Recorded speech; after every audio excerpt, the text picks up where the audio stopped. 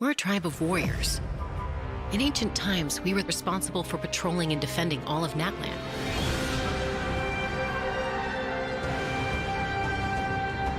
So Khan's still managing to sow discord, even after all these years.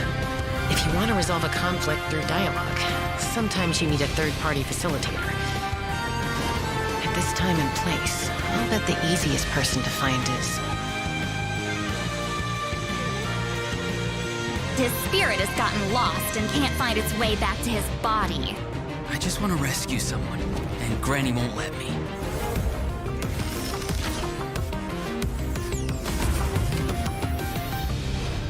"500 years later, and it's resurfaced again. I worry that we risk repeating the mistakes of the Cinder City. As long as the soul is involved, I should be able to help. Be free! Take me up!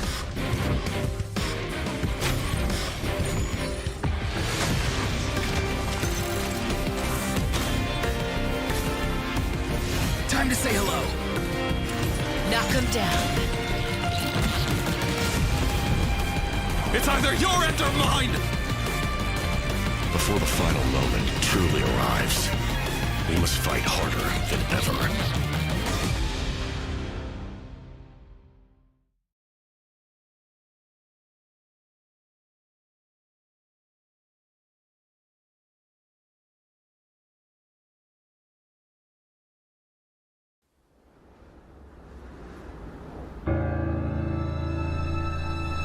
Yasha! The Inca gang called dibs on this job!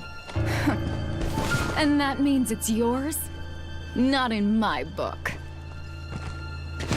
Yasha, back down, or you're not gonna like how this ends.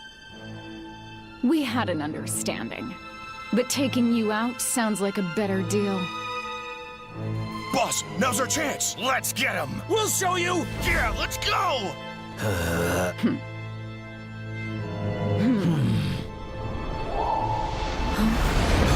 Kokosaur? She's here.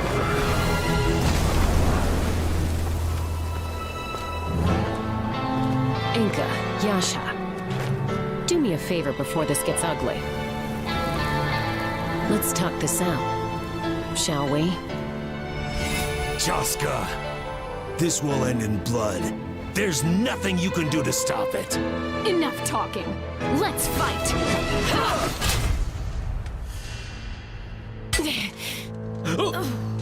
2 against 1, huh?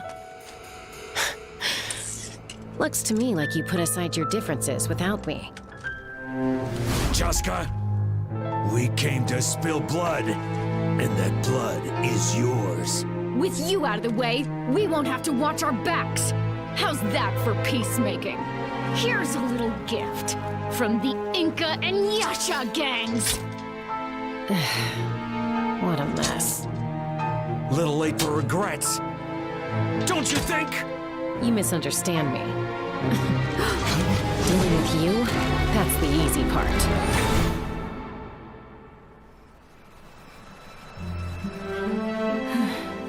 Another fight? You're still injured. Safety first. How many times do I have to tell you? They were hardened criminals. They can't be reasoned with. So I had to...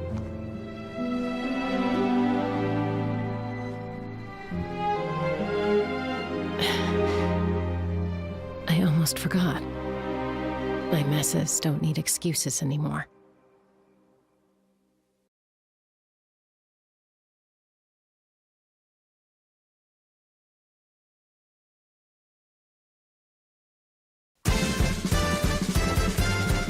A peacemaker's job is to resolve conflicts.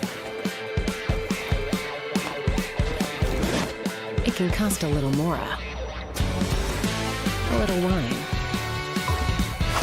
maybe a little dignity, and sometimes a few bullets. But whatever it takes to get a resolution, right?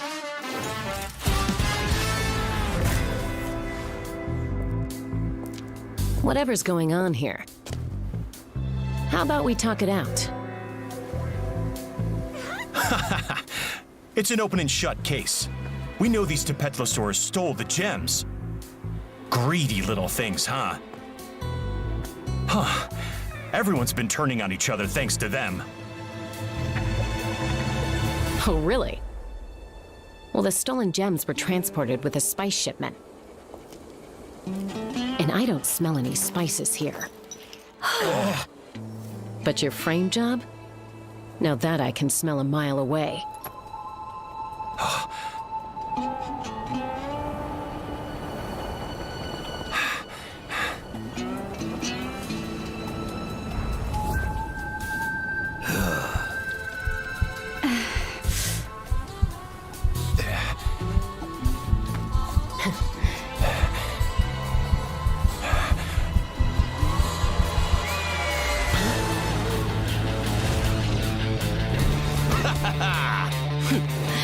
In the sky, there's nowhere to hide.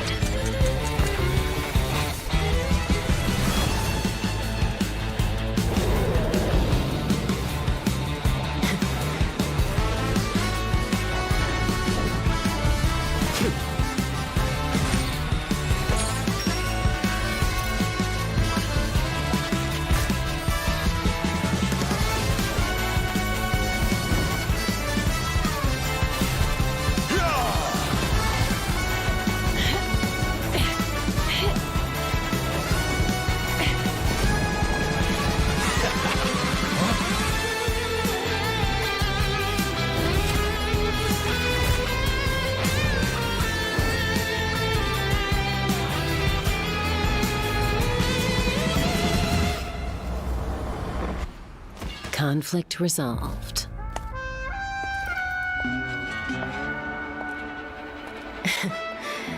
Sometimes you gotta do things the old-fashioned way.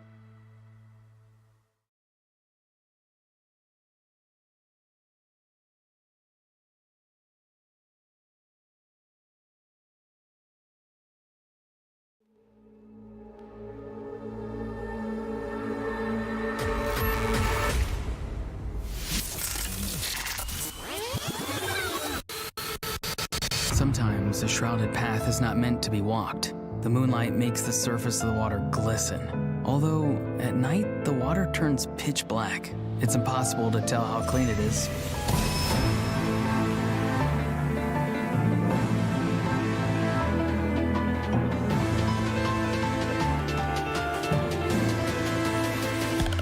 Oh, hello. I'm Auroron from the Masters of the Nightwind.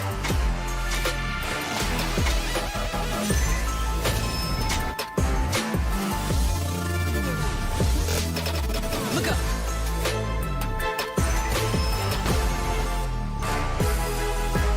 I don't know where I come from, but that doesn't bother me too much. I care more about where I'm going.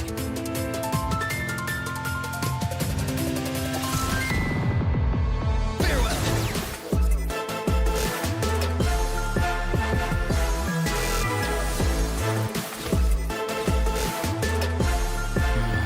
There are things buried beneath the snow. Careful now. Let's not wake them up.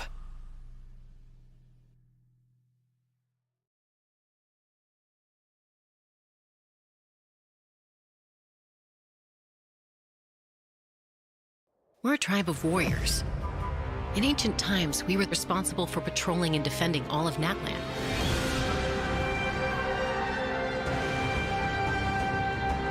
So Khan's still managing to sow discord, even after all these years. If you want to resolve a conflict through dialogue, sometimes you need a third-party facilitator. At this time and place, I'll bet the easiest person to find is... His spirit has gotten lost and can't find its way back to his body. I just want to rescue someone, and Granny won't let me.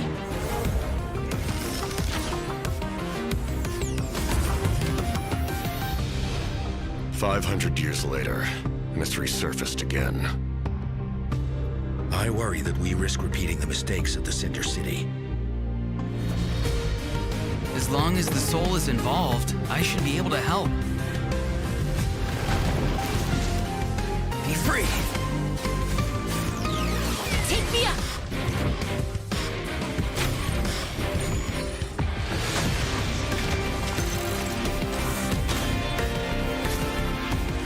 Time to say hello.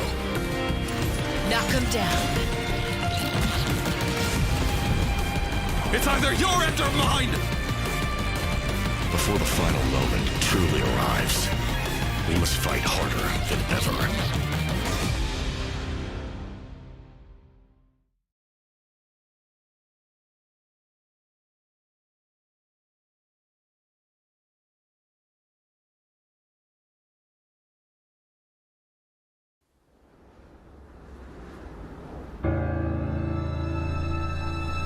Yasha! The Inca gang called dibs on this job!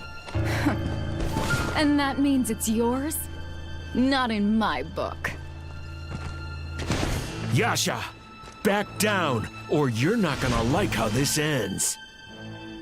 We had an understanding. But taking you out sounds like a better deal. Boss, now's our chance! Let's get him! We'll show you! Yeah, let's go!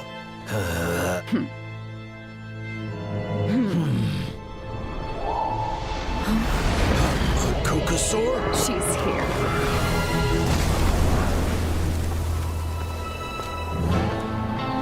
Inca, Yasha, do me a favor before this gets ugly. Let's talk this out, shall we? Chasca, this will end in blood. There's nothing you can do to stop it. Enough talking. Let's fight!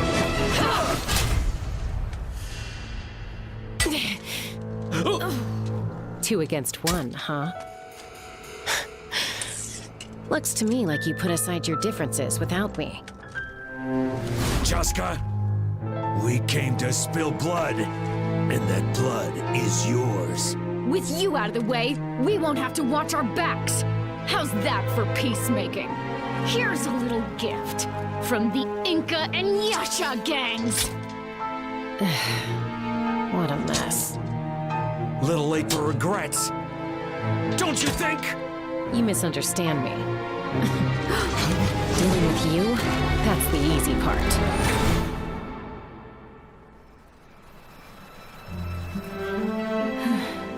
Another fight? You're still injured. Safety first. How many times do I have to tell you? They were hardened criminals. They can't be reasoned with. So I had to...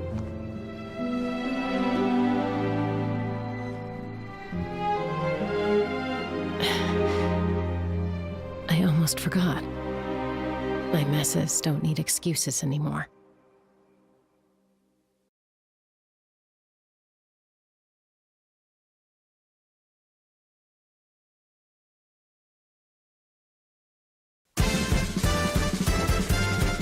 A peacemaker's job is to resolve conflicts.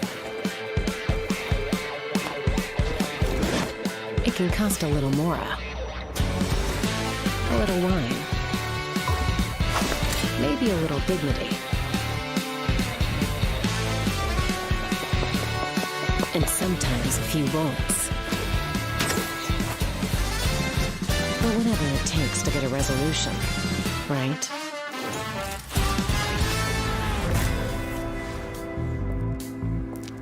Whatever's going on here, how about we talk it out? It's an open and shut case. We know these Tepetlosaurs stole the gems. Greedy little things, huh? Huh. Everyone's been turning on each other thanks to them. Oh, really? Well, the stolen gems were transported with a spice shipment. And I don't smell any spices here. But your frame job? Now that I can smell a mile away.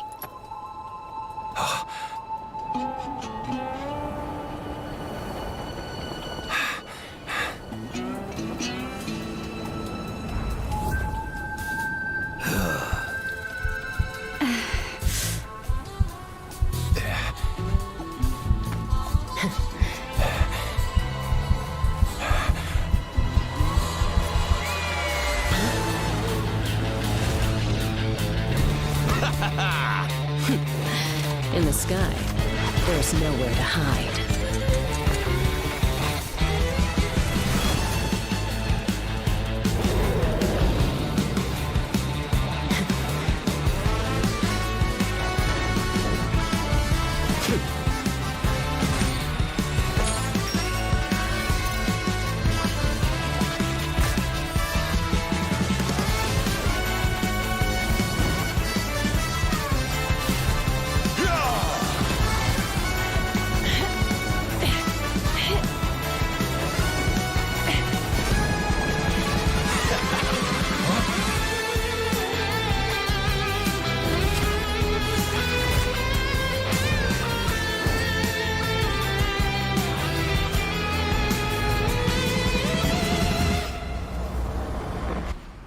Conflict resolved.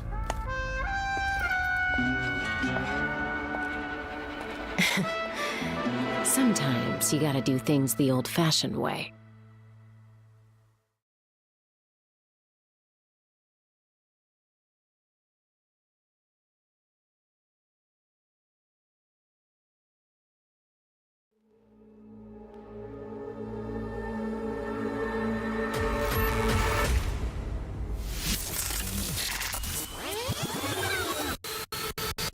Sometimes a shrouded path is not meant to be walked. The moonlight makes the surface of the water glisten. Although, at night, the water turns pitch black. It's impossible to tell how clean it is.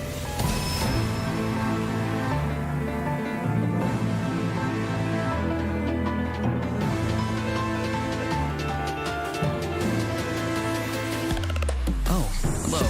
I'm the night wind.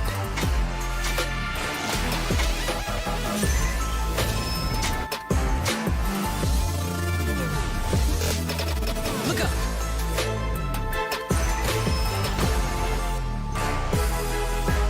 I don't know where I come from, but that doesn't bother me too much. I care more about where I'm going.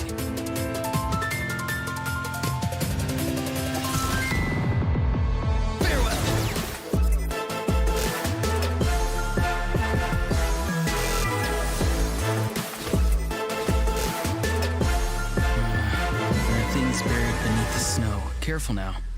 Let's not wake them up.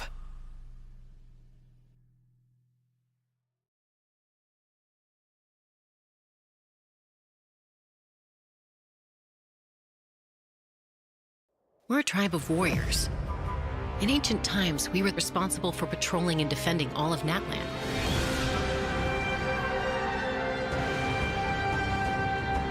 So Khan's still managing to sow discord, even after all these years. If you want to resolve a conflict through dialogue, sometimes you need a third-party facilitator. At this time and place, I'll bet the easiest person to find is... His spirit has gotten lost and can't find its way back to his body. I just want to rescue someone, and Granny won't let me.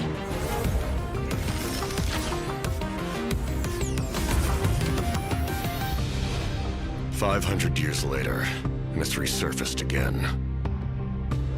I worry that we risk repeating the mistakes of the Cinder City. As long as the soul is involved, I should be able to help. Be free! Take me up!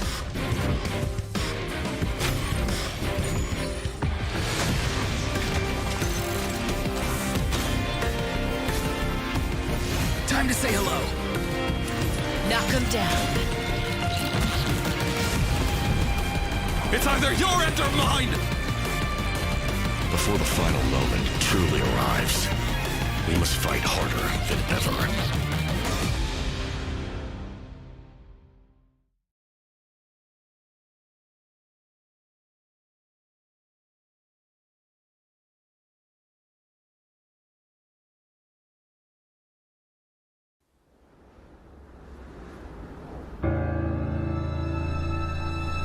Yasha! The Inca gang called dibs on this job! And that means it's yours? Not in my book. Yasha! Back down, or you're not gonna like how this ends. We had an understanding. But taking you out sounds like a better deal. Boss, now's our chance! Let's get him! We'll show you! Yeah, let's go!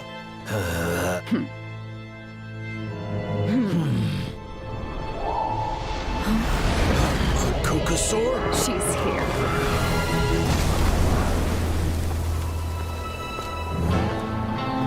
Inca, Yasha, do me a favor before this gets ugly.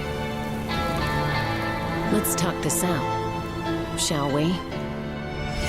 Chasca, this will end in blood.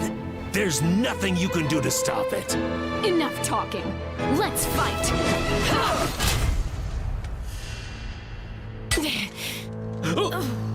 2 against 1, huh? Looks to me like you put aside your differences without me. Chasca, we came to spill blood, and that blood is yours. With you out of the way, we won't have to watch our backs. How's that for peacemaking? Here's a little gift from the Inca and Yasha gangs. What a mess. Little late for regrets. Don't you think? You misunderstand me. Dealing with you, that's the easy part.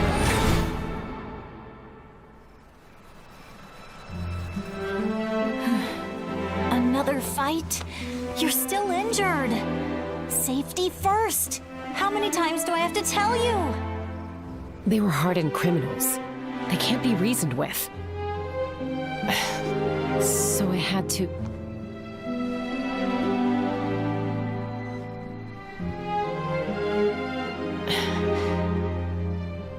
almost forgot. My messes don't need excuses anymore.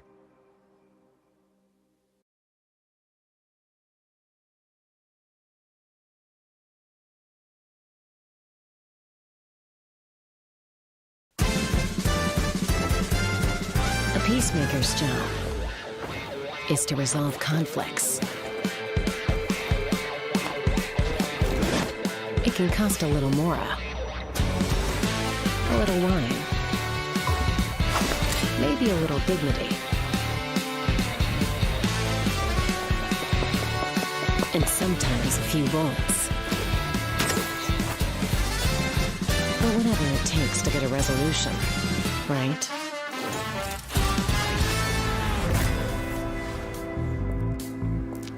Whatever's going on here, how about we talk it out? It's an open and shut case. We know these Tepetlosaurs stole the gems. Greedy little things, huh? Huh. Everyone's been turning on each other thanks to them. Oh, really? Well, the stolen gems were transported with a spice shipment. And I don't smell any spices here. But your frame job? Now that I can smell a mile away.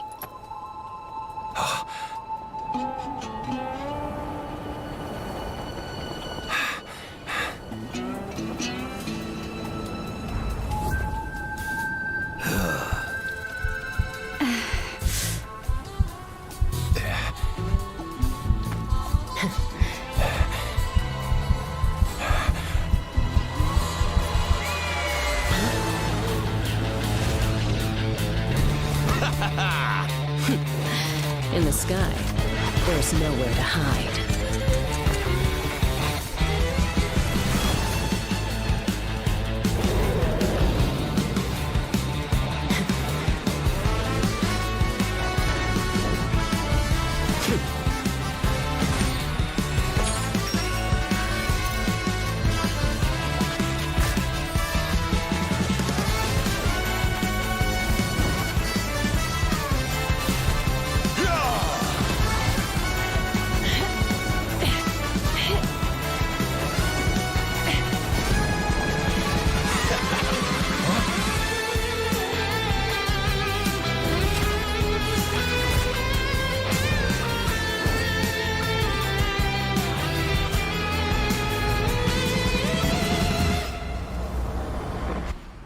Conflict resolved.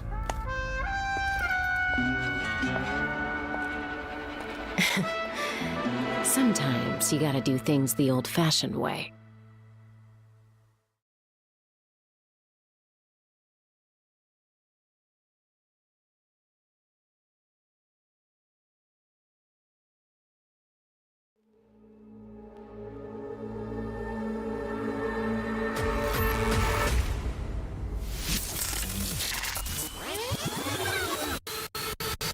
Sometimes a shrouded path is not meant to be walked. The moonlight makes the surface of the water glisten.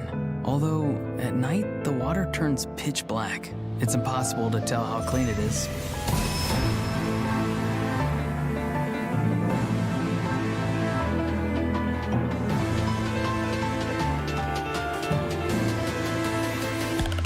Oh, hello. I'm Auroron from the Masters of the Nightwind.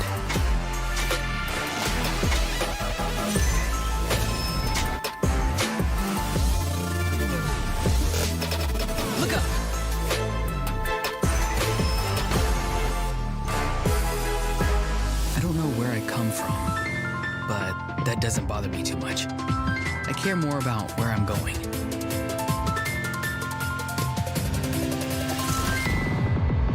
Farewell!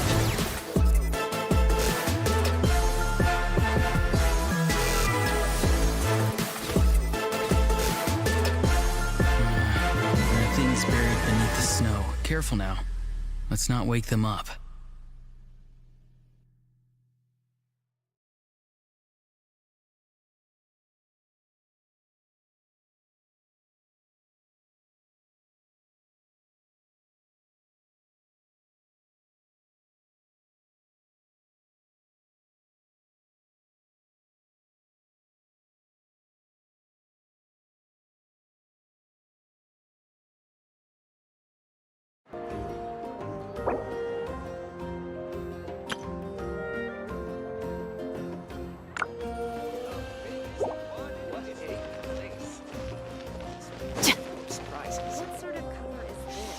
I'm Eddie.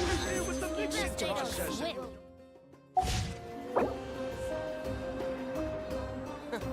It's the ability to not get lost in certain turbulence.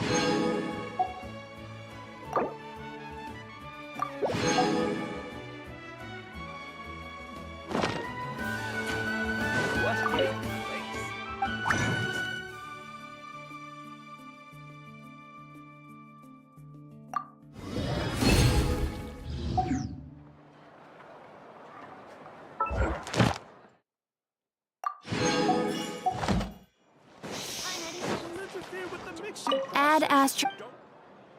Thank you for Add Astro.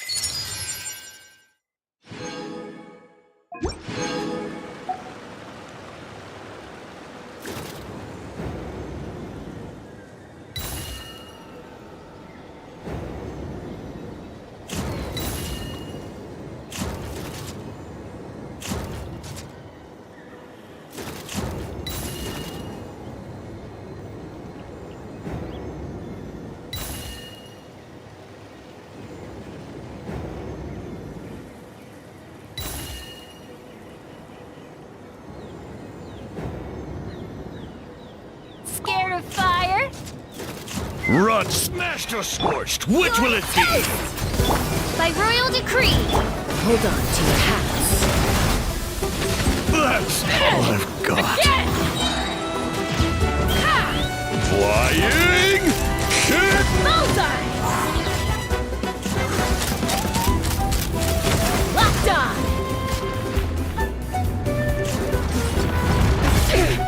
Out of the frying pan, it's... Oz revealed by Diana Special! Knock them down. Let's fly! Locked on!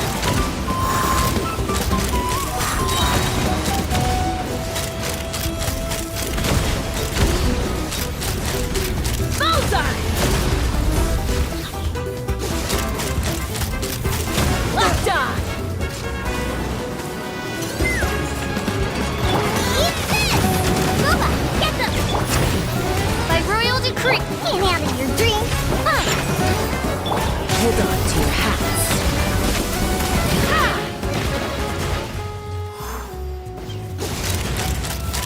Open fire! I got it! Cool it down a notch.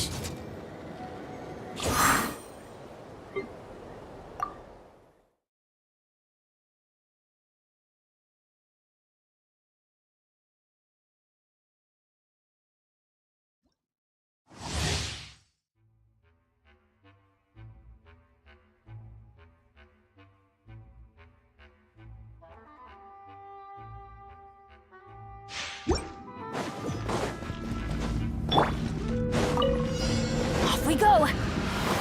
Everybody stand back! Let's lock! Hey-ya! Nice and spicy! Let's get this show on the road.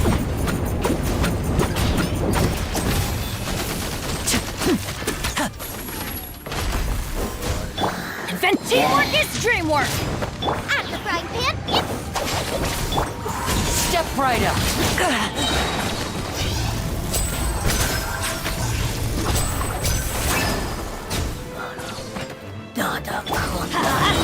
Everybody stand back! Eat this! Booba, get them! Get with me. Here comes the finale.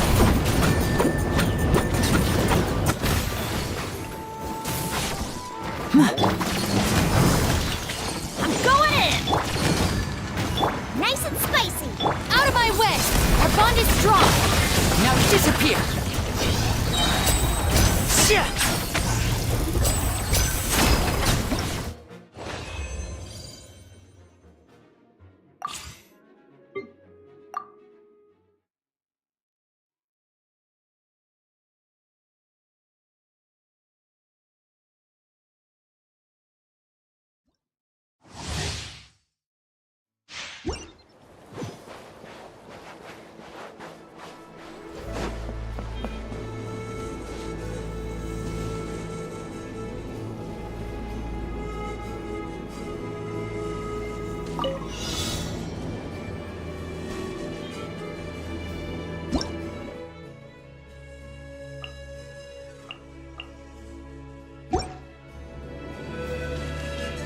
Farewell!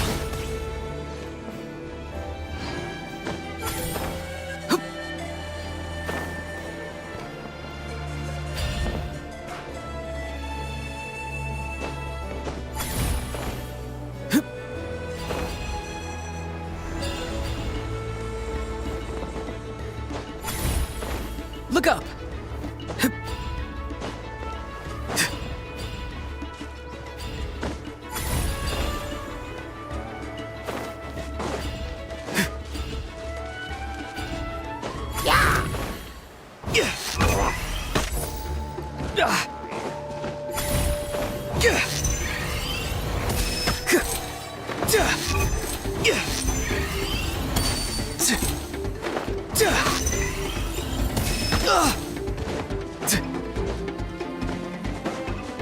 Time to say hello.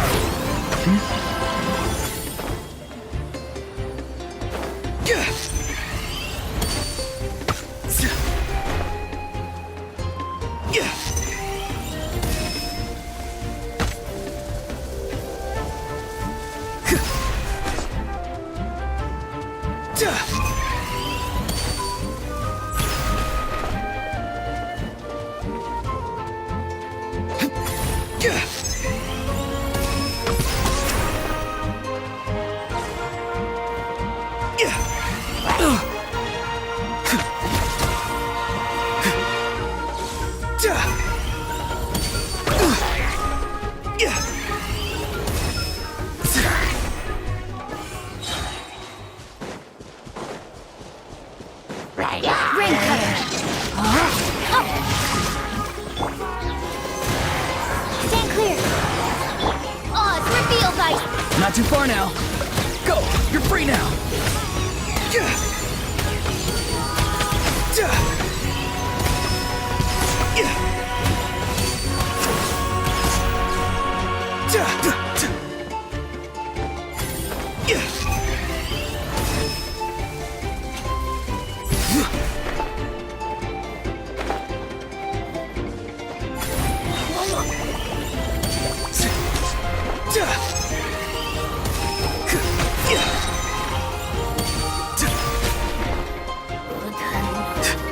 Witness the power of Gwa. Rain outlines your... By royal decree. Enhanced cannon module 75. Farewell! Time to say hello. As you wish, main folk. Animal test 6308. Let me weave you a verse. Know my sword. No rest for the wicked. Swirl, Mark 2. Be free! Go! You're free now!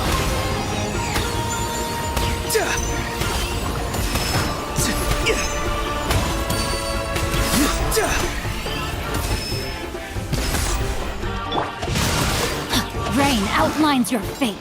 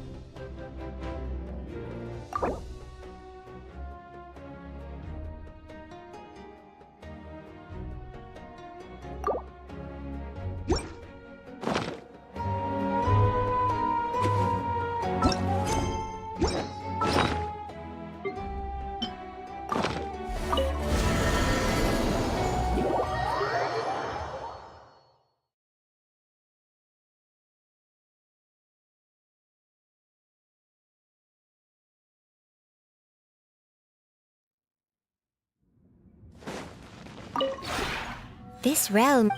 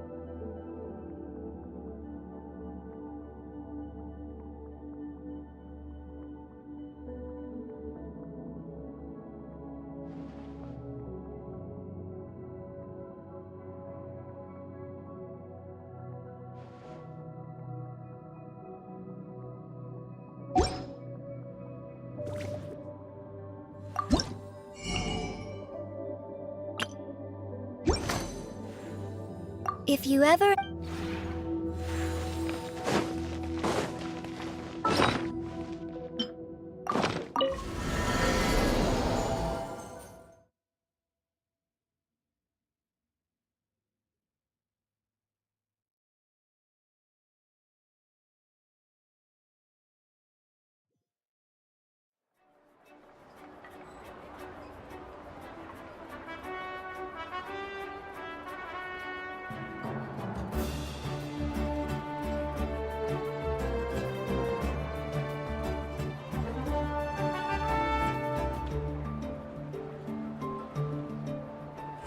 What sort of color is this?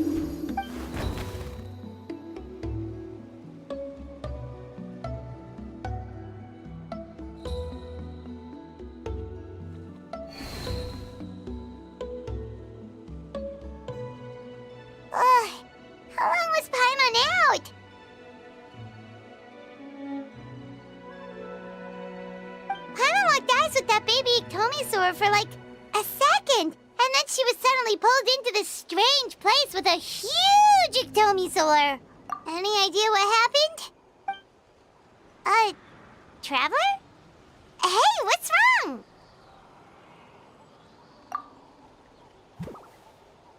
Look, it's that baby Iktomisaur. Seems like it wants us to follow it. Paimon's adventurous side says we have to see where this leads.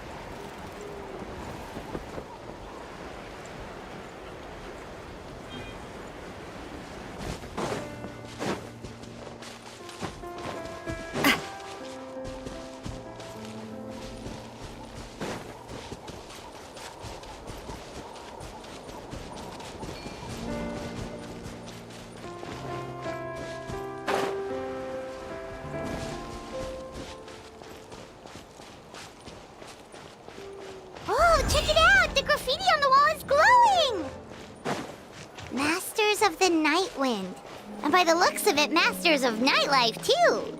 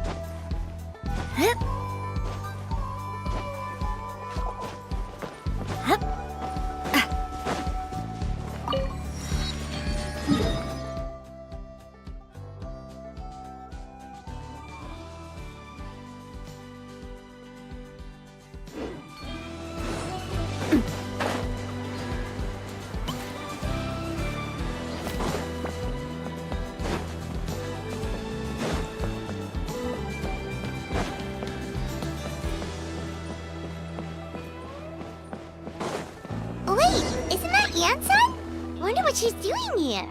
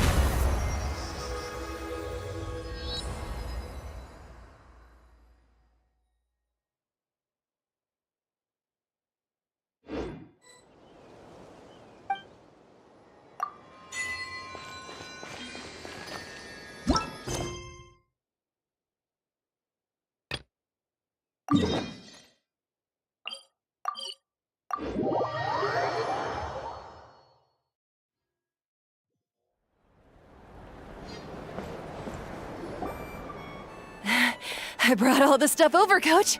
What's next?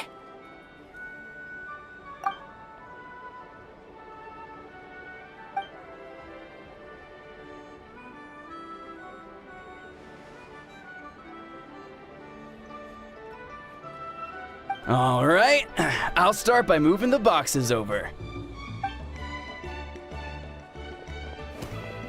I'll help you.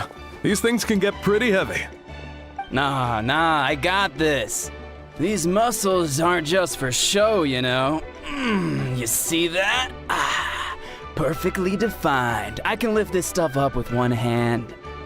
Fine, as long as you don't wind up too sore to move tomorrow. I don't want to hear any complaints from you. Just prepare to be amazed. What?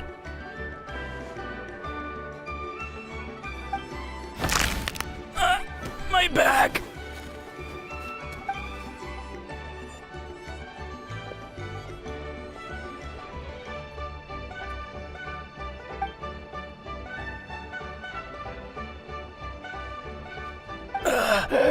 I knew I should have trained harder.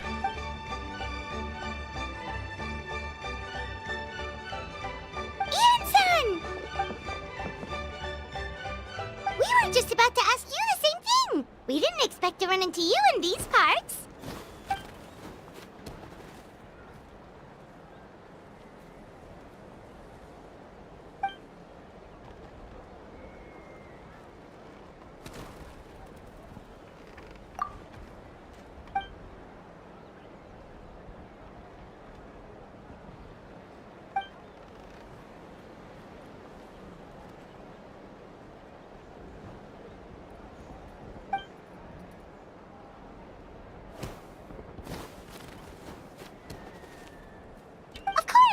Also here to help. Let's go see the chief.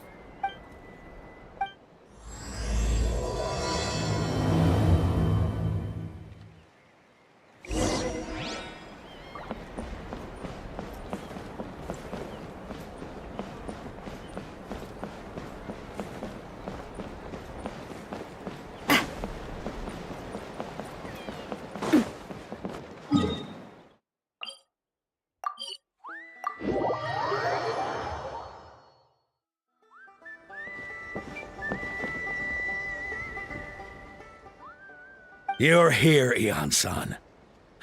And you must be the traveler in Paimon. I've heard a lot about you. I'm sure we'll have a much better time now with your help.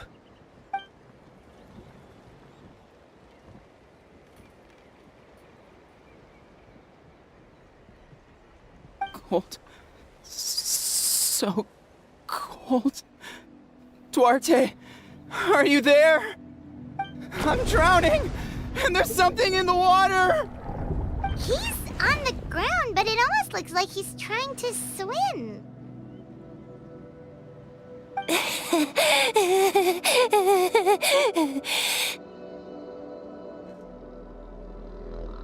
The abyss. The abyss is coming.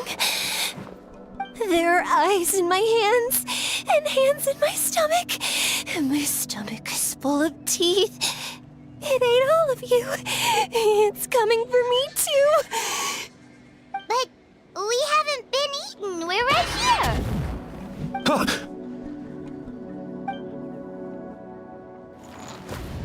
Monstrous beasts! How did you get in here? As you can see, their mental state is quite poor. They went missing after the battle.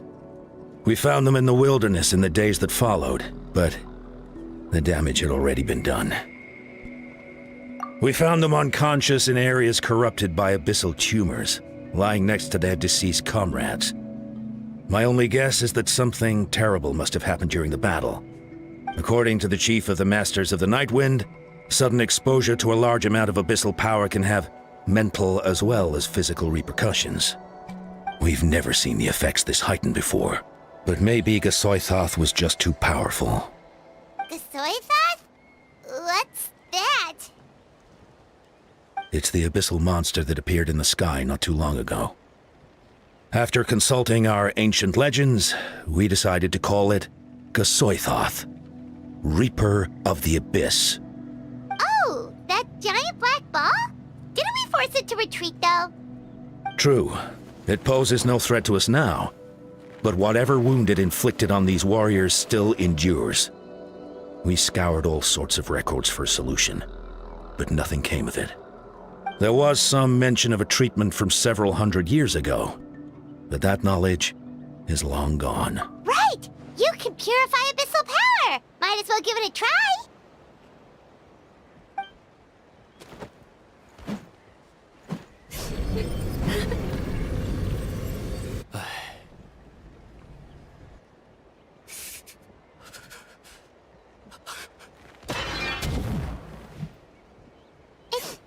It didn't work? That must mean purifying the abyssal power within them still isn't enough.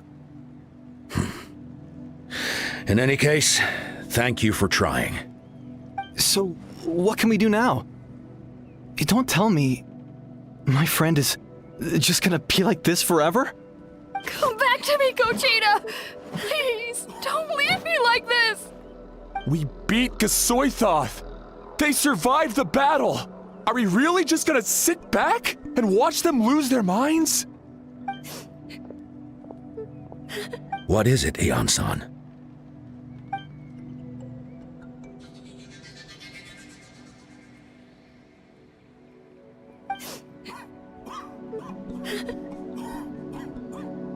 But,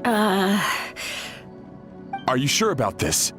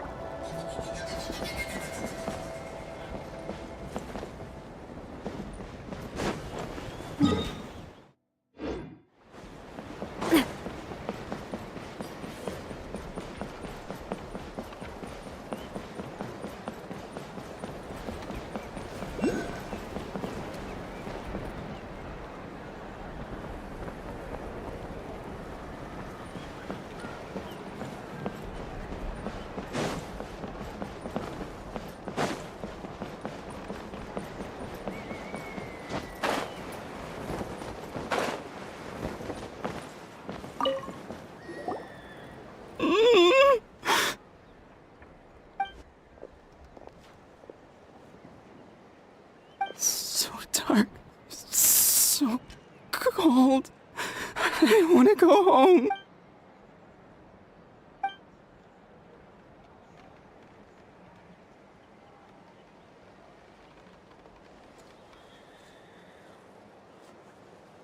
Huh?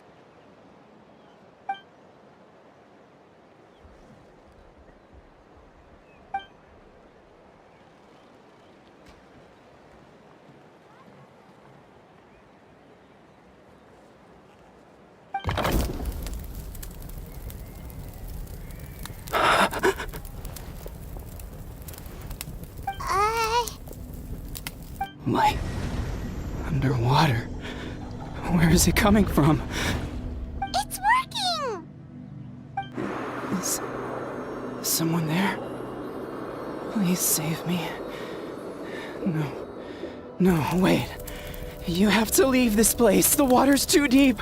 You won't make it.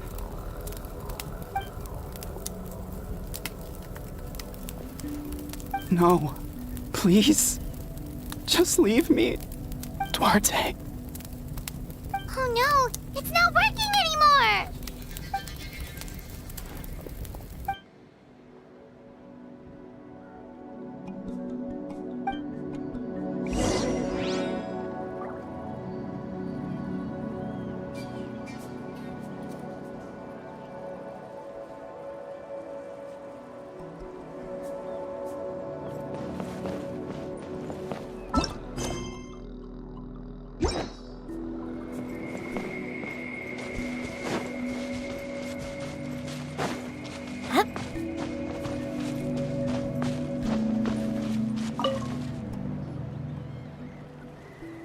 My friend.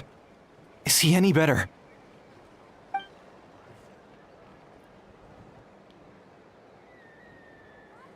Duarte?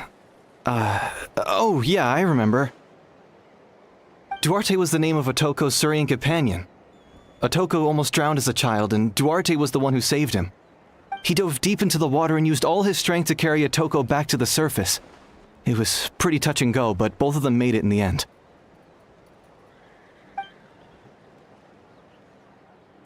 Well, you see, Duarte died 4 years ago during an Abyss invasion. He was helping evacuate injured warriors from the front lines, but fell to an ambush.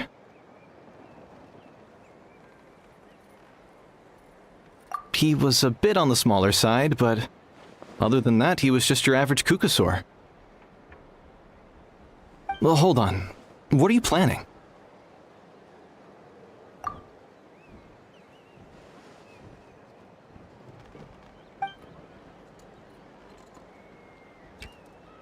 No problem. Thank you for looking out for him.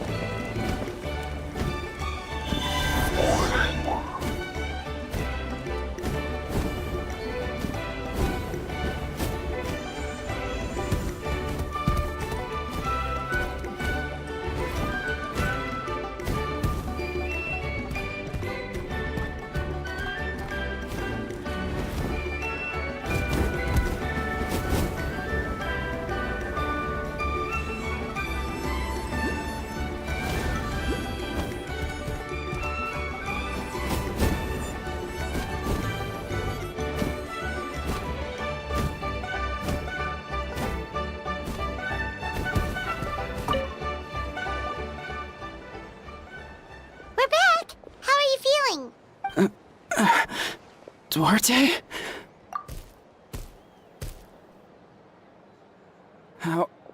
How did you get here? Are you here to save me? It's working!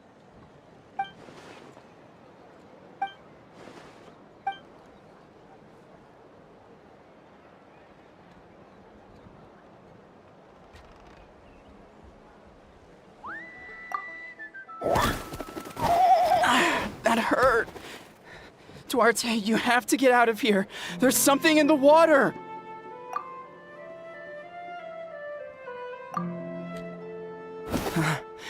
You're gonna carry me out of here just like last time.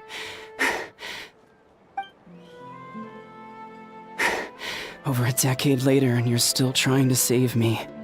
I can't believe you made it this deep underwater, but I'm so glad you found me.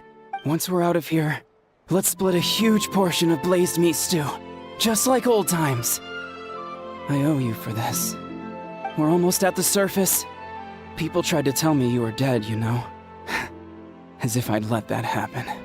I promised to protect you. There's no way. No way.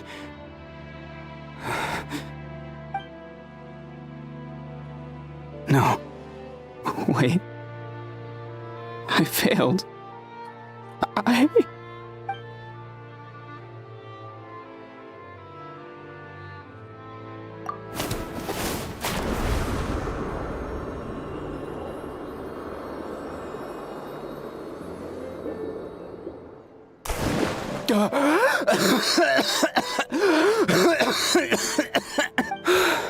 Duarte? Wait, you're not Duarte. How did I get here? Who are you people? Toko! He's Kaylee. What's going on? All I remember is the battle against the Abyss, and then I was drowning. And a Saurian that looked like Duarte saved me. How did I get here? You went through all that for me? While all I did was cause trouble for everyone? I'm so sorry.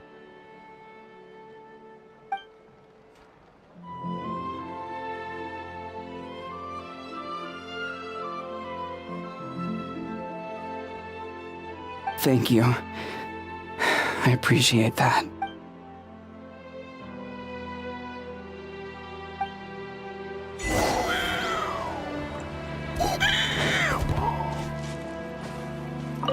Wait, the battle. What happened? Did we beat that giant abyss monster? Hey, don't worry. We won. Thank goodness.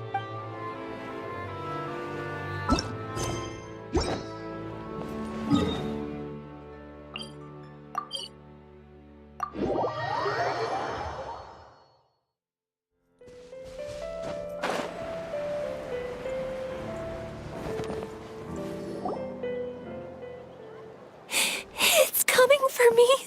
It's gonna eat me.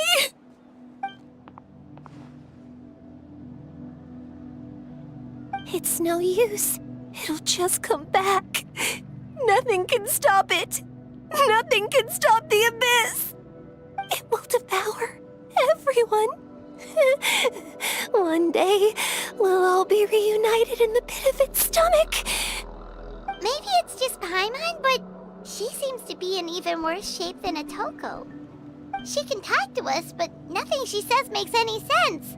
She also seems really afraid.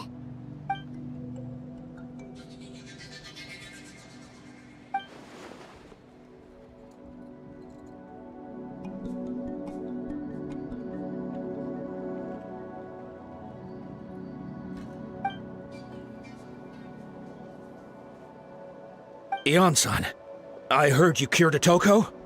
I'm so relieved. Is there anything I can do to help? If you need extra hands, I can...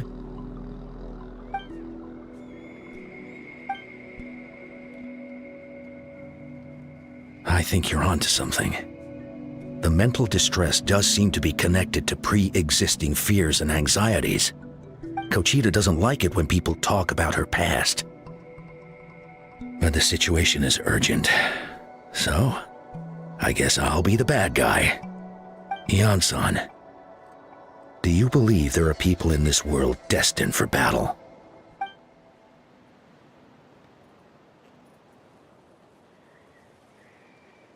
Then, what about people destined to be unfit for battle?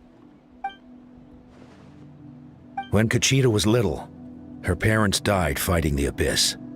She was only 11 or 12 at the time, and her brother, even younger still. the two saw their parents collapse in a pool of blood as flames roared and spread all around them. Conchita trained hard to become a warrior, but still found fighting abyss monsters too difficult to handle. She and her brother were left with severe trauma after the incident, pain and fear that they could not get over no matter what. But isn't Conchita one of the warriors who fought the Abyss? Didn't you find her unconscious out on the field? Yes, we did. You see, something changed within her several years ago when the Abyss attacked our tribe and broke into her home. By the time the guards rushed to the scene, they found her standing there, weapon outstretched, hands trembling. Her brother huddling behind her for safety, and the Abyss monster dead at her feet. She didn't even look at it, and just kept repeating the same thing over and over. You're the only family I have left. I won't let anything happen to you. She became a completely different person after that. She earned a reputation as a very capable warrior and fought countless battles against the Abyss. We all thought she overcame the trauma, and we were so happy for her. But now it seems like even if she buried it deep within herself, the fear still never left her.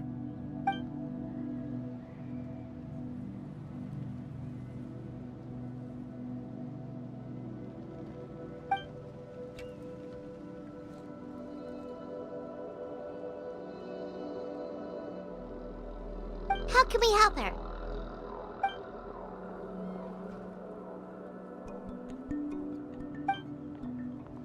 Quali?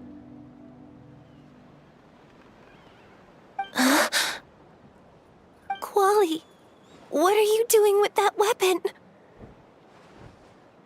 Show me the monster that hurt you! I'll make it pay! I'm going to protect you this time! Calm down, Quali. That monster is already... I can do it! I don't care what it takes! I just want her to get better. She's the only family I have left. Family?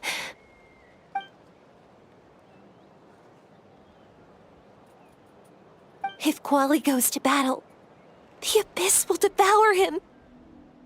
I can't let that happen. I have to do something. But it's useless. No one can beat the Abyss. It's a death sentence. Just like what happened to Mom and Dad.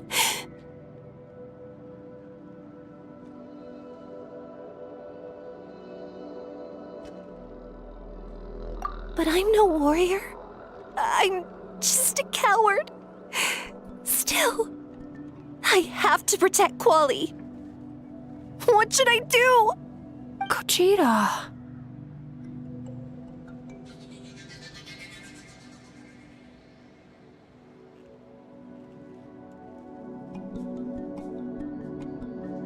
Fight it. One more time?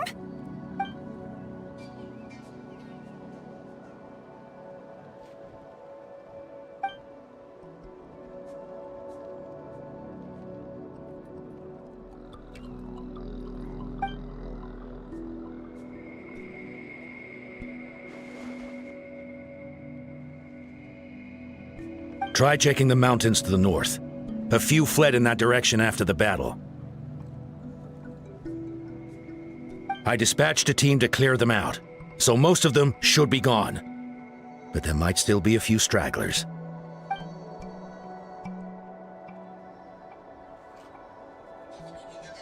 There's no turning back. I have to face it, even if it will devour me whole. I'm coming too! I'm not letting my sister face this alone! Not anymore!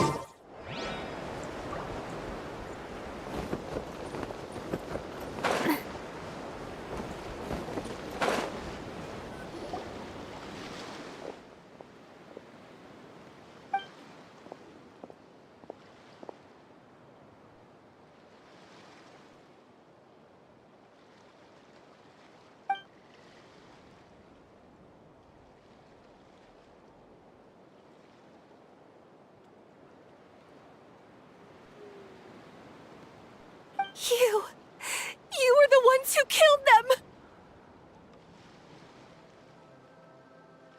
As a kid, I thought my parents were invincible. They were always so strong and gentle. They seemed like the most powerful people in the world. But I can still see the image of them collapsed at my feet that night. The raging fire, the smoke, the smell of blood, the sound of my brother's cries. It's all burned into my brain.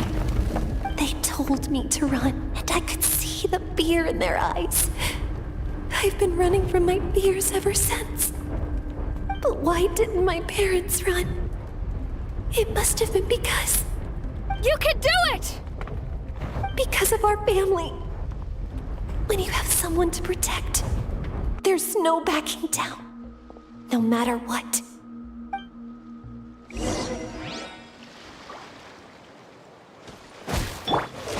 Stay away from my front! Let's help her out! Watch out! Fire! Well, with rocks. This one's got... I can do this. I have to do this. Stabilize! Final warning! Umbrella warfare, I guess! Go away!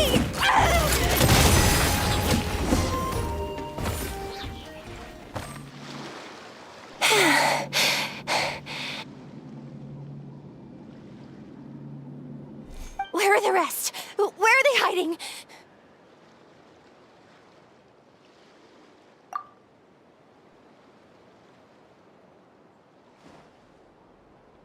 That's impossible! They were gigantic beasts crawling with eyes, ready to devour everything in sight! No. Wait. What am I saying? Abyss monsters are not actually that scary. I've defeated them before. I know I have. She's back to normal! Kuchita! What just happened?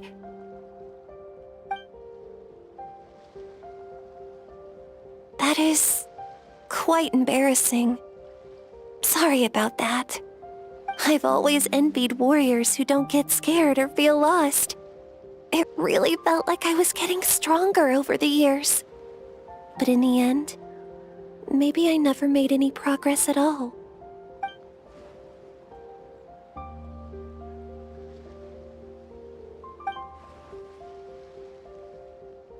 Even though we're both scared of monsters, you were always the one who stepped up to protect me. But not anymore. I'm going to get stronger. From now on, we're in this together. Is that so?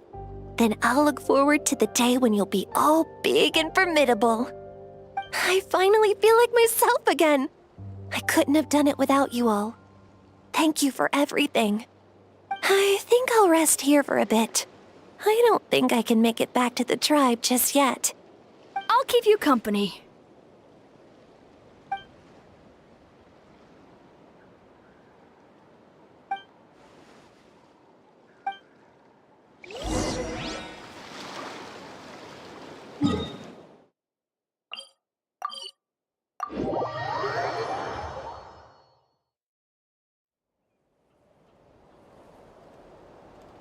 Atoko's all better. Did you hear? Really? Yes, really. It's all thanks to the Traveler and Eon-san. I see. I was wondering why the Traveler was chosen to accompany the 5.2 Archon in the final battle. But I guess he really can do the impossible.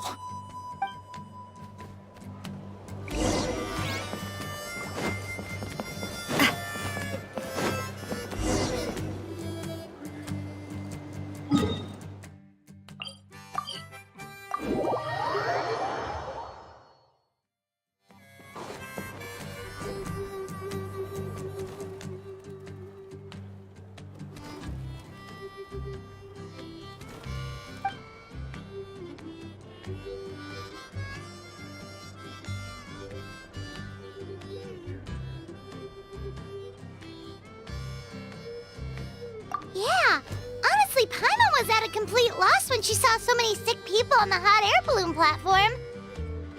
We only found a solution this time because you kept your cool and took control of the situation. You deserve most of the credit.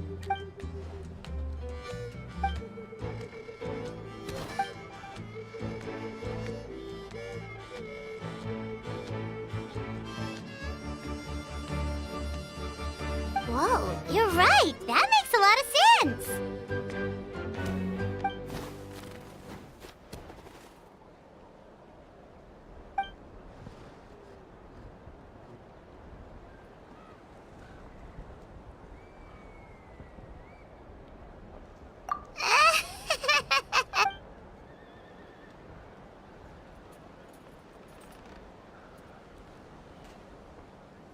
That sounds like something Paimon could do, but would that really change anything?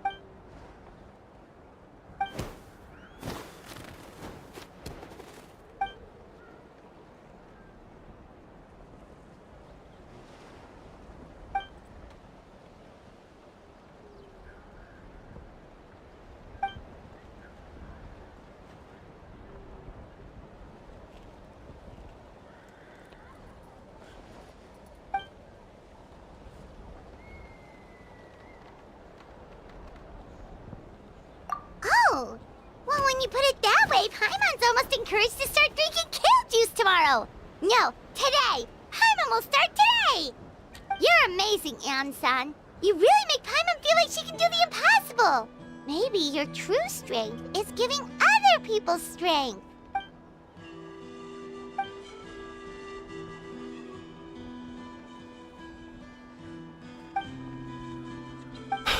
Ian-san! Bad news! Okotland is out of control!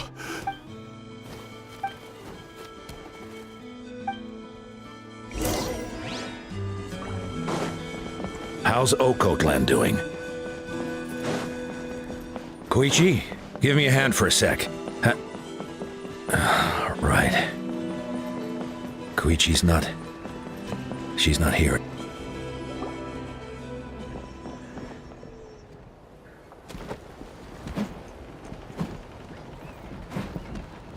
What are you doing, Okotland? Wake up! Don't you recognize us, my boy?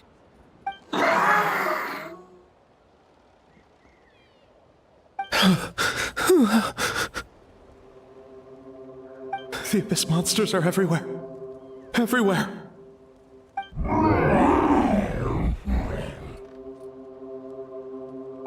They've taken over the tribe. No corner is safe. Did we lose the battle? No. It's pointless to think about that now. A warrior only has one job. Fight until the very end. Careful! He's not himself! Okotland!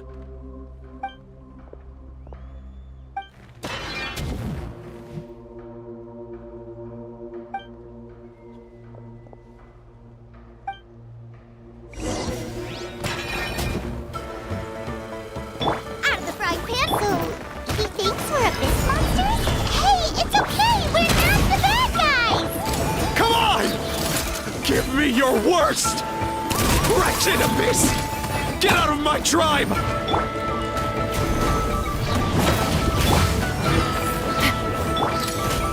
This one's got your name on it! Mom, Dad, Archon, this is my final battle!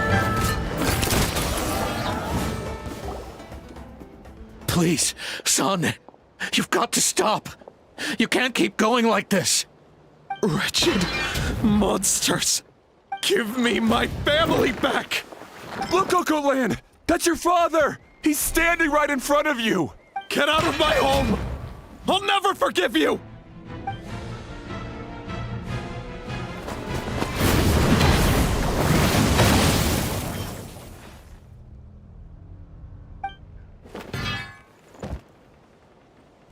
Are you alright, sir? I'm fine. Please, don't hurt my son. He's just trying to protect his home. But what should we do now? He's different from the other two. It's like he can't hear us at all.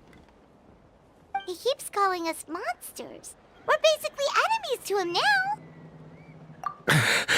Oh, Coatlan.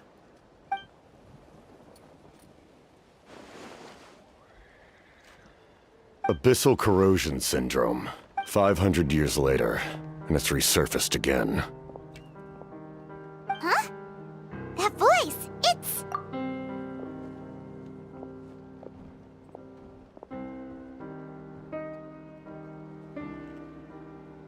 Direct contact with high concentrations of abyssal power causes irreversible mental trauma in most people. The exact presentation will vary according to trauma level. Some will suffer from superficial hallucinations and maintain the capacity to perceive the outside world. In such cases, verbal and physical interaction can be used to break through the hallucination. However, there are also those who are so far gone, entrenched in hallucinations so deep, that medical intervention is the only option. That's why we developed the Drought of Lucidity. The draft of lucidity? It's a kind of medicine that can dispel the psychological impact of the abyss. The treatment comes with severe side effects, including chronic migraines for the rest of the patient's life.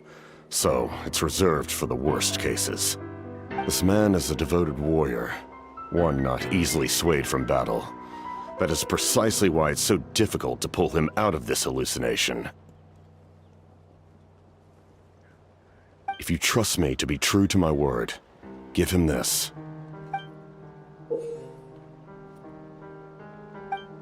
Wretched monsters!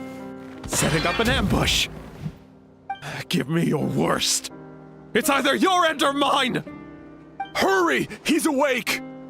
Please, give him the draft. My son thinks he's alone in this world. In his mind, all his family and comrades are gone, and only enemies remain. There's nothing more painful for a warrior than losing everything you fought so hard to protect.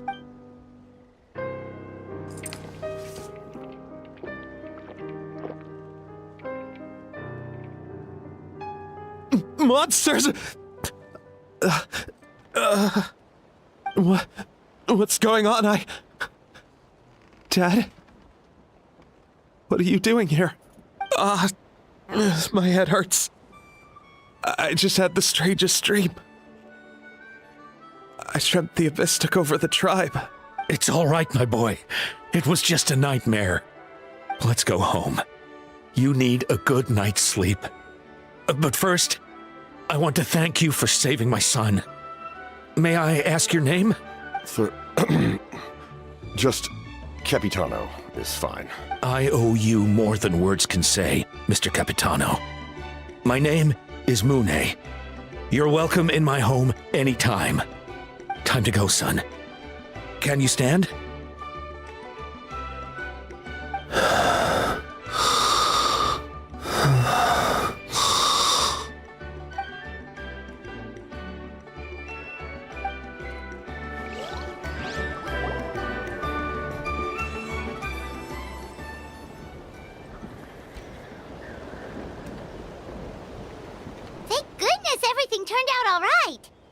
Think nothing of it. I agreed to offer you my aid, so this is merely a part of that duty. Besides, I care deeply about this land. Right! When we were with Moika, you told us you and your soldiers defended Natlan against the Abyss 500 years ago. That's right. My desire to protect this nation remains unchanged. When my platoon arrived in Natlan 500 years ago, Like you, we were true outlanders. But as time passed, I encountered the people of this land and witnessed their desperate struggle against the Abyss.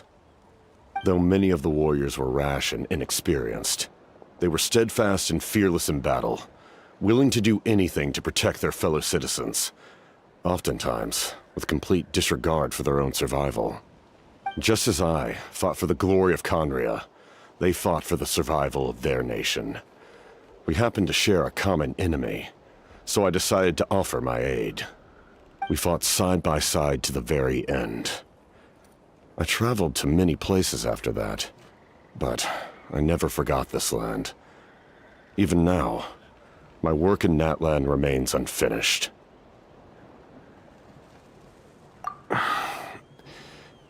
It may seem difficult to understand, but the reason is really quite simple. That name carries with it the glory of my homeland and the honor of Natlan. Yet, I failed to bring my soldiers home. And I failed to help Natlan defeat the Abyss. But that's not your fault. The Abyss is way stronger than any of us imagined. You need not comfort me. I am no longer who I once was. Let the events of the past continue to collect dust in the annals of history. I will continue to help Natlan in my own way. Like, with the draft of lucidity? Who knew you could make medicine? Were you a doctor before? The drought was Guthred's invention. He was a respected military doctor, as well as my trusted second-in-command. We faced a similar situation to what you witnessed today. The endless battles against the Abyss triggered delusions among the soldiers, to the point where some attempted to kill each other. In order to develop a treatment as fast as possible, Guthred used himself as a test subject. He passed away shortly after the drought was complete.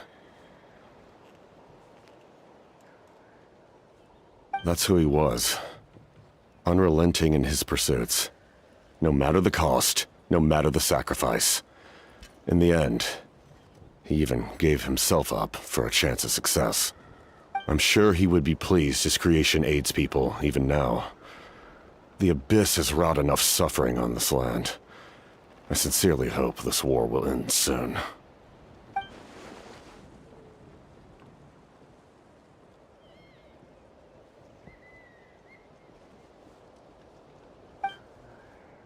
Stop worrying about other people's survival, about their losses and sacrifices. You just need to win.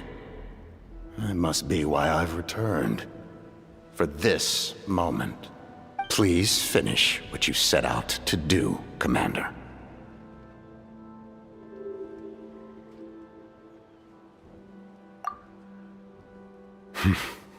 You're more perceptive than I imagined.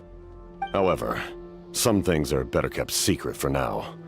We may be working together, but our goals are not entirely aligned. What's with the secrets all of a sudden? I'm starting to think we should be more careful around you. I do not mean to jeopardize the trust between us. I simply prefer to keep this to myself, because it's a personal matter. All I can tell you is this. Natlan may have survived the worst of the crisis, but the souls of this land are still not at peace, and that is why my work is not yet done. Well, if it's personal, then we'll just have to trust you. If you have other questions, I'm willing to answer them. Wait, like anything? Hana wants to know how you eat with the mask. Anything you want to ask, Traveler? Natlan must pay the price for Mawika's use of the Ruler of Death's power. That price is death. And only Mawika's death can clear the debt. Even now that the war's over and the threat to Natlan is gone, it looks like that death is still set in stone.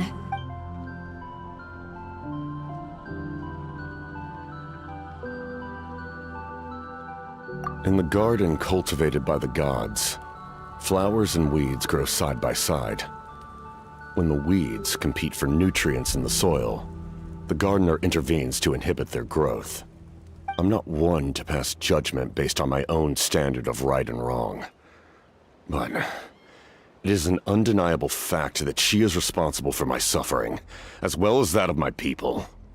If that explanation is too difficult to understand, allow me to show you exactly what I mean.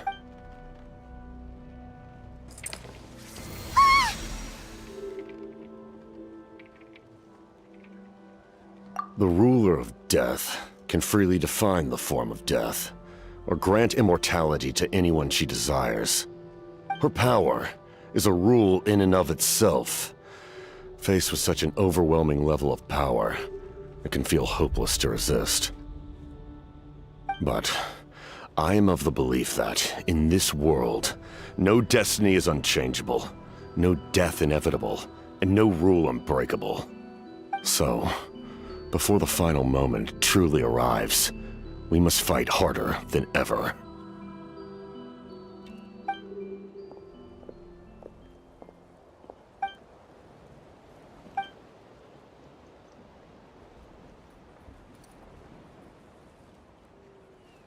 Oh, did something happen?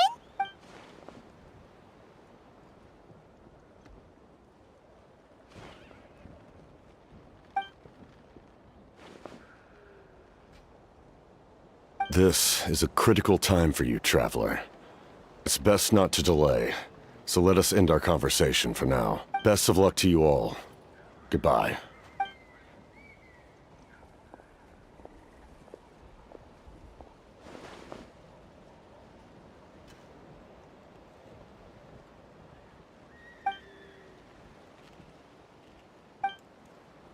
So in the end, the captain still hasn't told us his real goal. He kind of reminds Paimon of someone we met recently. Oh, right, the Lord of the Night! They just seem so tired, you know? Since they've both been alive for many centuries, do you think that's just what happens when you've been alive for too long?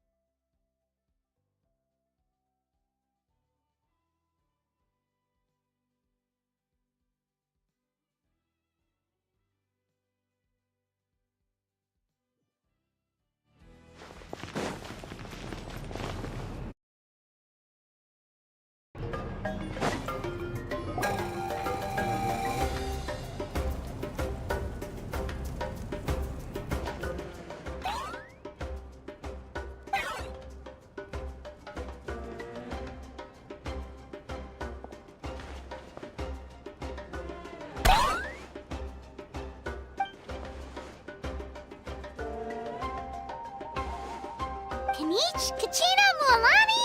Woo, everyone's here! Reunited at last. Did you miss us? I brought candy and cookies to share. Of course we missed you.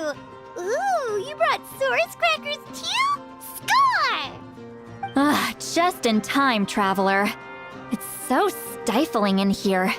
I was just about to go outside to get some air. It's the same temperature outside. Anyway, how was the trip here? To be honest, I also didn't expect this many people to show up. A third of this amount is more than enough for my plan. I need to ask them about you, gather their thoughts and hopes. That will help the formation of your ancient name. Oh, you brought the Pilgrim's Chronicle, right? Yeah, let me take a look. Okay. The progress looks good. We have enough people, so let's get started. Sorry I'm late. Chasca showing up late for something? That's a first. I had to follow a group of monsters further than expected. When I got back, I heard about what you did for my tribe. Thank you.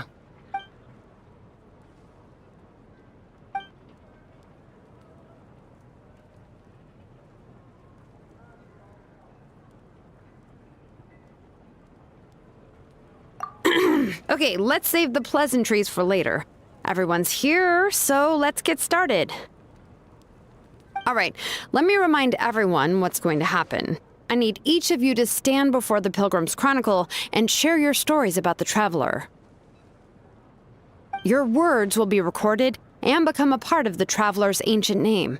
Any, questions? Nope. All right, then, to start things off... Hold on. Remember what we discussed? Oh, right, I almost forgot. Traveler, Paimon, you, can't be here for this part. Huh? But why? We want to hear what everyone has to say. I need people's true thoughts and feelings. It's best if the subject in question isn't involved. It's much more difficult to express those feelings to someone's face.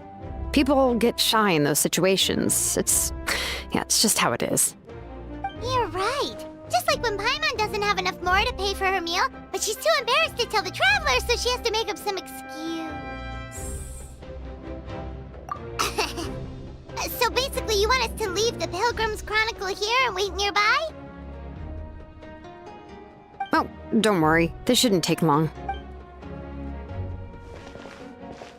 Everything Shilonen said made sense, but did you see St. Lolly's reaction back there? She was definitely the one who decided we should leave. But staying out here is just making Paimon even more curious about what everyone's gonna say. Anyway, you're gonna have an ancient name soon. Ooh, that's so exciting! Feels like we've been in Natland for quite a while already, doesn't it? You're right! If only Paimon could say a few things about you in there. Well, looks like you're about to have that chance. Shilonen, is everything all set? Almost. We're just missing one last thing. You've been by the Traveler's side the longest, Paimon. We need to hear what you have to say. But Paimon's not from Natland. Oh, it doesn't matter. As a Traveler's companion, your contributions are extremely important. You're the perfect person to finish the story. Sorry, Traveler. I just need to borrow Paimon for a second. It should be quick.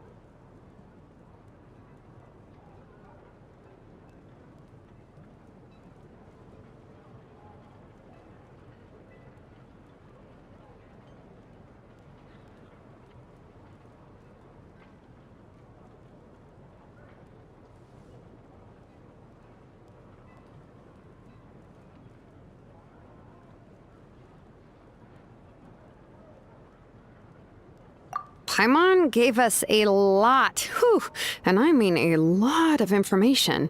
I'm not even sure the Lord of the Night managed to get all of it. Well, we've been to 6 nations already. Here, you can have the Pilgrim's Chronicle back. I'll need it when I forge the name, but you can continue your adventures in the meantime.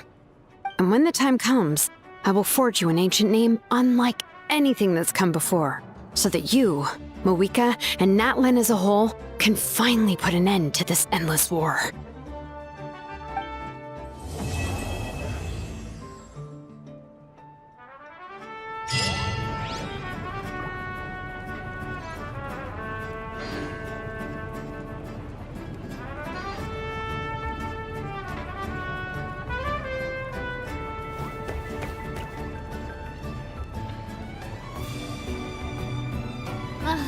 I really want to go traveling. I don't mind where we go, as long as I have my friends with me. What happens next?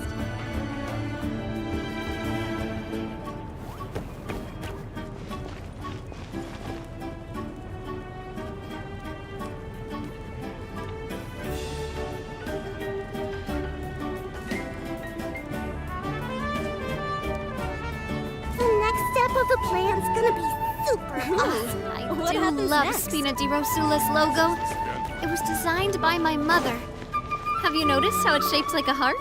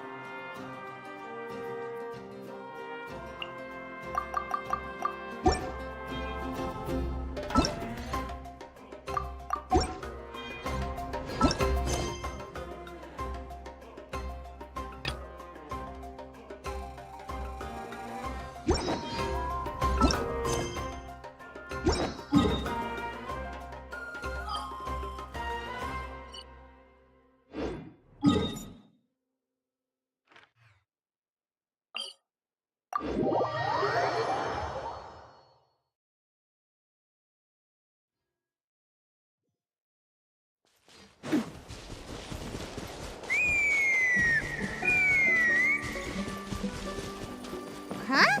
What's that?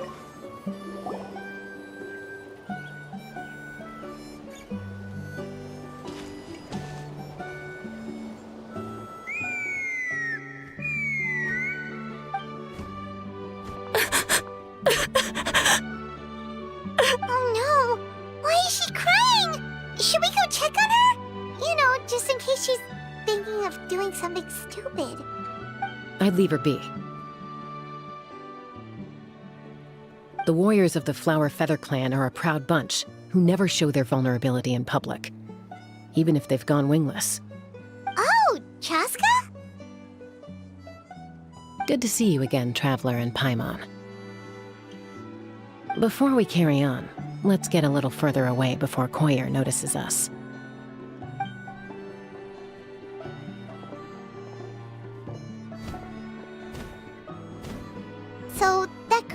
bridge. Koyer, you said? Should she really be on her own right now? With the mental state she's in, it just seems risky. Don't worry. That's exactly why I'm here. Elder Alpa sent me to keep an eye on her. If she does attempt the unthinkable, I'll swoop in and catch her. I doubt it'll come to that, though. She's a fighter. A warrior, in fact. One who aimed for the sky. However, well, in the Flower Feather clan, there's an elite flying squad made up of Kukasaur riders. But it's an extremely selective squad. To become a rider, you need to undergo a trial where you not only demonstrate mastery of the relevant skills, but also win the approval of the Kukasaurs. Very few candidates make it through the process. Koyer has spent years training for her most recent attempt, but unfortunately she didn't pass. So it's not hard to see why she's so upset. Sometimes, after multiple failed attempts to pass the flying test and win the Kukasaur's approval, people get so disheartened that they give up on their dream to soar the skies. They resolve to quit trying for good. We call those people the wingless. Do they get expelled from the tribe? What? No, of course not. They're still prized warriors. We have a saying, just as the Kukasaur treasures every feather on its body, so the tribe treasures each one of its children. This hits even harder in the wake of the war. All of our young warriors carry the future of our tribe on their shoulders. Besides, every Kukasaur falls from its nest before it learns to fly. It's practically a rite of passage.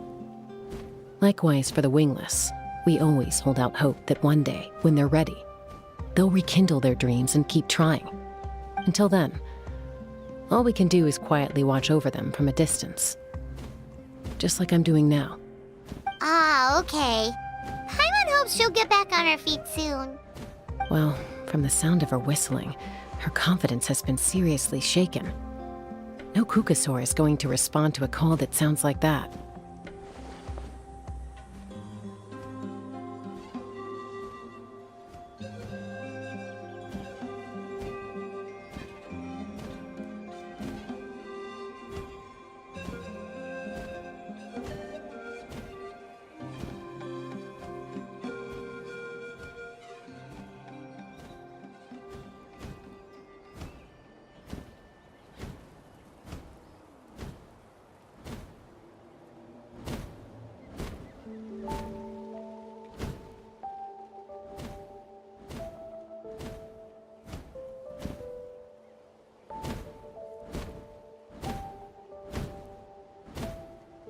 Yeah. People from my tribe call to their Saurian companions by whistling or blowing a horn. So it sounds like Koyer was trying to summon a Kukasaur to practice her flying.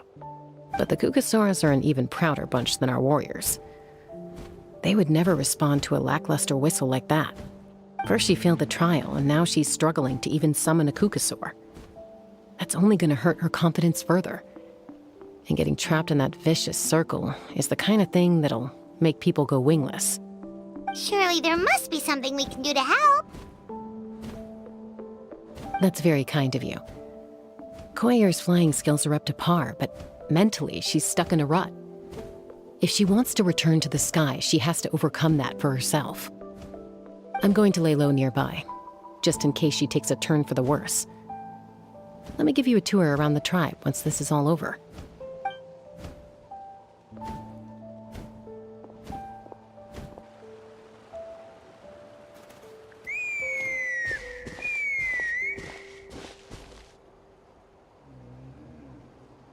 Koyer still isn't giving up. Even though Chasca said that she has to do this by herself, Paimon can't help feeling like maybe we can nudge her in the right direction. What if we could get a Kukasaur to fly up to her? That might give her the confidence boost she needs.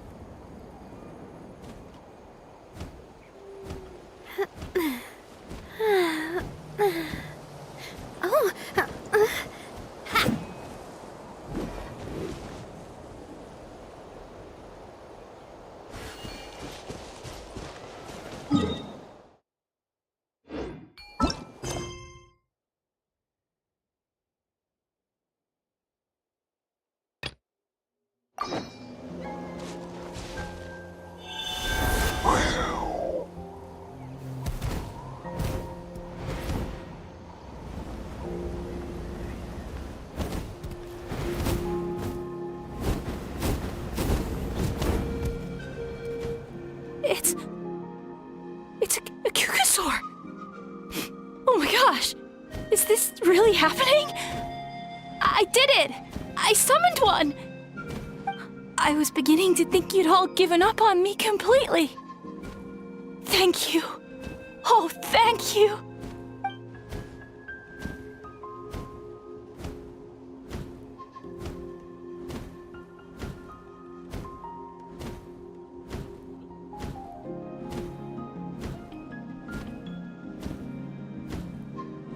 Excuse me? Would you mind if we did some flying practice together? Right now? I think I know where I went wrong in the test now. I need to maintain a higher speed on my turns. So, I just gotta practice my bell tail slides and split S maneuvers.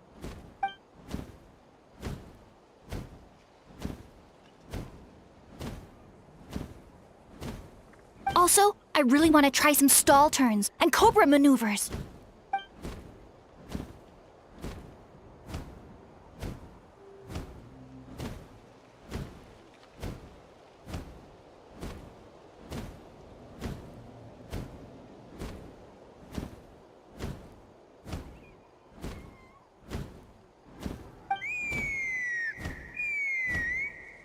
Huh? That sounded like a whistle. Is someone else trying to summon a Kukasaur?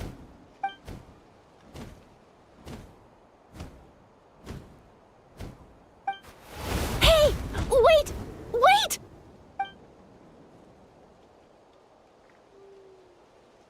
Do you think Koyer's feeling better now? Let's go back to that bridge and check.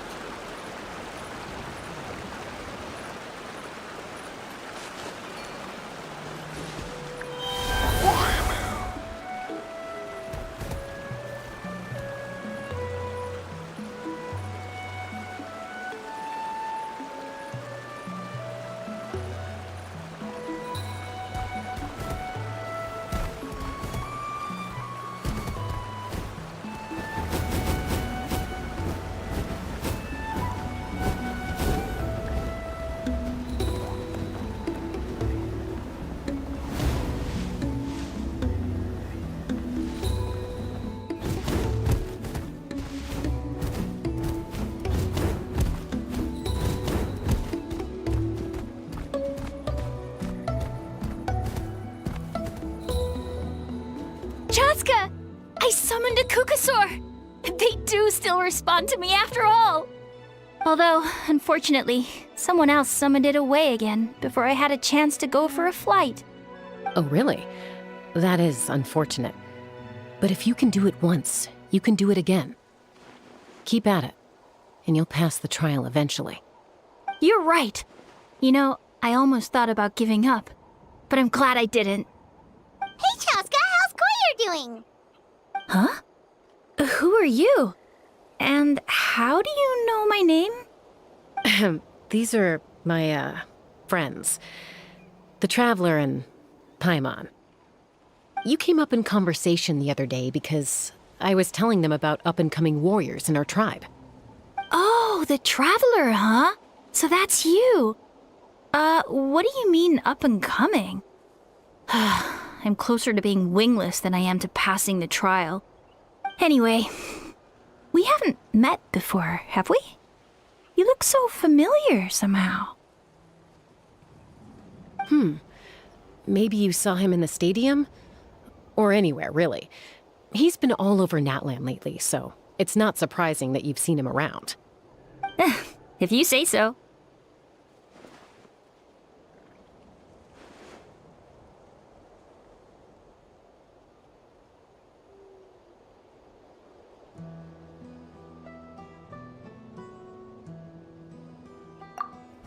Koyer, Chasca.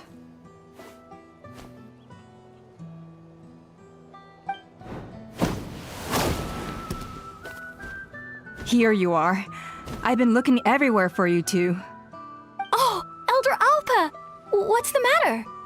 I thought I should tell you myself. We're going to redo the flying trials. Redo them? How come? This is so unexpected. And I can't believe you came out here just to tell us that in person. It's embarrassing to admit, but due to time constraints, we didn't do a proper inspection of the arena before the last round of trials began. Then we started to notice many candidates performing worse than expected.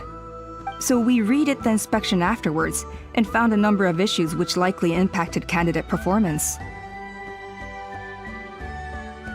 This was entirely our mistake, and I apologize unreservedly. I know it doesn't make up for it, but I thought bringing you this message in person was the least I could do. Oh, okay. Chasca, these people you're with, are they the Traveler and Paimon? Huh? You've heard of us? I have indeed. Gathering intel is an essential part of being a warrior. Plus, you've already made quite a name for yourself in that land.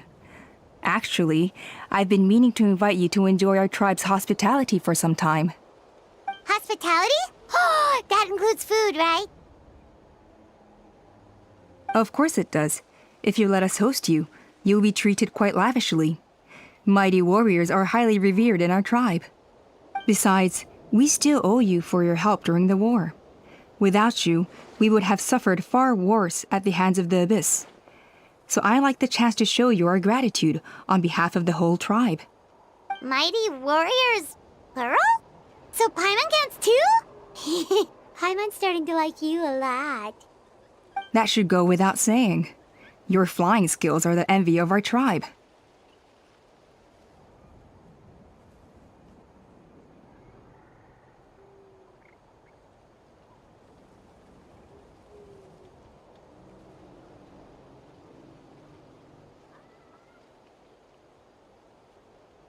The Flower Feather clan seems like a really nice bunch of people. We definitely need to take her up on this offer.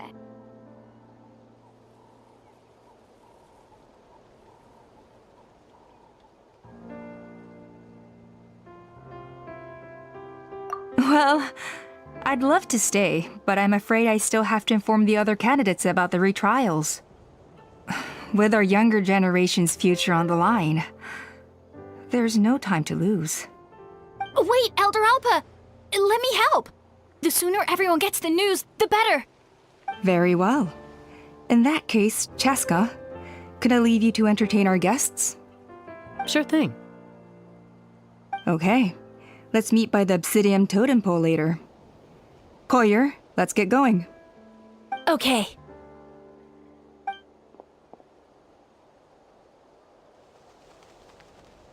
All right, they're out of earshot.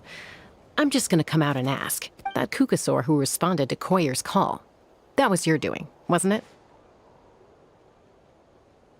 I grew up with these creatures. I could tell something was off the second I saw it. His whole demeanor seemed less like a Kukasaur and more like, well, you. So I figure you must have been pulling the strings somehow. He looked very flustered when Koyer asked for a ride, so I whistled to give him a chance to escape. And judging by the look on your face, that was a welcome intervention, huh? It's all right. If you'd rather your hidden talents remain hidden, I respect that. I won't press you for answers, and I'll keep my speculations to myself.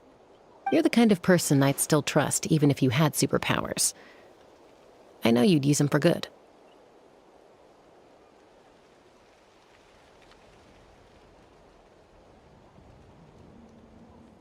I think the ends justify the means in this case.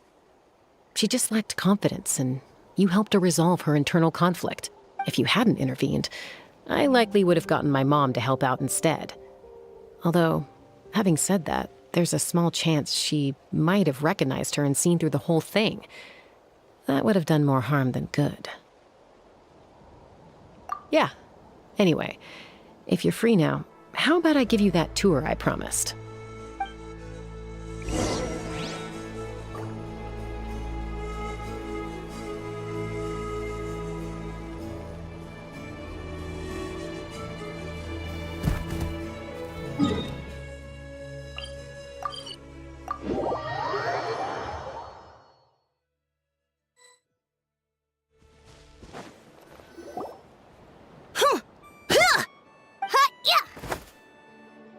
Ready? I'm gonna get you! Uh-oh. Are they fighting? Should we try and break them up? They're fine. Just doing their daily combat training. Combat training? A little young for that, aren't they? Not to us. We're a tribe of warriors. In ancient times, we were the most elite troops in the nation, responsible for patrolling and defending all of Natlan. And even though times have changed, we've kept our martial spirit alive. Hey, is that Chasca? You're back! Oh, can you come train with us? Now's not a good time, I'm afraid. I'm showing the Traveler and Paimon around. Maybe next time. The Traveler and Paimon? Wait, you mean that legendary warrior and legendary flying expert? Legendary? Yep, that's us, alright. Awesome. It's so cool that you can fly without having to ride a cuckoo-soar. Even Chasca could only do that for short distances. Mr. Traveler, can you teach me some cool sword tricks? Oh, Mr. Traveler! My family shop makes the best volcano cake. You gotta try it! Let's behave ourselves, everyone. These people are here as our guests. They're going to meet Elder Alpa in a few minutes anyway. Kotini, instead of being jealous of other people's talents, why not work on developing your own? Kapak, there's no point in trying any cool sword tricks until you've mastered the basics. Have you done all your sword drills today? And Yatlan, easy does it, okay? Not every conversation has to turn into you plugging the family business. Okay.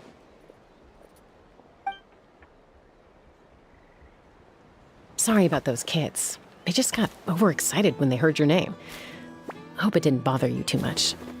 This is a volcano cake that Yatlan forced into my hands. She said to think of it as an apology gift. Whoa, it smells amazing! Traveler, you want some?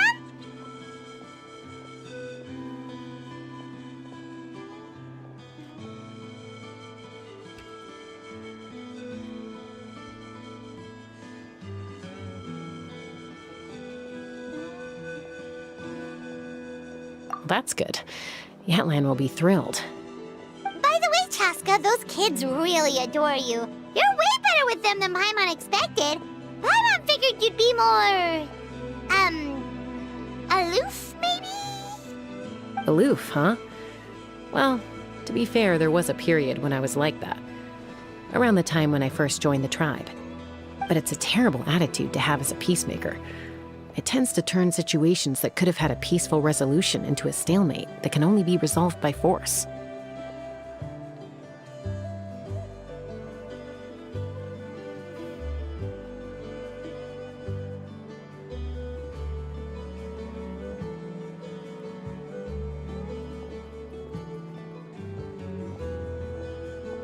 Yep, exactly.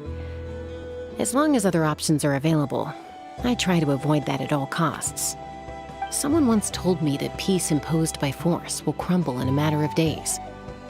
But peace achieved through genuine dialogue actually benefits both sides, even if sometimes the parties are only willing to negotiate because they're both armed to the teeth. That's true. Hey, Chasca! Uncle Cusco knows you're back, and he's coming to get you. Oh, thanks. Traveler, Paimon, gotta dash. I'll meet you at the totem pole up ahead. You can't miss it. It sticks out like a sore thumb. Wait, are you running away? First rule of conflict resolution? Grab the fan and run before the you-know-what hits. Trust Chasca to make even running away sound cool. Sorry about this. Just stall him for me, okay? I'll explain everything later.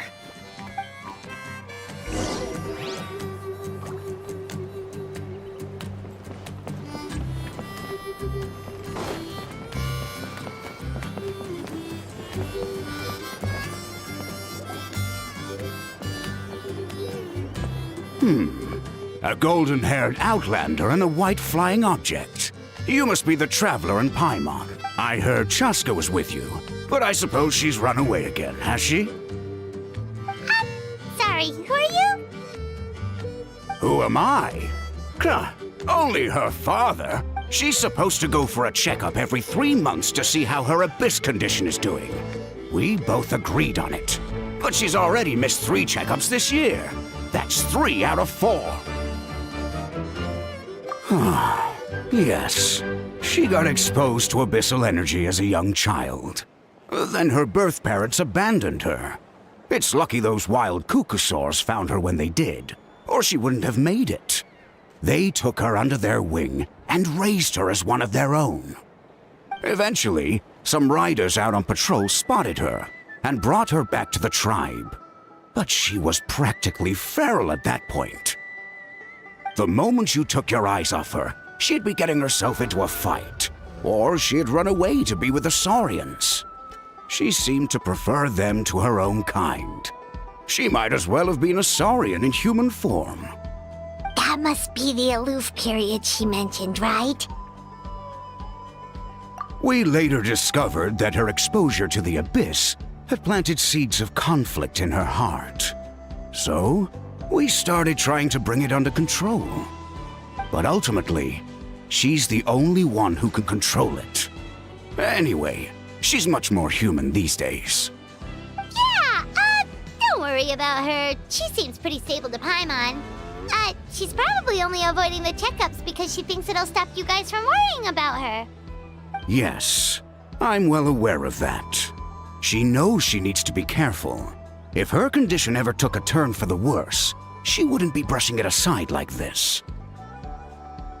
It's just, every checkup she's been to, they find new cuts and bruises. Nothing to do with the abyss, of course. Oh no, that's all fine. The problem with her is, she's her own worst enemy. She's been living dangerously again. I'm sure of it.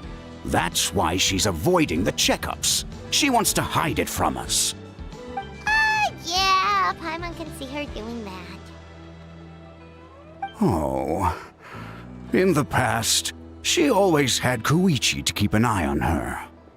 Now Koichi's gone, and I don't want to lose another daughter.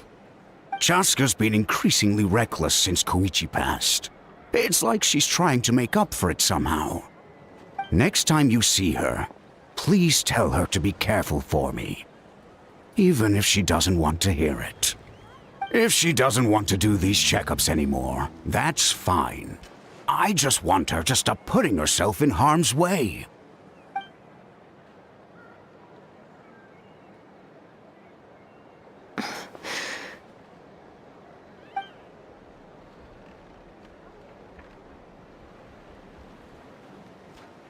Whoa, where did the time go? We should be back up with Chasca before it gets any later. To get to the totem pole, we need to head north, right?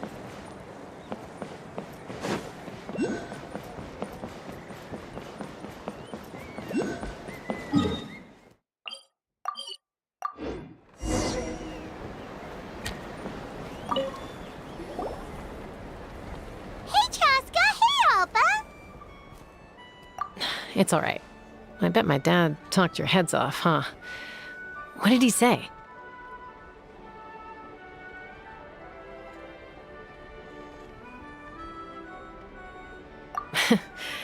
I was sometimes a little impulsive back then. That's putting it mildly. The memories. It feels like it was only yesterday when we brought you back and had Cusco and his family take you in. Back then, no one imagined this feral child would grow up to be the strongest warrior of the Flower Feather clan. Huh? You were the one that brought Chasca back to the tribe? That's right. Elder Alpa was already a veteran rider by then.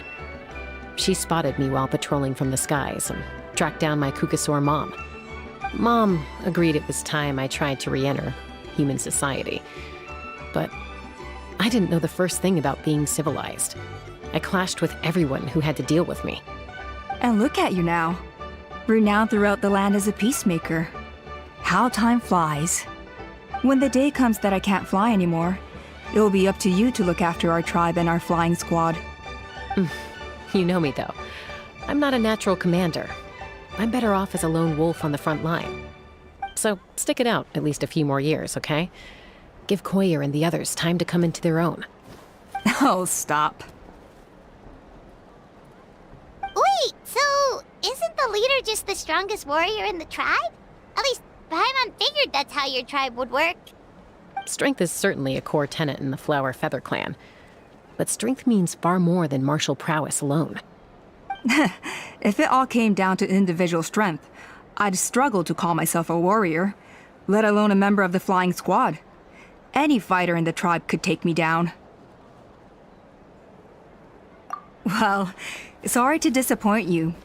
It was something I aspired to at one point. So much so that I went adventuring in the Cinder City, Ochkanatlan, to try and prove myself. But it was foolish of me. I wasn't ready. I came back empty-handed and seriously injured. The fact that I survived was something, I suppose. But after that, I never seriously considered myself a strong fighter. And yet, you still managed to become the leader of the flying squad, thanks to your experience and determination. All while battling those old injuries. Don't you think that's a display of strength in its own right? Let's shelve this discussion for now. Traveler, Paimon, there are some simple refreshments on the table. Please help yourselves. Yes! Paimon was waiting for that part! They were for the snack stomach. The refreshment stomach still has plenty of space.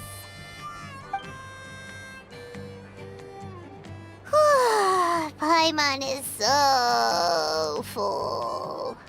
Well, if you're enjoying our hospitality, feel free to stay with us as long as you like. Elder Alpa? Something's come up. What happened? Is it serious? Shall I deal with it? It's... Some merchants showed up, not from our tribe. They said they're here to discuss some potential collaboration with us. Why now? This is terrible timing. There are a few wingless that we haven't managed to reach yet, and we still haven't inspected the retrial arena. Let me handle the other errands while you meet with the merchants. You shouldn't be trying to do everything at your age. You should help too. Seems only fair after all that food we ate. Huh. Well, much obliged. Chasca, the remaining wingless are all people you know. Let's see. Pishika now manages the floating target balloons. Waska's probably still addicted to eyes on the feathered prize, and Junon spends her days up on the flying platform, staring at the Cinder City. I'll leave you to tell them the news.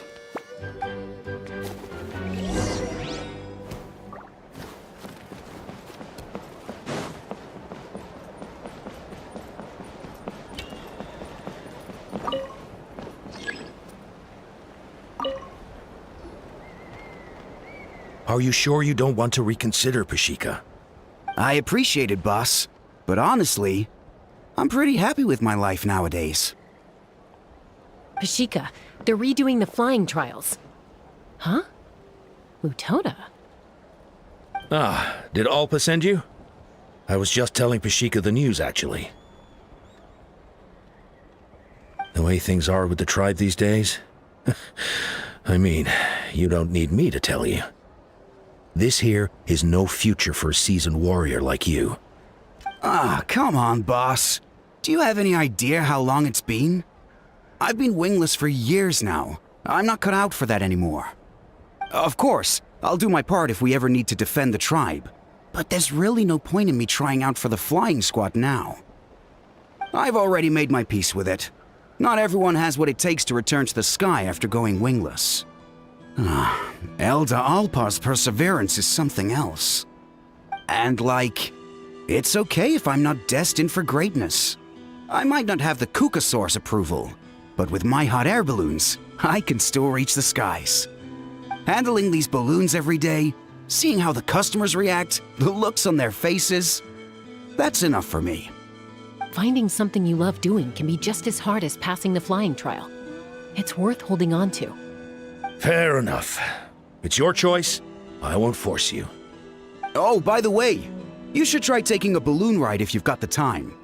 Once you've been up there for yourself, you'll see why I love it so much.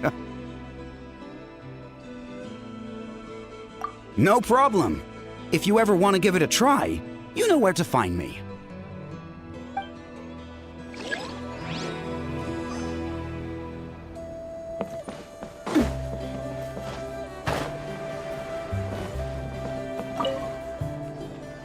A retrial?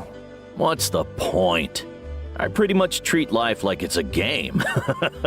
No Kukasaur is ever going to approve of that, no matter how many times I try. Huascar, I can assure you, Kukasaurs wouldn't judge you for something like that. Well, they must be judging me for something. Maybe I lack fighting spirit, or just don't have the talent. Not everyone's a natural like you. Don't waste your time on me. You'll have better luck with the ones who still have their heads in the clouds. In the meantime, I think I'm gonna treat myself to a few more games of Eyes on the Feathered Prize. Yeesh, there's wingless, then there's being a total lost cause. He used to be a fierce warrior, actually. But fighting spirit alone won't win you the Kukasaur's approval. Are all Kukasaurs so strict? The ones in floating target balloons and Eyes on the Feathered Prize seemed pretty chilled out. It's one thing to hang out and have fun, but quite another to take to the skies with a human life on your back. Giving a ride to someone who's unqualified endangers not only the rider, but also the Kukasaur themselves. If the rider makes a mistake, they both suffer the consequences. So we have a mutual understanding with the Kukasaurs. If someone isn't up to standard, we have to reject them. Even if it means breaking their hearts.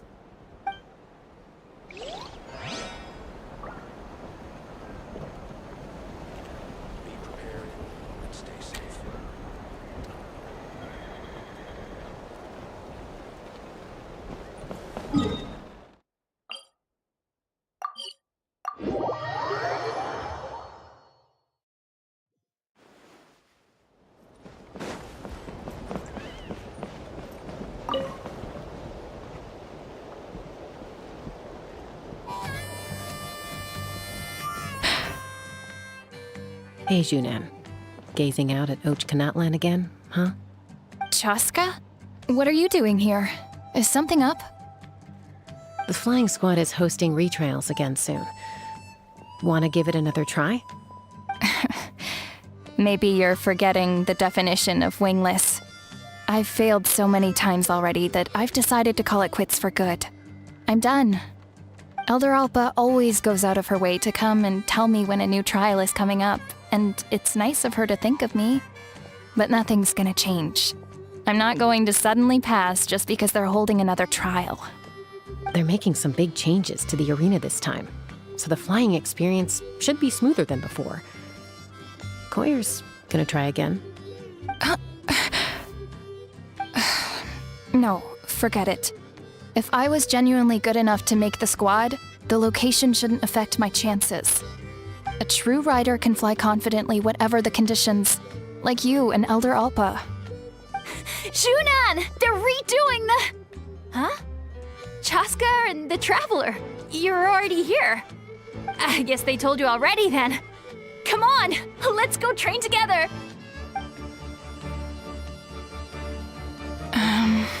I'm gonna sit this one out. What? Why?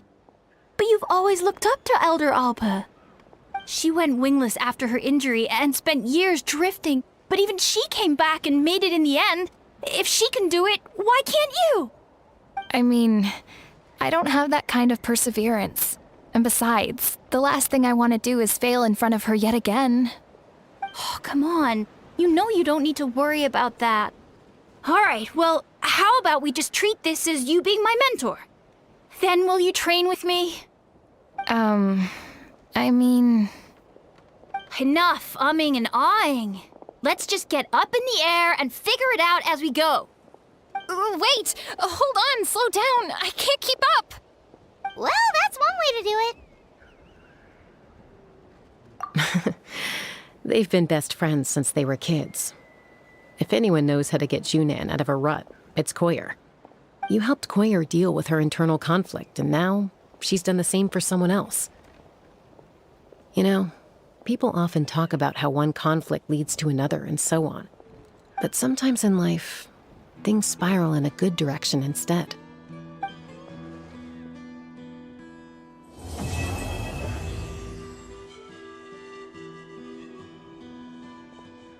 We've notified all the wingless on the list now, right? Where to next? The trial arena. It's not far from the tribe.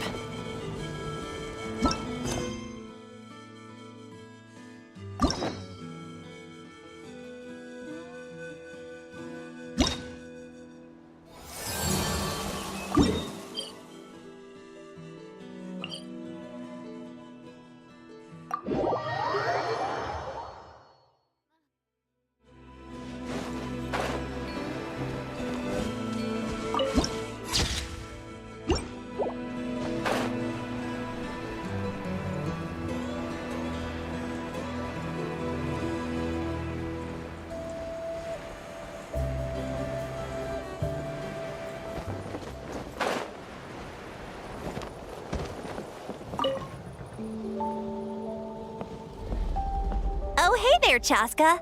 Did Elder Alpa send you? Yeah, she's got other things on her plate right now.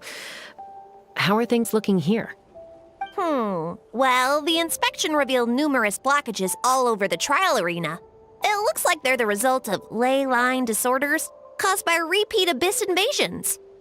Theoretically, we just need to clear those obstacles, and the arena will fill up with gaseous phlogiston again. But that's proving difficult to achieve in practice, for all sorts of reasons. Why don't you head on down and check things out for yourself? Feel free to ask the staff for more details.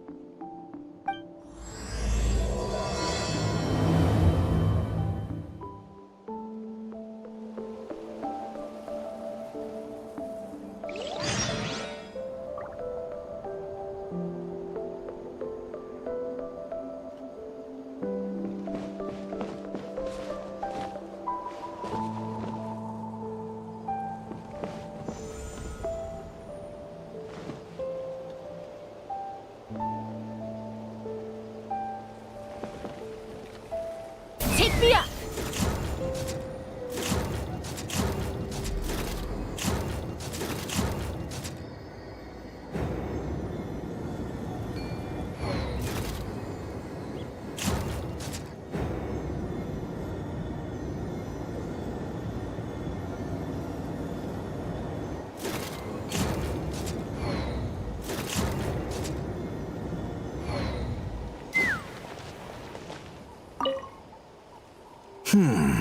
I think it should be possible to clear this spot with just a few hard hits.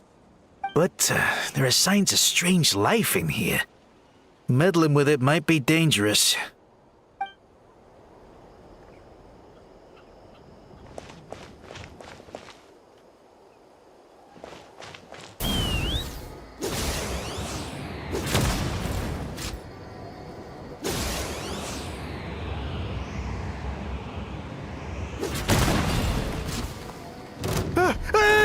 Monsters!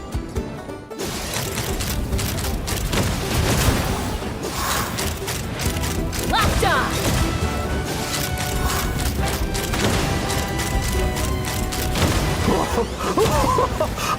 I thought I was done for. Oh, this spout should be good now. Thank you very much.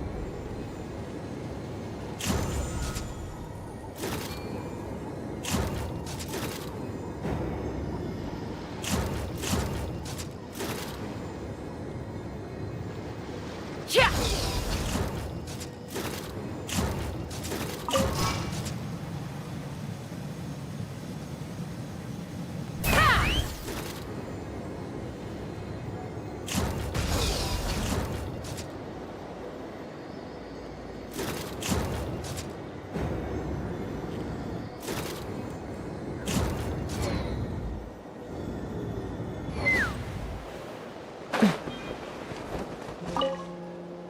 This is crazy. I put all of my strength into it, but it just won't break. Maybe Inkanak was right after all. If a stable structure is formed inside the solid phlogiston, I'll need to hit all the weak spots at the same time to break it. But how am I supposed to do that?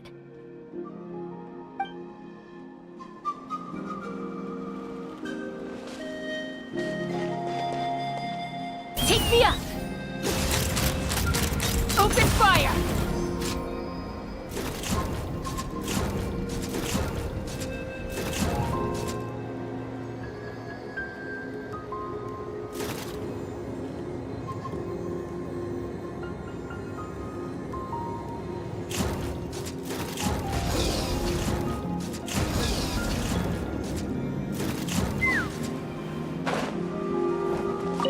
How strange.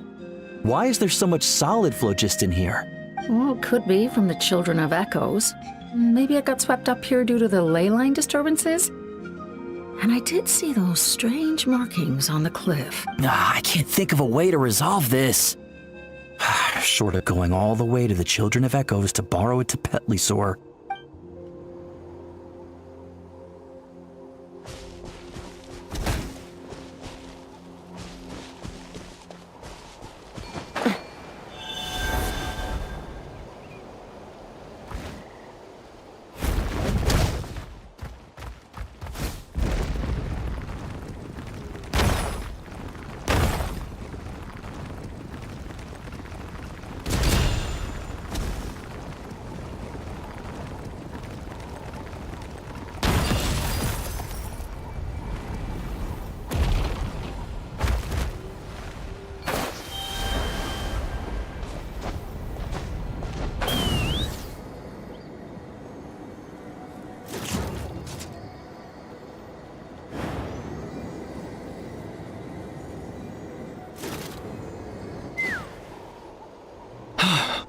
Oh, are you here to help?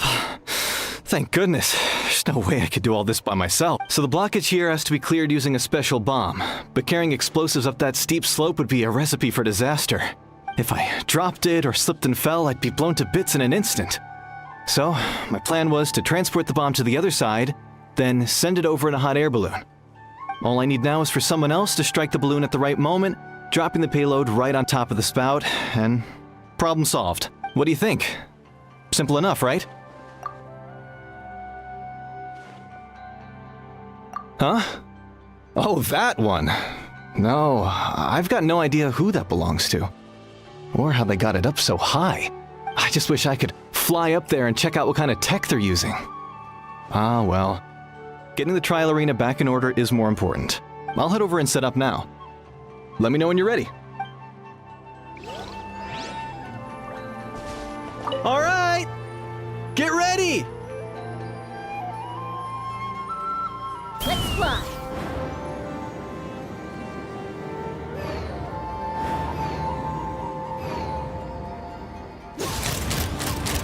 Locked on!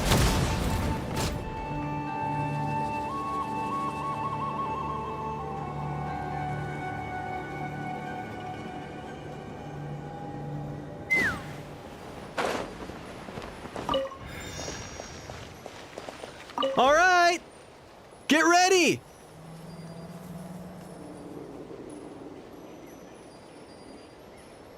Take me up!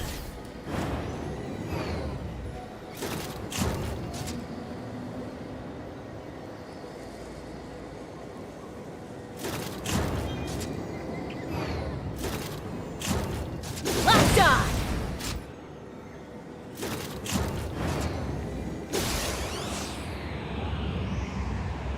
Open fire!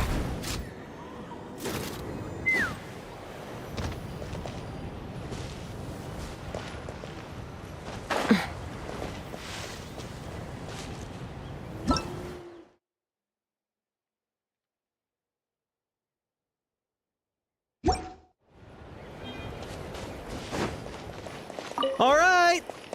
Get ready!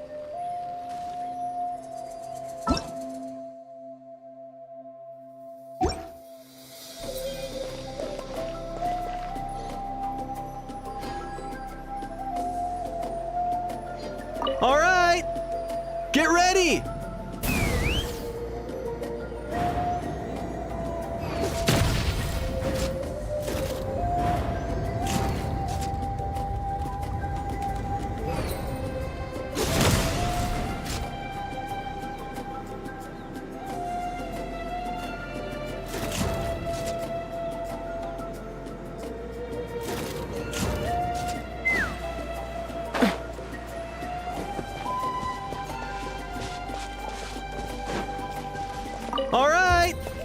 Get ready!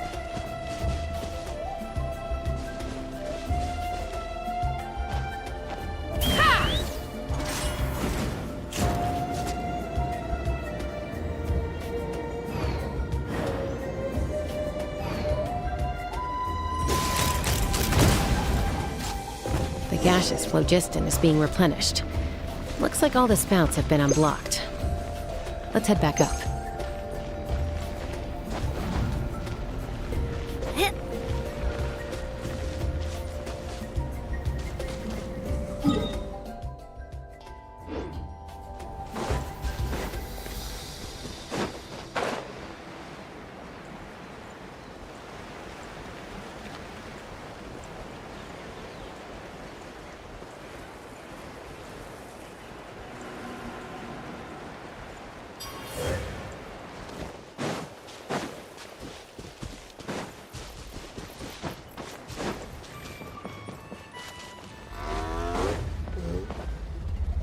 Wow, you took care of everything in no time at all. Incredible work. Now we just have to wait until the gaseous phlogiston is fully replenished. Then we can kick off the retrials. Actually, Inkanak, I'd like to do a test flight first, just to make sure we're not missing anything. Could you arrange that for me? Huh? But you only just finished getting the arena ready. There could still be other hazards we're unaware of. All the more reason to have me test it out. Think of it as another inspection.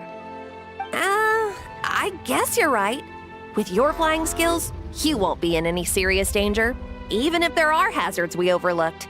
The conditions in this area seem a little unstable, but a test flight is the only way to catch any lingering issues. All right, I'll get things set up for you. Just let me know when you're ready.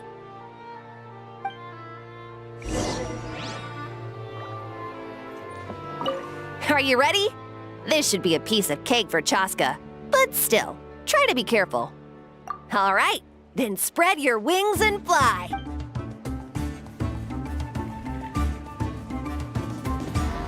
Let's fly.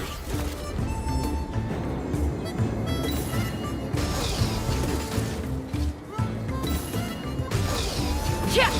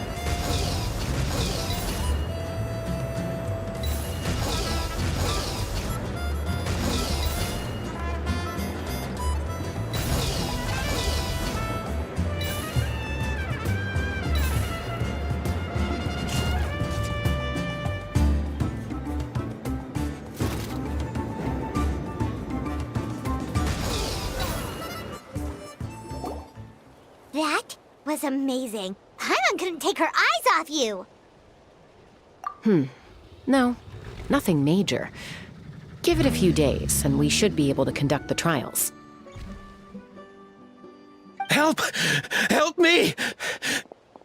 You're from the Flower Feather clan, right? Please, come quick, you've got to help us! Catch your breath first. What's the situation? We got attacked by a Kukasaur.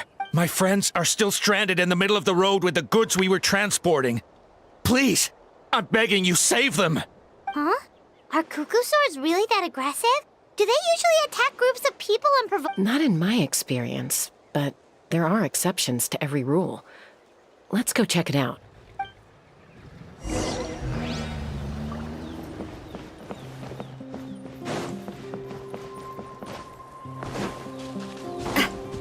Ouch!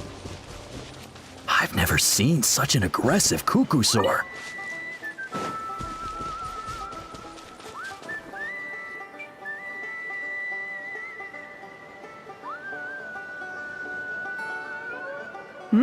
Chasca? Traveler? This is a surprise. Elder Alpa? Huh.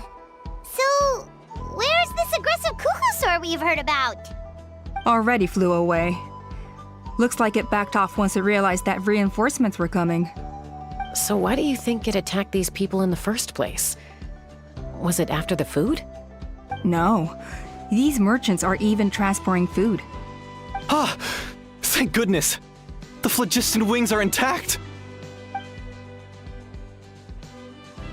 Phlogiston wings. Thank you so much for coming to our rescue. These phlogiston wings are our most prized goods. If anything happened to them, it would ruin us.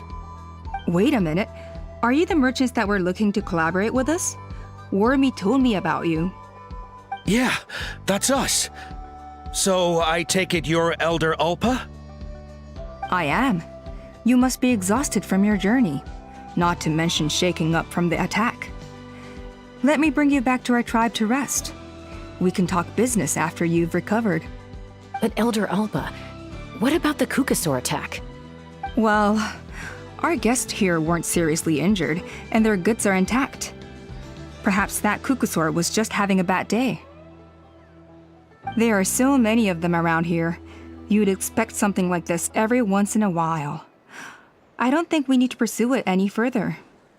More importantly, how are the preparations for the flying trials going? Is everything in order over at the arena? Huh? Did you say flying trials? What a coincidence! Sounds like a perfect use case for our phlogiston wings.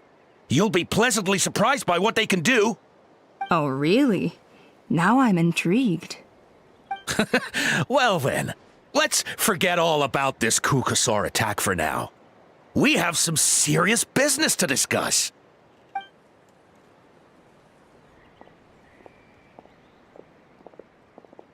Huh?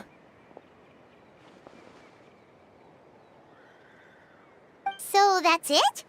That all went smoother than expected. Well, guess we'd better get going. Huh? Chasca?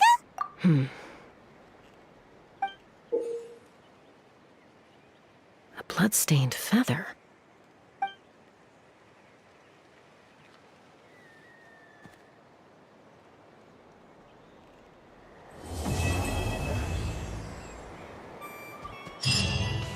The flower feather!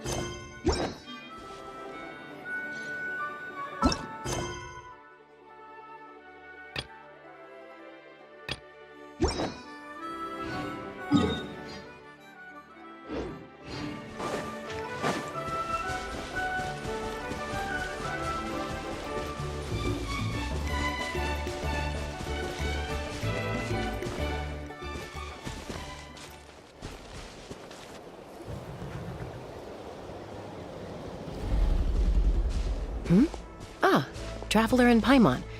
You came. Yep, and it looks like we made it just in time! Although, can't say the same for the cuckoosaurs. Bit of a low turnout, huh? Yeah, you'll see why soon enough. All right, get ready. 3, 2, 1, fly! Whoa! We're really flying! I feel light as a feather.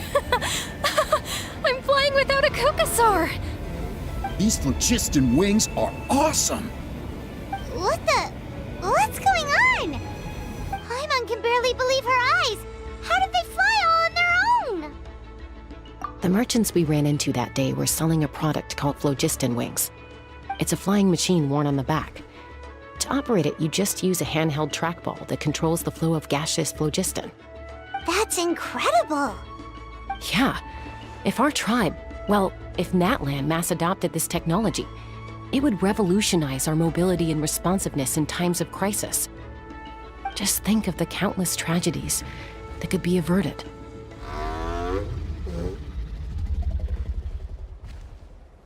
I feel like I'm dreaming. Did I really just fly on my own without the help of a cuckoosaur? You'd better believe it! Plus, you just passed a flying trial! Right, Elder Ulpa? Elder Ulpa? Should this really count as a pass if we did the trial using phlogiston wings? Why not? The scoring rubric is about flying performance. It doesn't specifically say you have to ride a Kukusaur, does it? Yeah, maybe, but I mean, even Chasca had to ride a Kukusaur in a trial, right? And the whole point of the trial is to test both your flying technique and your ability to work with a Saurian companion. Well, if we can fly by ourselves, maybe we don't need to test the ladder anymore. Chasca, Traveler, what are your thoughts on this new invention?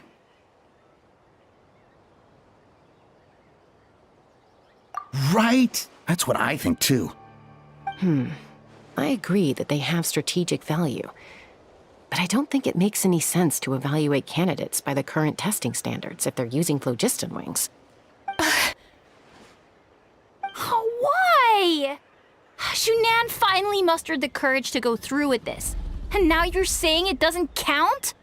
We don't have any experience using these wings in battle, nor is it immediately obvious how to incorporate them into the existing systems in our tribe. Taking a longer-term perspective, I think we need to start by getting thoroughly acquainted with how these things work. Then we can develop a new trial format with new assessment criteria, tailored to candidates using the phlogiston wings. You all raise valid points. But Chasca, while your proposal sounds perfectly reasonable, it would probably take years to put it into practice. We lost so many people in that war. These phlogiston wings could be exactly what we need to strengthen our forces and boost morale in this trying time. And as for real-world battle experience, there will be plenty of opportunities to gain that. I have high hopes for you, Junon. Huh? Hey, stop staring into space! Say thank you! Thank you. Thank you, Elder Alpa. You have nothing to thank me for. Remember, the way you got your wings back was by relying on yourself. Oh, Elder Alpa! Bad news! Kukusaurs are attacking the merchants again! Again? Okay, everyone, stay put while I... Huh? Chasca?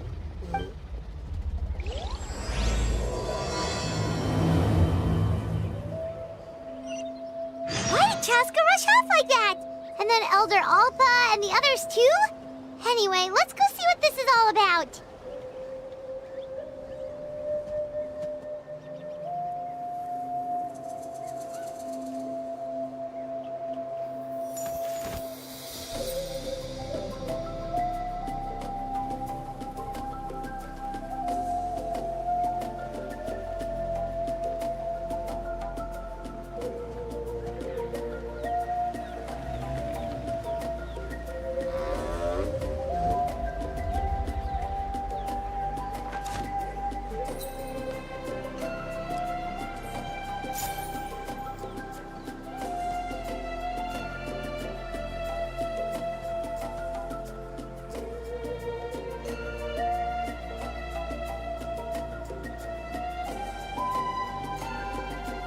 My time with the Spina has taught me that carrying an unreliable weapon is worse than not carrying one at all.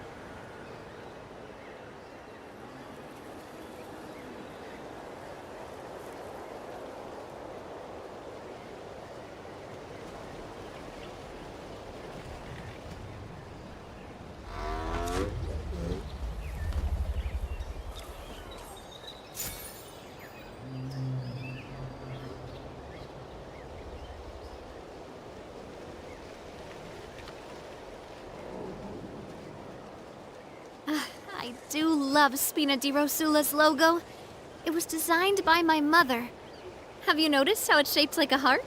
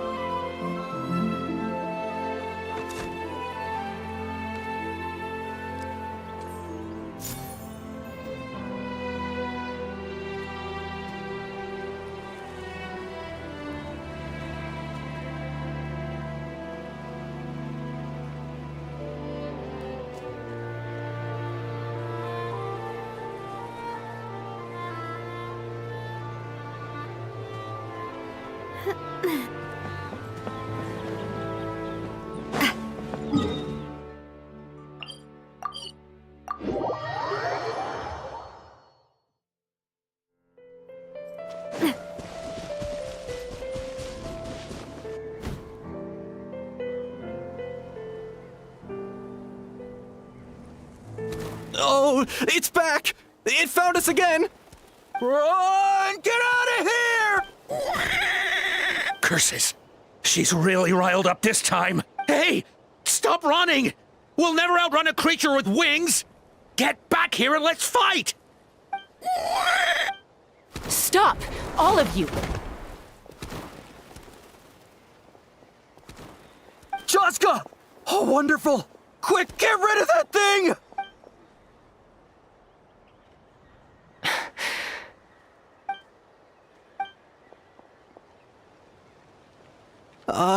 What's going on? Why isn't she doing anything? So it really is you, sister. Wait, sister? That Kukusaur is Chasca's sister?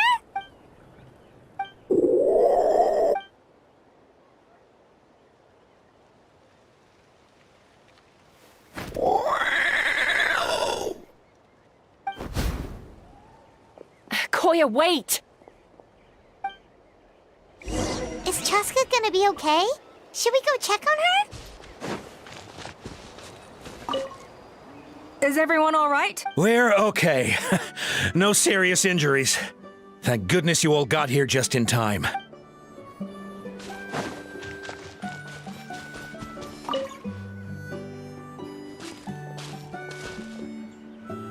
Chasca, are you okay? I'm fine. Sorry for making you worry. No point. She's an expert at hiding her tracks. Once she's shaken you off, you'll never catch up to her. At least, I always used to lose to her at hide-and-seek when we were kids. Well, yeah. You know I was raised by Kukusaurs. Anyway, she and I grew up in the nest together. Her name's Koya, and she's my big sister. We played together all the time, chasing each other through treetops or mountaintops. It felt like it would go on that way forever. Until the day I was sent back to live with the humans. Not all Kukusaurs are friendly towards people. Koya, for instance, she's fine with me because we grew up around each other, but she's not fond of other humans. When Mom decided to send me away, Koya strongly protested, and after I left, she became more and more reluctant to interact with humans. Maybe she thinks that humans stole you away from her. It's a possibility, but in any case, we still stayed best friends at first. I had a hard time adjusting to life in the tribe.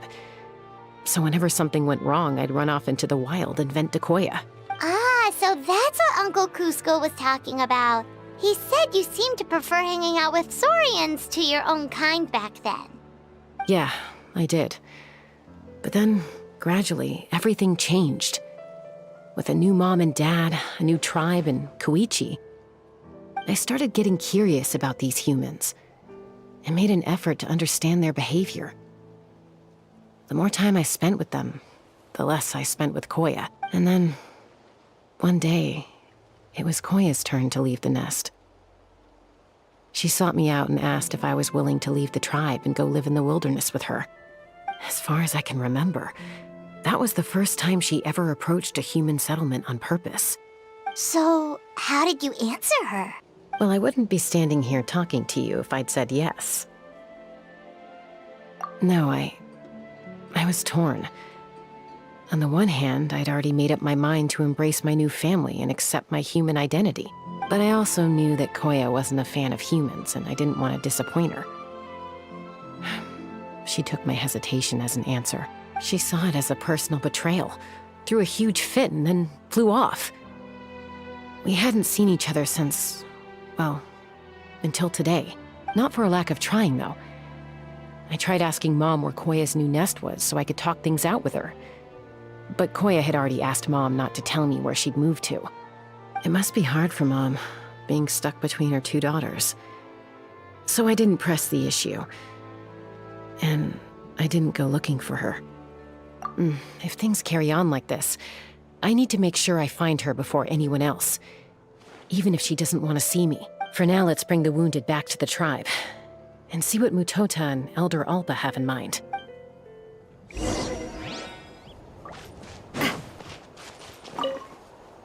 What was wrong with that Kukusaur? Why was it so aggressive? If we just let it escape back into the wild, who's to say it won't attack again?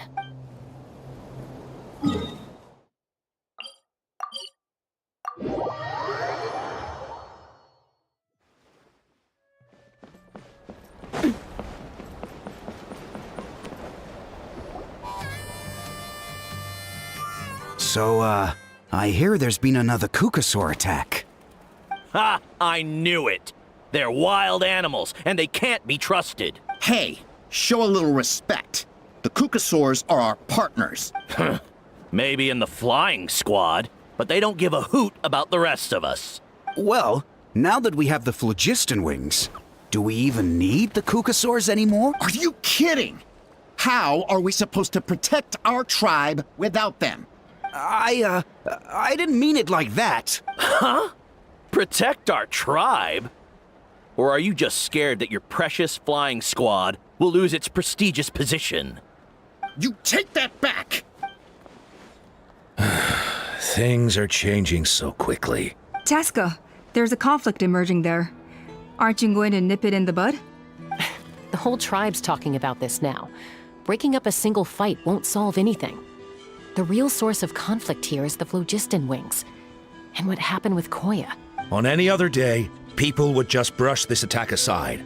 After all, clashes between wild Kukusaurs and humans are no more common than those between people. But now that the phlogiston wings have entered the equation, it's sparked a debate over whether our tribe needs the Kukusaurs at all. I worry that we risk repeating the mistakes of the Cinder City. Back then, Lord Ochkon's hatred of the Saurians nearly destroyed the peace forged by the 5.2 Archon. Chasca, to prevent things from deteriorating further, I'd like to task you with restoring peace to the tribe. I will. Traveler, you've already done so much for Natlan, and the Flower Feather clan has no right to ask more of you. But...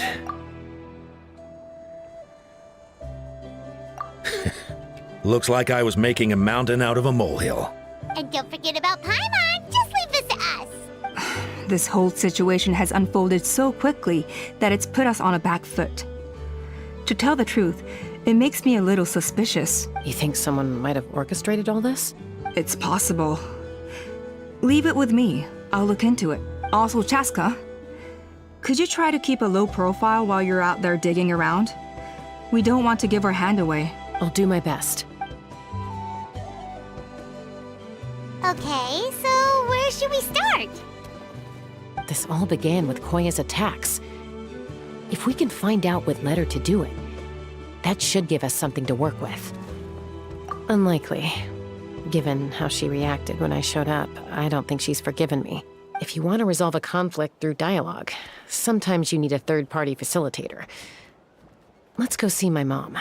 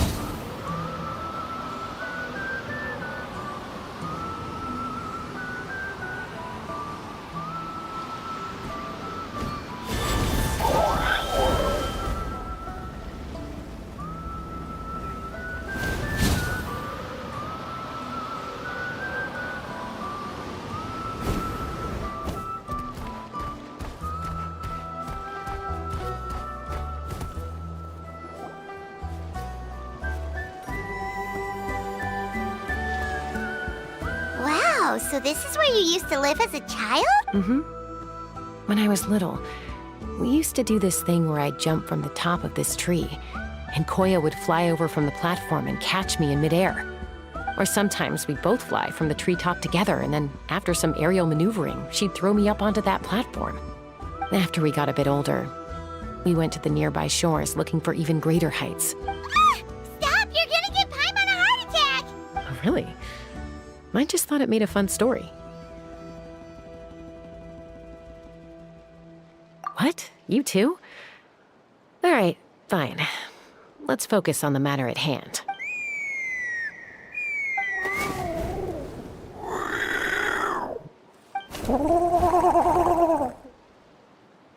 Hey, Mama Bird. I'm back. My last visit was only a week ago, wasn't it? See? I visit you more than I visit Papa Cusco. I brought a couple of friends with me. These are the Traveler and Paimon. Traveler, Paimon. This is my mom. Her name is Chimpu. In the human tongue, anyway. Hi! No, not really. I don't speak it as such, but I can sort of get the gist. Although only with Mom and Koya, since I spent my formative years with them. Even then, it's basically a best guess based on their sounds, body language, and expressions. Seems to work about 9 times out of 10, anyway. As for whether Mom understands me, I can't always tell. But somehow we still manage to communicate. Call it the family bond, I guess.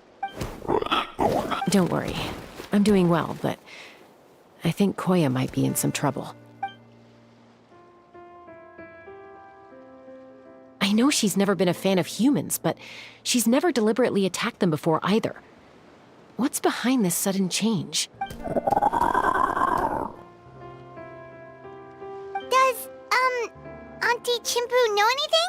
Doesn't look like it. Koya hasn't visited her in a long time. Then, could you please tell me where she's living nowadays? I really need to talk to her. If this animosity between her and the tribe continues, then the next time there's an incident, I don't know if I'll make it there in time.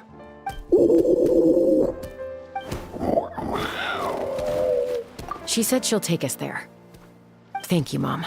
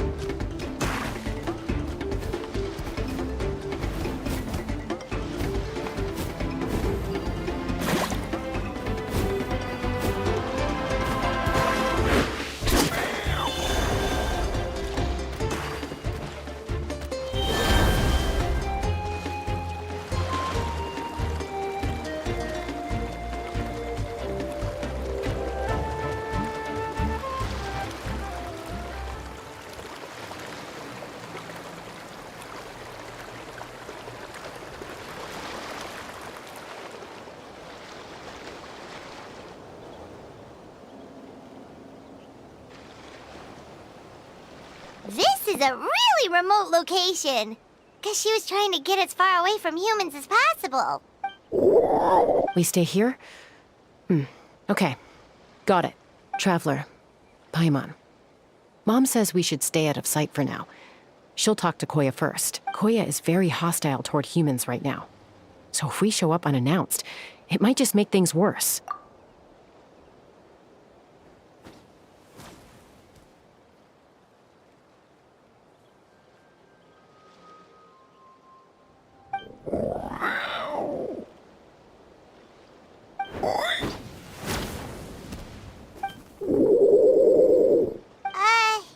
Any idea what they're saying? Sounds like things are more complicated than I imagined. There's evidence in this area suggesting that Koya might have been the victim of a human attack.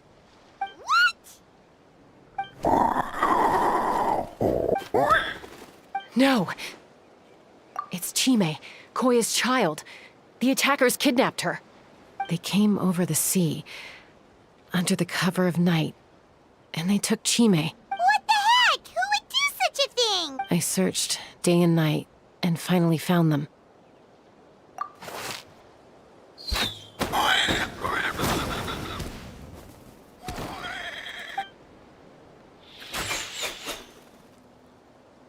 Oh, yeah! T'Pol's contraption is working like a charm! Got her in one! Hey, there's another one! Wait, is that the one that got away last time? Who cares? Just get them all! T'Pol pays us per catch.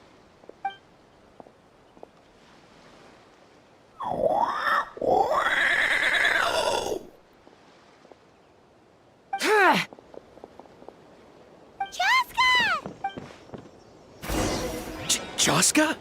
How'd you get here? Quick, stop her! Don't you even think about running away!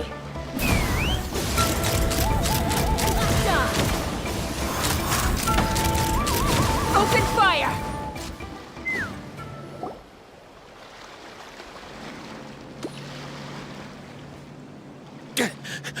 Don't come any closer, or I'll...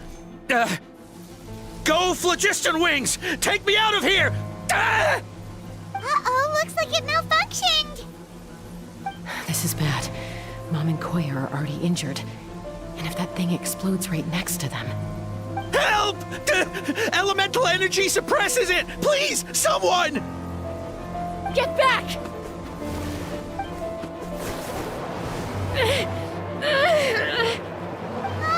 It's still going, and it's getting worse! Guess we need a more permanent solution. All right then.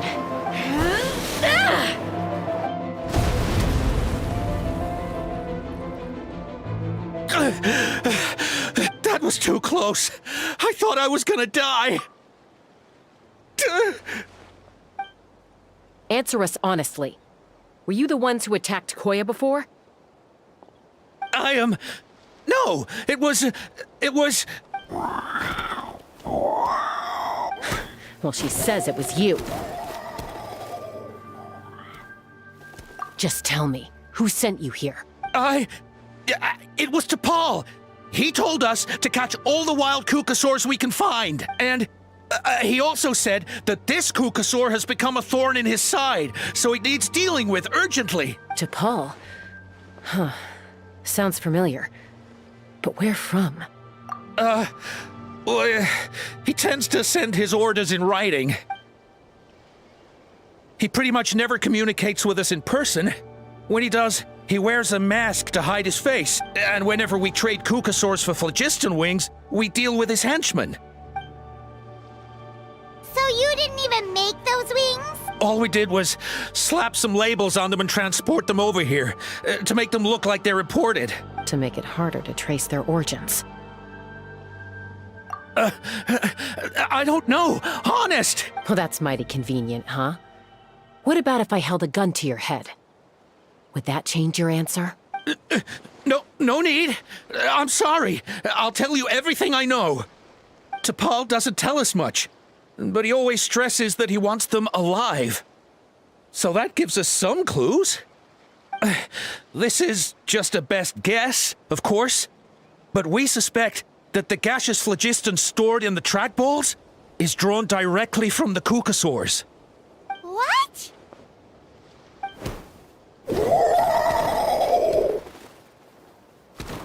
Easy now. You're still injured. Hey, keep talking. Yes, ma'am. So, the gaseous phlogiston has to be highly refined in order to power the phlogiston wings. The slightest imperfection can have disastrous consequences, as you just witnessed. But the Kukasaurs have a natural ability to process gaseous phlogiston. So, if you use them as an intermediary, then...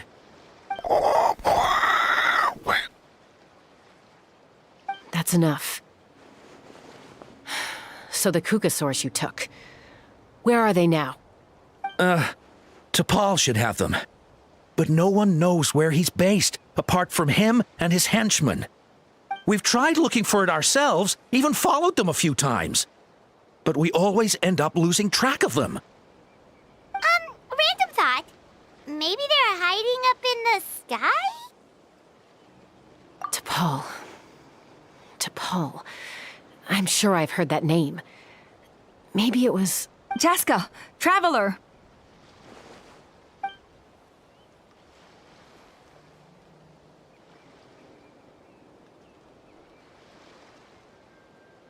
That voice! It's Alpa!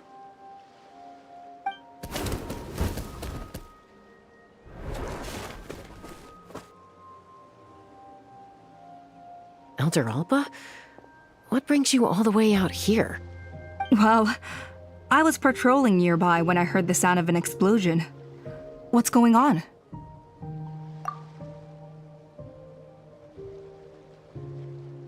I don't believe it. Elder Alpa, does the name T'Pol ring a bell to you? I feel like I've seen it written down before. Maybe in a list of candidates for the flying trials? Huh? So he's a member of your tribe then? No. If he was a member of the Flower Feather clan, I'd definitely know him.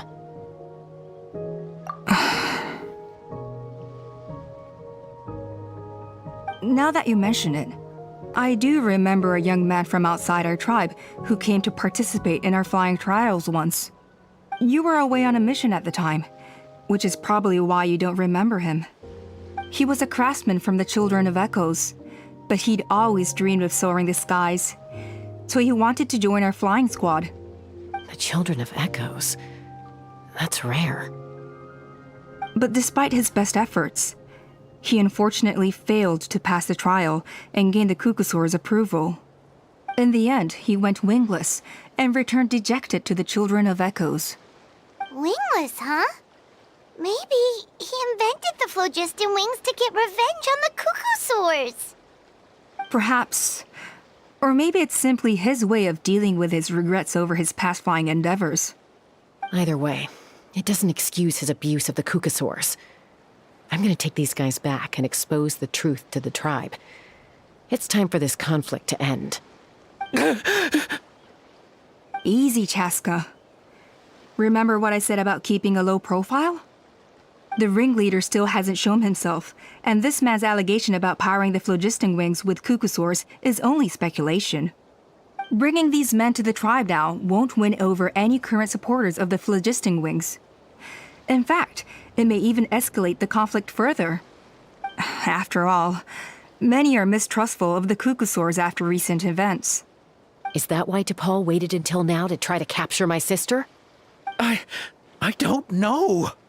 I mean, he did tell us to spread negative rumors about the Kukasaurs and slip some mora to anyone opposed to them, but... But Koya only attacked humans because they stole her child! Nevertheless, we will be hard-pressed to change people's minds while emotions are running high. Unless we have irrefutable evidence. Bravo! My thoughts exactly. In the meantime, leave these men with me. I'll escort them back to the tribe. I'll take the other members of their crew into custody, too. They won't get another chance to stir up trouble. Fair enough. I guess finding T'Pol is going to be the key to resolving this conflict. Let's hope the Children of Echoes have some info on him.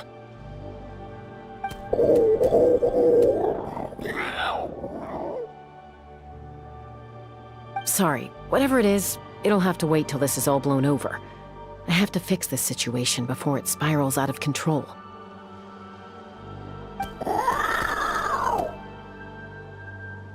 Mom, sis, rest up and get well soon. I gotta fly.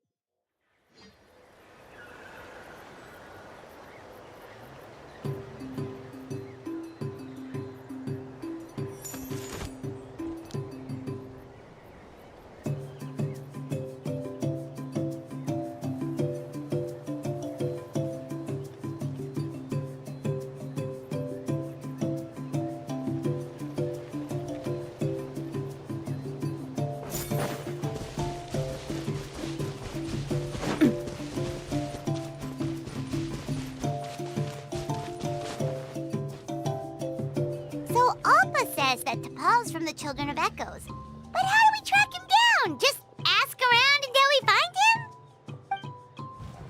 him? Let's start by talking to someone we know. It'll be faster that way. At this time and place, I'll bet the easiest person to find is... Wakey, wakey, Shilonen! Oh, it's you. Okay, give me a second. I'll come down.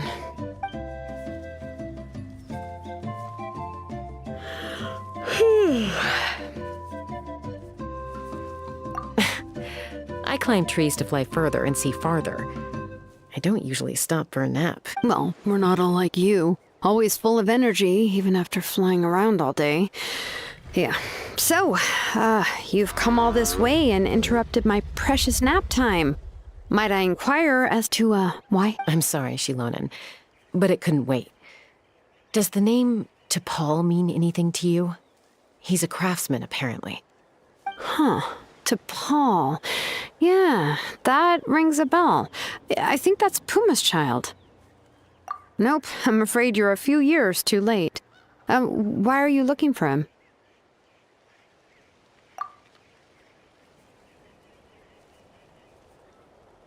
Huh, phlogiston wings. Wow, okay. The kid actually pulled it off. Well, looks like, no more rest for me today. Pulled it off? You mean he's tried making something like this before? Yeah, he started trying to build a flying machine right after he got back from the Flower Feather clan. So right after he went wingless, then. Was this flying machine anything like the gun you made me? You mean your gun that's harder to tame than the proudest Kukasaur? No, he wanted to build something that allows anyone to fly freely, even if they're not naturally gifted. But he never got very far back then, though. Blew up his workshop a few times and barely made it out alive. I never really kept up with him after that. His parents traveled a lot in their youth and only returned to the tribe after he was born. But they settled in a remote area and don't interact with other people much. Which means most people in the tribe don't know them very well. Your best bet is to chat to his direct family. I'll go get Puma. Wait for me in front of the workshop. I won't be long.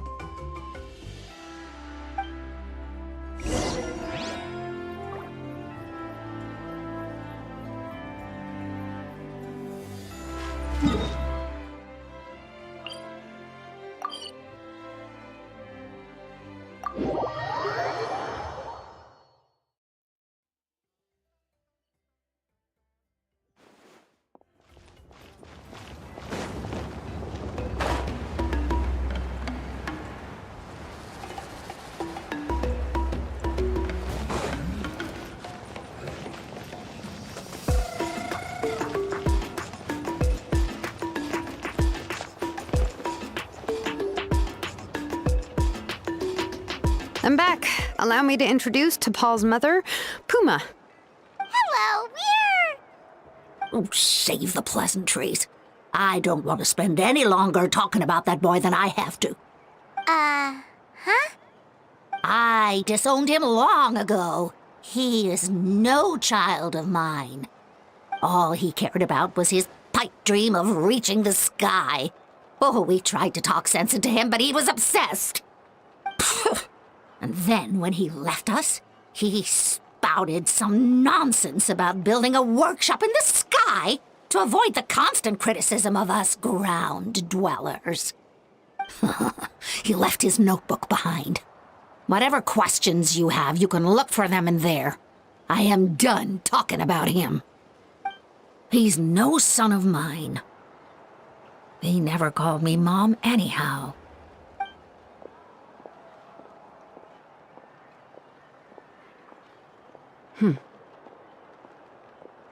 Wow, they've really fallen out. Paimon sure wasn't expecting that.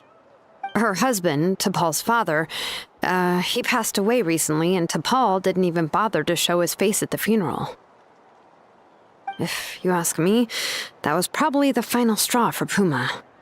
I'll go keep her company. If there's anything else you need, just come and find me. Thank you. Okay, so this notebook is the only lead we got now, right? What's in there?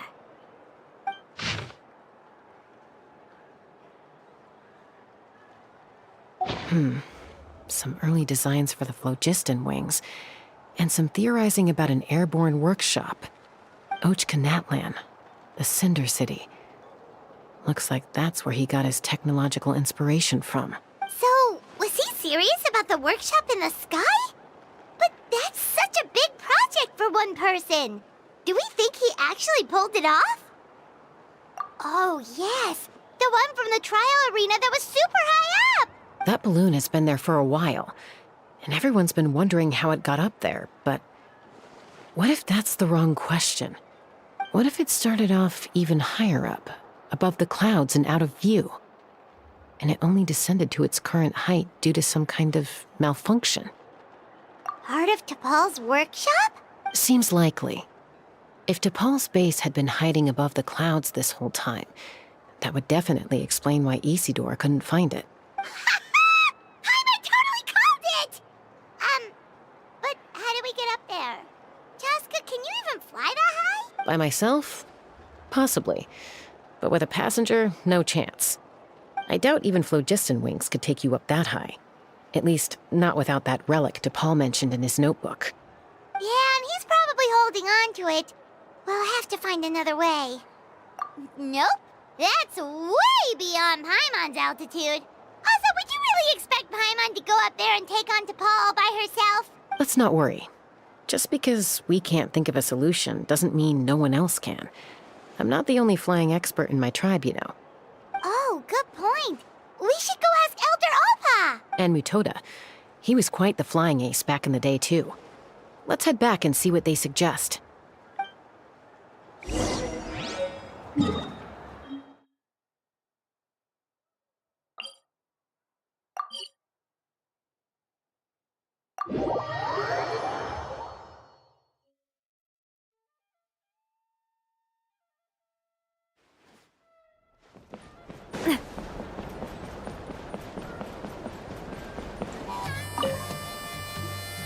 Chasca, you're finally back.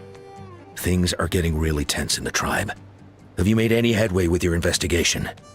Some people even think we arrested the merchants just to support the flying squad and crack down on the phlogiston wings.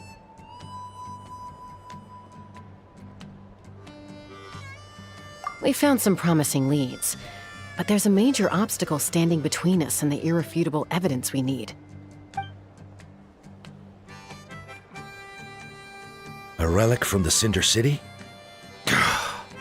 So Ochkon's still managing to sow discord, even after all these years. An airborne workshop and a hot air balloon above the trial arena. And that's where you're trying to get to now? Neither phlogiston wings nor a Kukusaur can take you that high up. Do you really think that's where T'Pol is hiding? You know what? There might just be a way. Really? Do you still remember those spouts in the arena? When they were all blocked, the gaseous phlogiston was trapped and unable to flow. But now, it's flowing freely. If we were to block them up again... You mean all of them except the one at the very top of the arena? To build up the pressure there? Precisely. With all the gaseous phlogiston flowing through one spout, it would create a high-pressure wind current. And then we just ride it up into the sky! Yes, it has its risks, but with Chasca's abilities, I think she could manage it. It's an extremely risky approach. But I agree that it's feasible. If you want to give it a try, check with Inkanak at the trial grounds. She can explain how to block the spouts. Chasca, if anyone has a hope of seizing this evidence from the high heavens, it is you.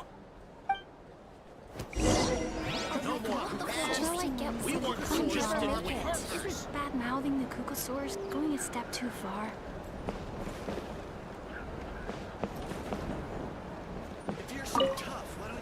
We'll do our best to manage the conflict within the tribe while you're gone.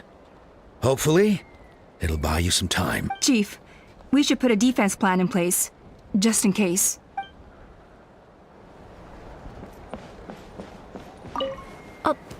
Although I get where they're coming from, isn't bad-mouthing the Kukosaurs going a step too far? But without the phlogiston wings, I'll never make it.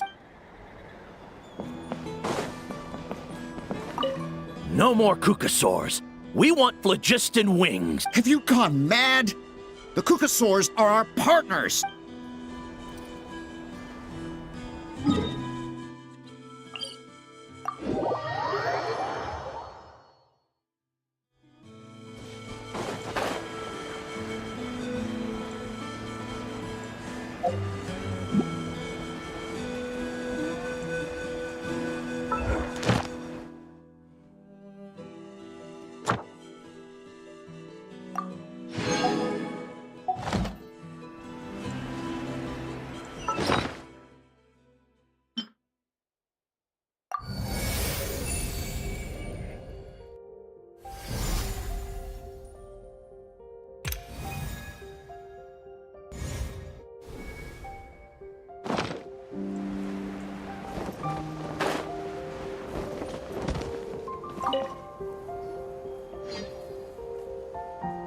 Goodness me, that is a very bold idea. Maybe so, but we have to act fast.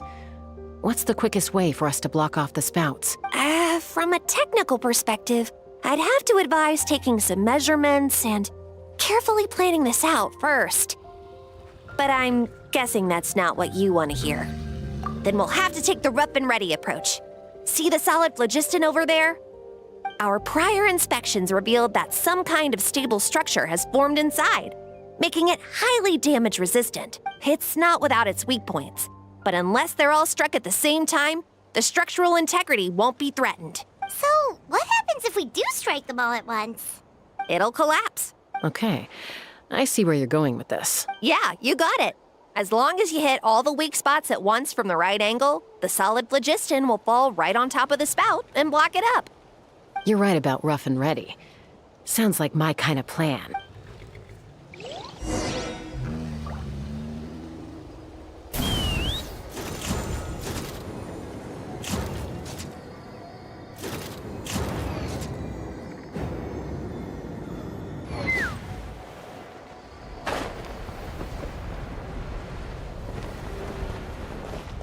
Let's fly! Locked on!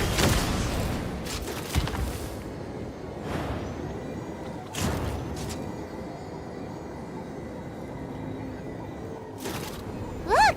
There's a chunk of solid phlogiston right over that spout!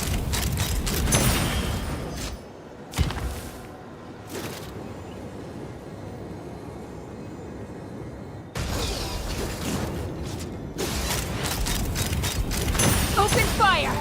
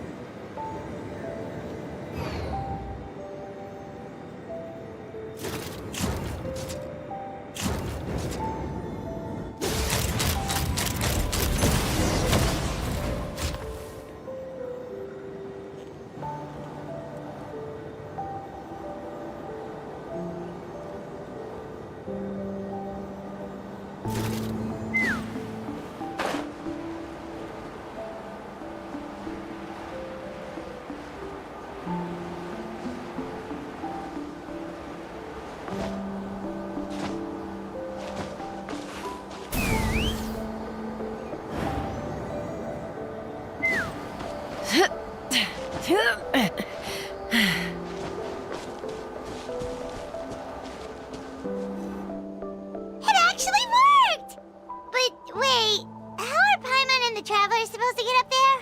Koya can give you a lift. She's actually been following us this whole time. Wow, Paimon didn't notice at all. Well, probably because she didn't want to get too close to humans. Or maybe just me.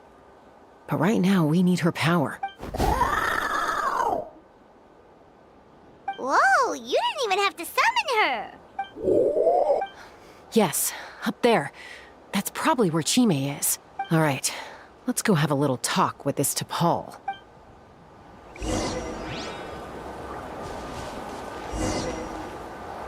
Take me up!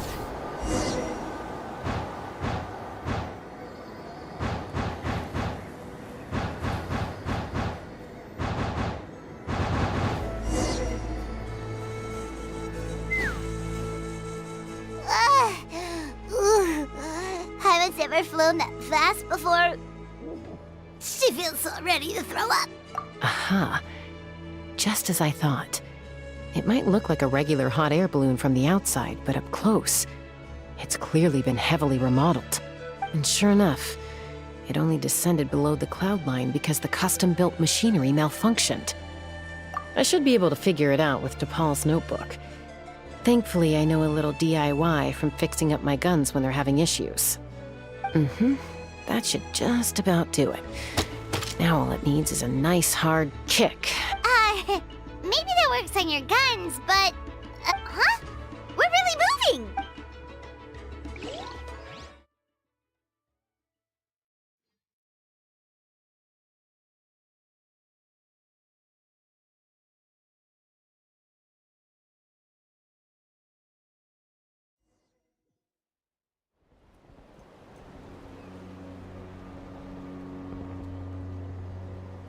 Here it is!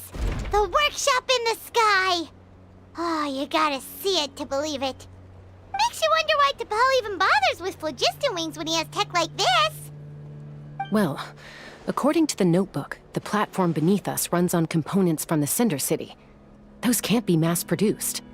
Also, I have some doubts about its mobility after seeing how it moved just now. For someone like T'Pol who dreams of flying freely, this definitely doesn't cut it. But if he's got that relic, he should be able to make a set of prototype wings for himself, right? Why bother making a whole flying workshop so he can mass-produce them?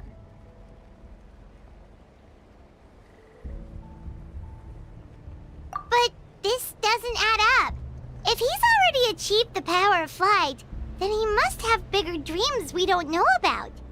But what? With any luck, we'll find the answers in his workshop.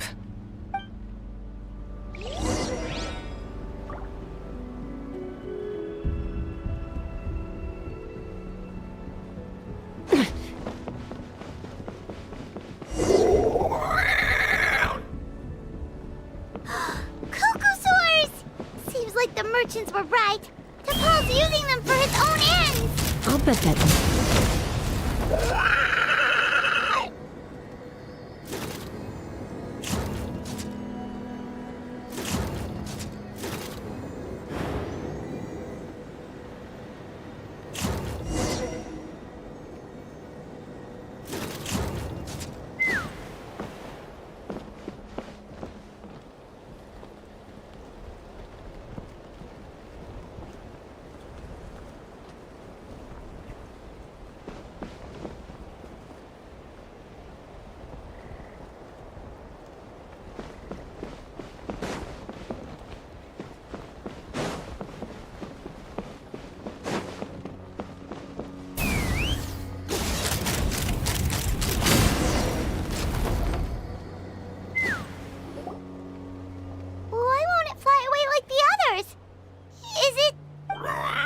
She's still breathing, but barely. By the looks of it, T'Pol was using these cages to extract phlogiston from the Cuckosaurs. Once a Cuckosaur is drained of phlogiston, it becomes too weak to move. We'll have to come back for these ones after dealing with T'Pol.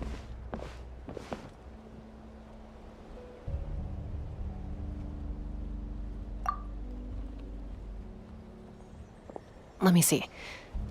Looks like a record of his phlogiston research. Log number 330. With the support of... I was finally able to launch the airborne workshop. Even though it relies on the relic for 80% of its power supply, I've at least taken the first step. Log number 348. Research on the relic is progressing well. I should be able to replicate the technology and scale up production very soon. Has proposed a name for this groundbreaking invention: the phlogiston wings. I think I'm getting close. Soon I will achieve my dreams. Log number 377. Encountered some issues with the new smaller model phlogiston wings. The gaseous phlogiston showed some volatility during the refinement process. Thinks we should proceed at a more cautious pace with the refinement experiments. But after so many past failures, I have to prove that I will succeed this time. Log number 114. Ran an experiment using cucosaurs to refine gaseous phlogiston. It was a success. Log number 117. I have started recruiting merchants and hunters to capture wild cucosaurs. Log number 121. Major breakthrough in the efficiency of phlogiston yield. Huh? So many parts have been crossed out! Yeah, probably the contact he alluded to in his other notebook. Guess he has a benefactor. Did anyone else notice how the numbering system in this notebook suddenly changed halfway through? We haven't got time for textual analysis, I'm afraid. Grab the notebook and let's press on.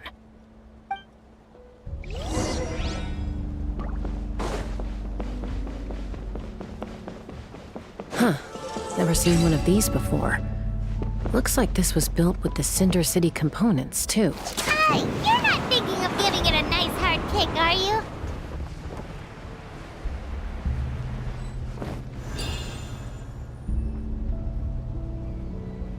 Let's fly!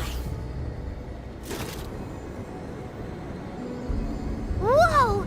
What's that mechanism doing? It's asking for a nice hard kick where it hurts. Aim for the weak spot.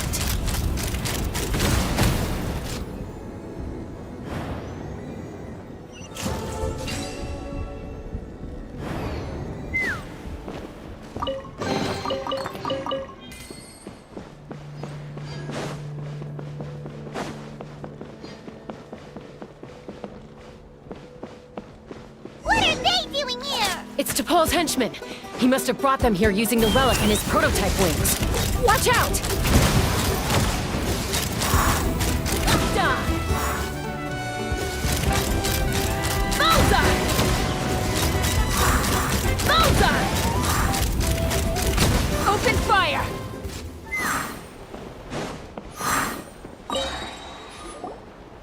Hey, look here! More of T'Pol's notes!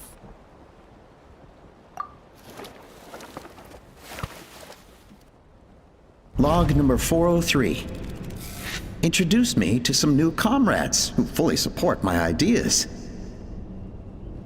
I told them that some Saurians are blessed with wings, and some people with natural gifts, while the less fortunate among us can only look on longingly as they seize the skies. But I also told them that progress can erase individual differences. Think of the tools humanity has made to fight back against wild beasts. The law we have put in place to even the playing field between the strong and the weak. I promised them that our research will be the new frontier of human progress. With our phlogiston wings, the power of flight will no longer be for a select few to enjoy. Imagine a world where the skies are for all to share. I only hope that when we finally achieve this goal, we'll be proud of me. Imagine a world where the skies are for all to share. Yes, what a wonderful world that would be. If only it were possible. We could respond faster, and so many tragedies could be prevented. But T'Pol, what about the Saurians you're draining dry of phlogiston? You're not sharing the sky, you're stealing it! Bad move. I won't let you get away with it.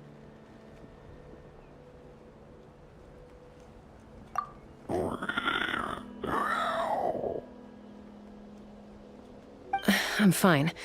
Let's keep moving. I don't think we'll find anything else here.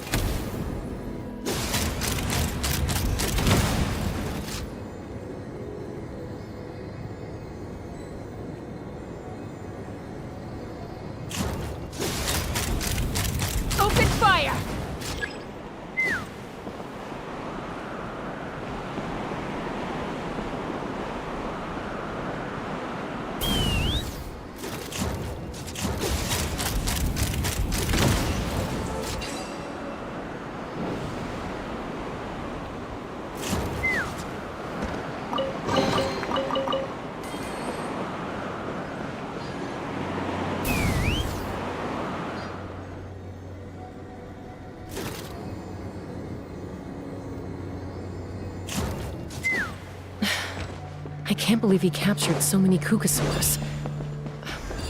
But right now, we have to focus on solving this problem at the source.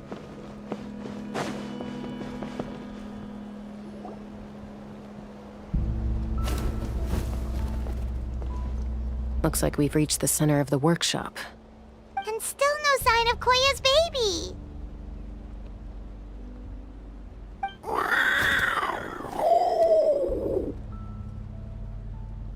Let's search this area for now. If we still can't find Chime, we'll double back.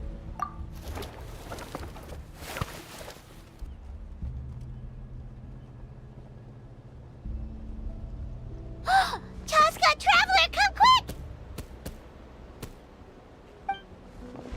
What is it? Did you find Chime? Not yet, but look! It's another one of T'Pol's notebooks! All right.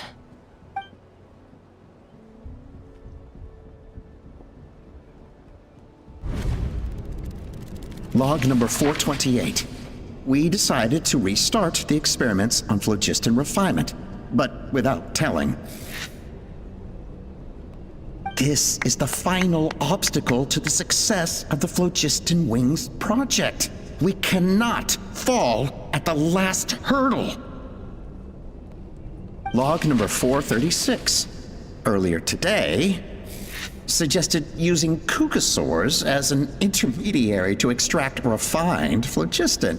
It's certainly feasible, but... Anyway, as long as our secret experiment succeeds, I'm sure won't bring it up again. Log number 443. We will conduct the experiment tomorrow. But birthday is coming up, so hopefully we'll have a birthday surprise for her. Log number 444. Huh? Why is this log empty? I guess whoever wrote down the log number was prevented from recording the results.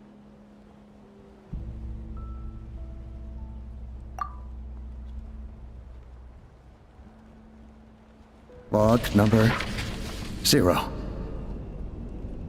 We lost many comrades in the accident. Among them are friends, lovers, and children. But we cannot stop now. We will keep their legacy alive and carry their dreams forward.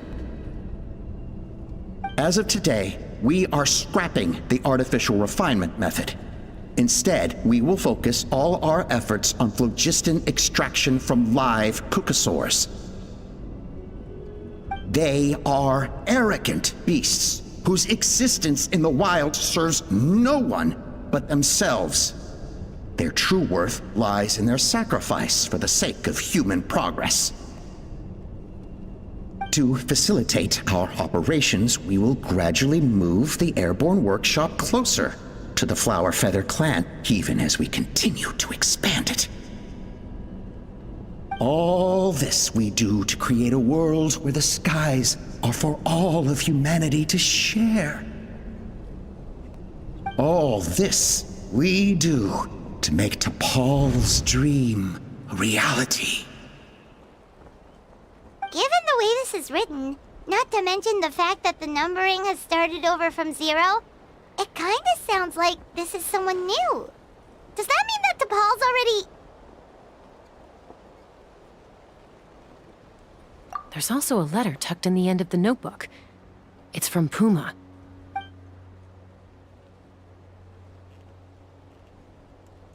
T'Pol, I don't know where you are right now, so I don't know how to reach you. My best bet is to send this letter to the Flower Feather clan. Your father is gravely ill. Oh, I know we've had our differences in the past, but he is still your father. Won't you come and visit him? Please. I know you never liked him and cared even less for me. All you ever yearned for is the sky. And your birth mother. But we'll still be waiting here for you if you do come back. This may be the last chance you'll get to see your father. So Puma's not T'Pol's real mom? Huh. Well, she did say he never called her mom, but I'm gonna assume she was just venting. We know that T'Pol's father passed away quite recently, and this letter looks recent. By contrast, the writing in this notebook is old and faded. It looks like the real reason T'Pol didn't attend his father's funeral is because he'd long since passed away himself.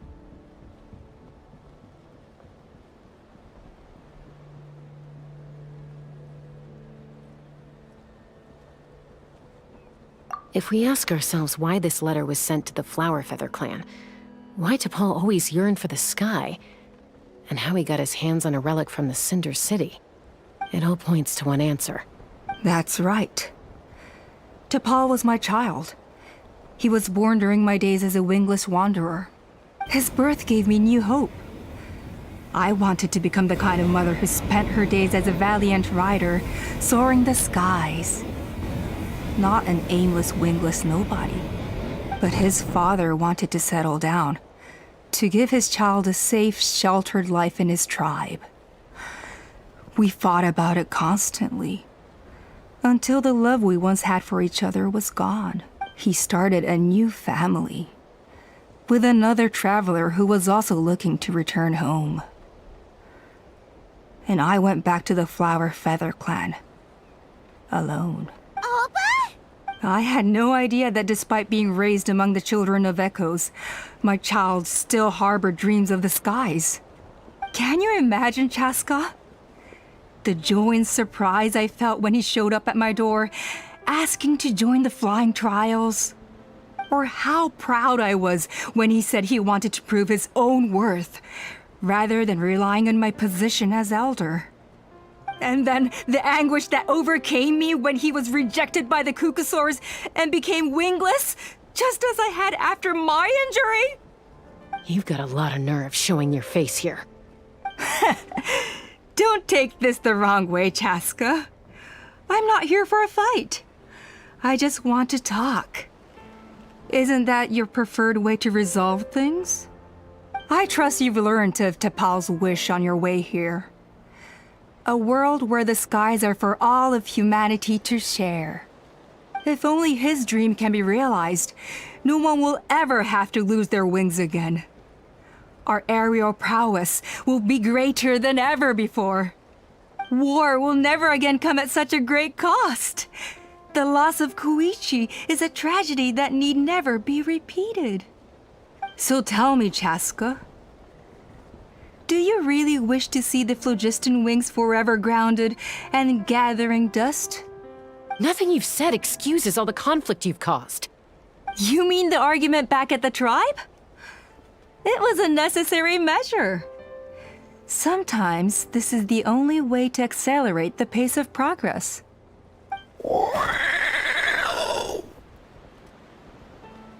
Is a mother harming her children when she coaxes them into swallowing a bitter pill?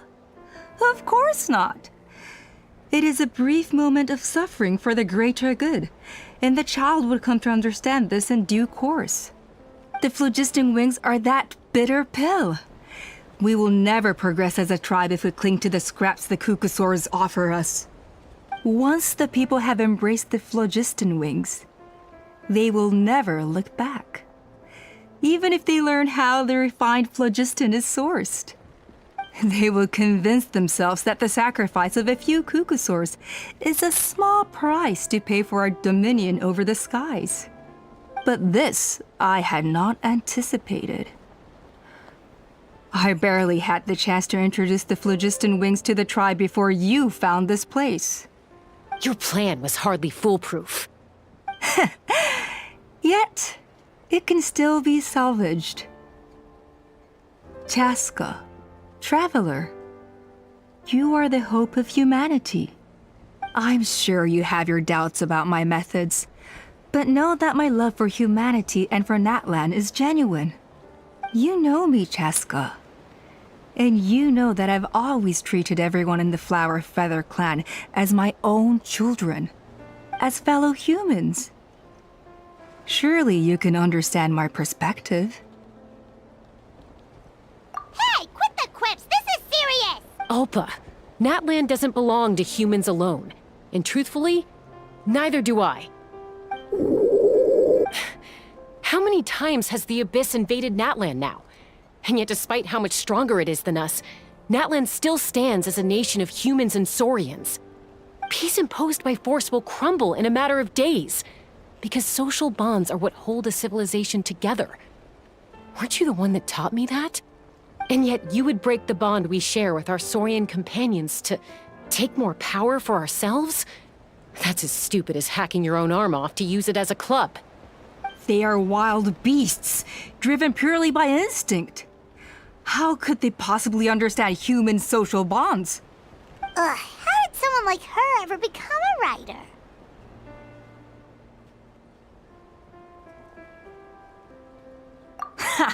You overestimate them. They bow to the strong and shun the weak. That's all there is to it. They never gave T'Pol a second glance when he was at his lowest, nor me when I returned injured from the Cinder City. It's all about survival of the fittest for them. Plain and simple. They obeyed me once I proved myself stronger than them, but the moment it serves them better, they'll abandon me in a heartbeat. You're wrong, Alpa.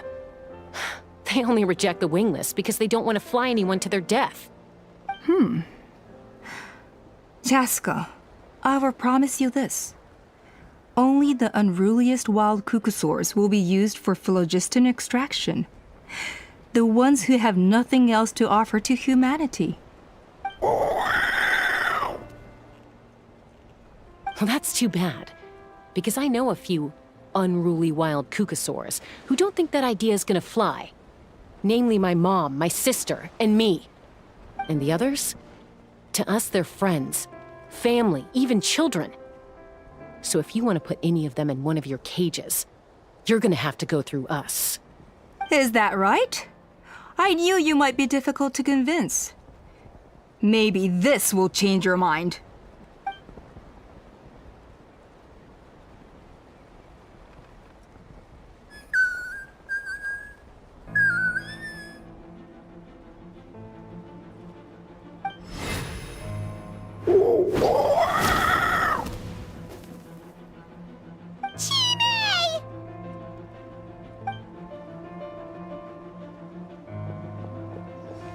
Alpa!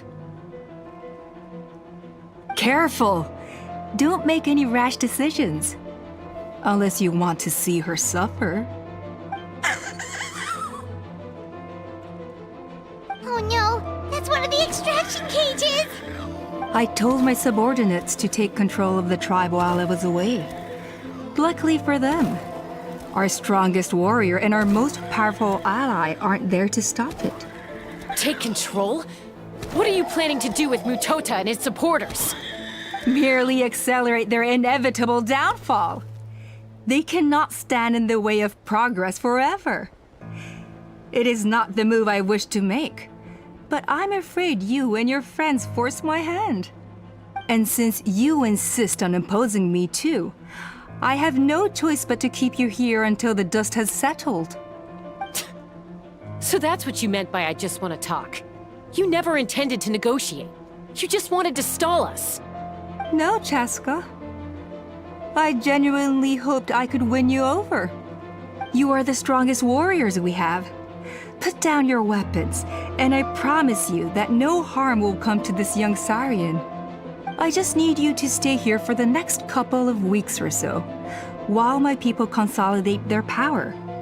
Then, I will give her back to you, and you'll be free to leave. As long as the majority supports our vision, even the 5.2 Archon cannot meddle in our internal affairs. Your vision is deranged, and the Flower Feather Clan will never support it. You sure about that? Then wait here and see. Time will tell. What do we do? Even if the whole tribe fights back, Mutota's in grave danger! Stop delaying the inevitable! Drop your weapons and get into the cages, now! She's still holding Chime hostage. Is there really no other way?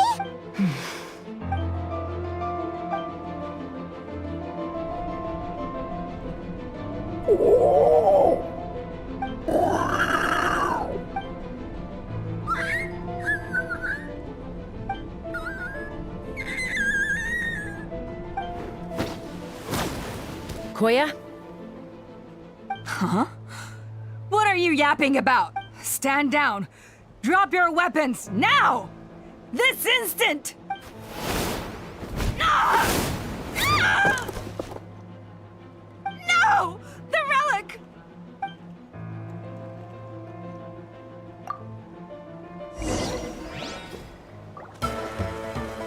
Fire in the hole! Locked on! Give up, Alpa. We're negotiating my way, and this ain't your strong suit. Hey! Something's up with this relic! Couldn't transcend.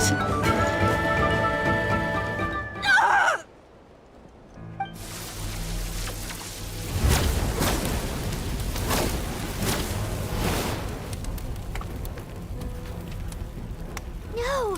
What is she doing? She'll bring us all down with her! But why? We stabilized the relic! Maybe it got damaged in the fight. If we don't think of something fast, this whole workshop is gonna fall apart. No. They're directly beneath us. My beloved tribe!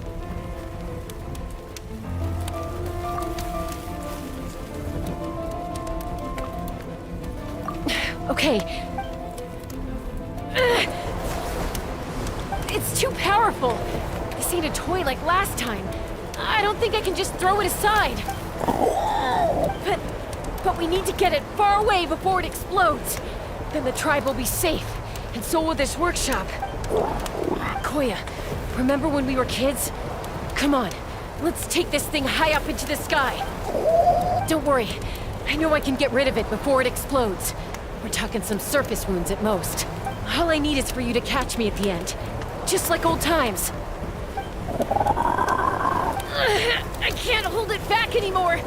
We have to go! Don't be insane! Alpa! What are you... You're a fool, Chasca! Why would you choose such a risky solution? We cannot entrust the safety of our tribe to this wild Saurian! I'm the fool! You really think you can stand a better chance than me? Sure, it may be asking too much for an ex-wingless to escape the blast radius in time, but I can fly it a safe distance away, even if it's the last thing I do.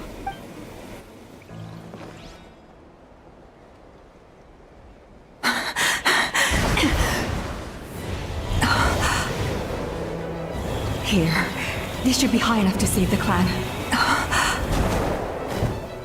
What? You don't get to die a hero today.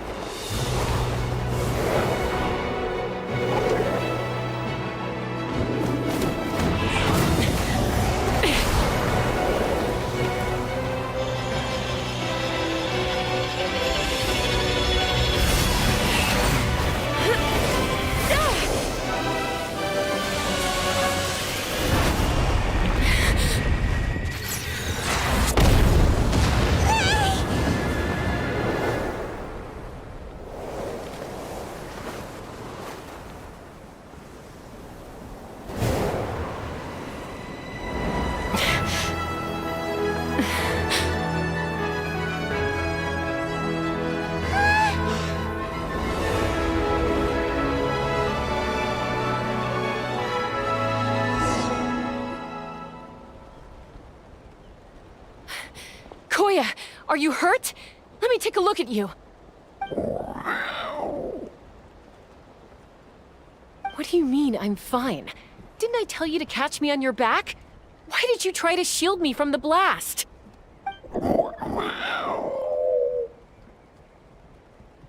Accident? Yeah, right. Seriously, you're as stubborn as ever. Chasca! Koya! How are things looking here?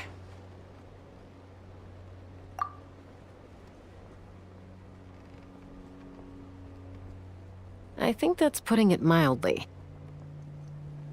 I owe you one. Again.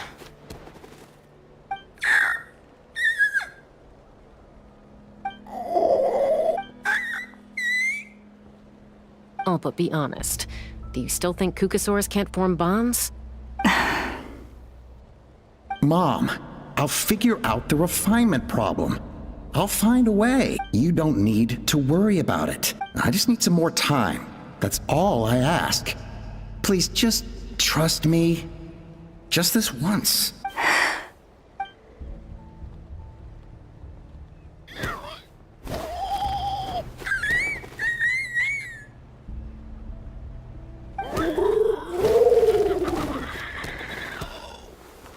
The Flower Feather Clan yield to the strong. And it's up to the winners to define what strength means.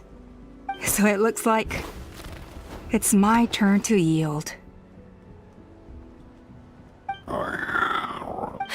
Koya! Koya!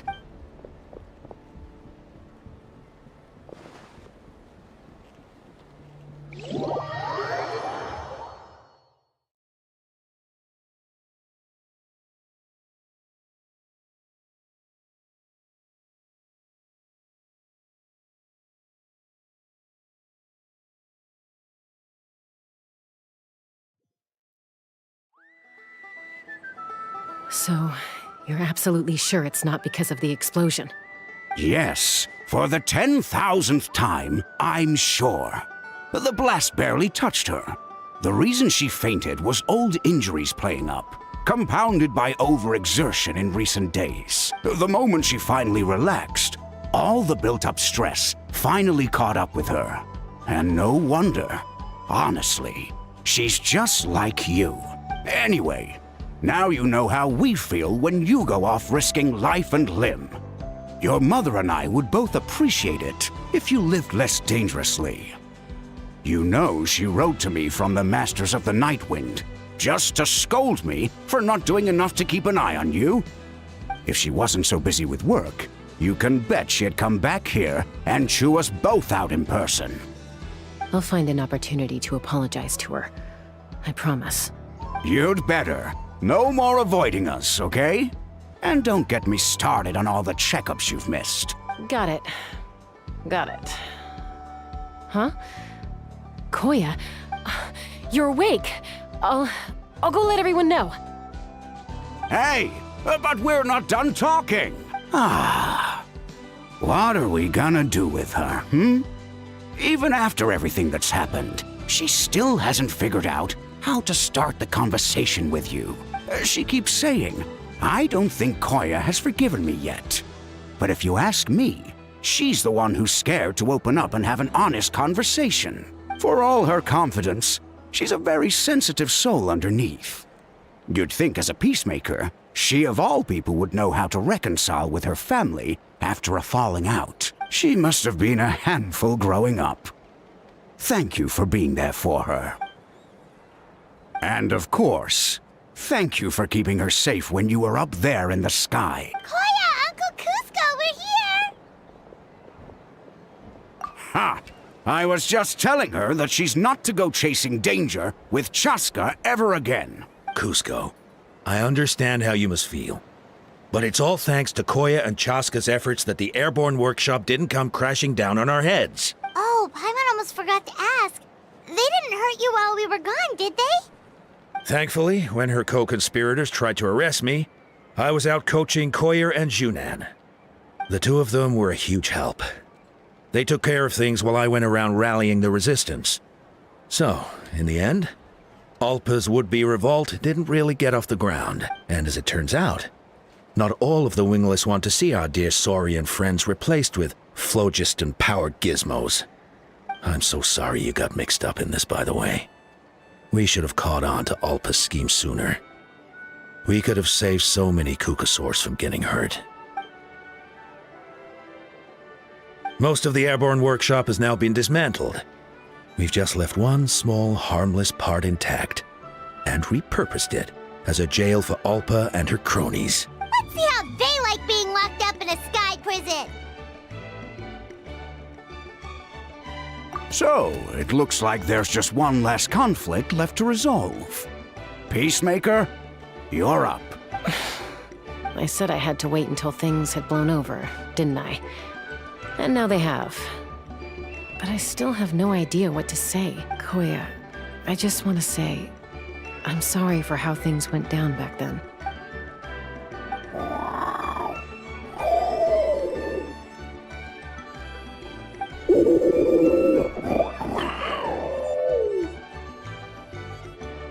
Huh? Does this mean you're not mad at me anymore? There's that family likeness coming through again. But that day, when we ran into each other...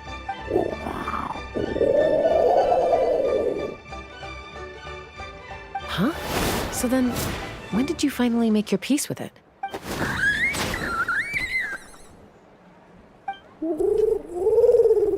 Oh, it's Chime and Chimpu! They're here too!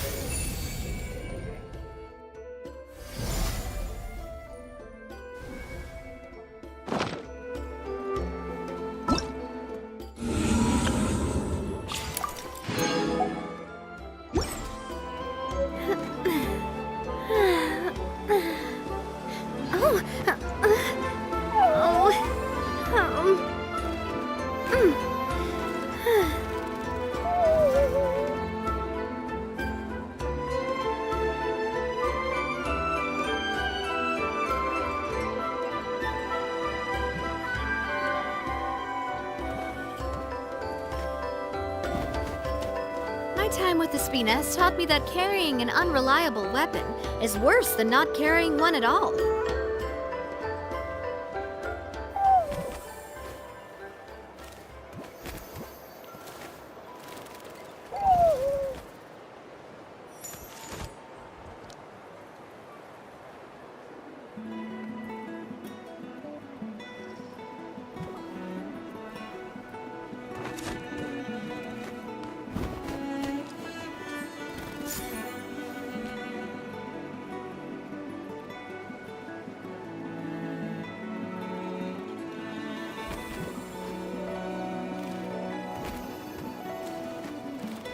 I do love Spina di Rosula's logo.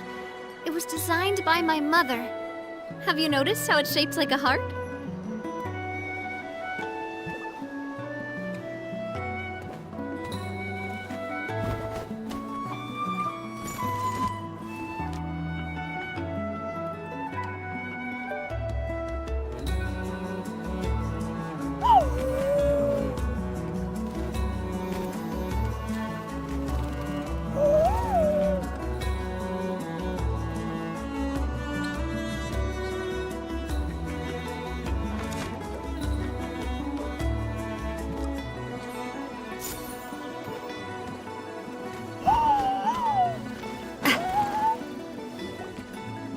Wonder if we're allowed in here. Oh, the door opened all by itself. Taking that as a yes. Aw, the Tommy store from earlier. It's really here. Then let's go introduce ourselves.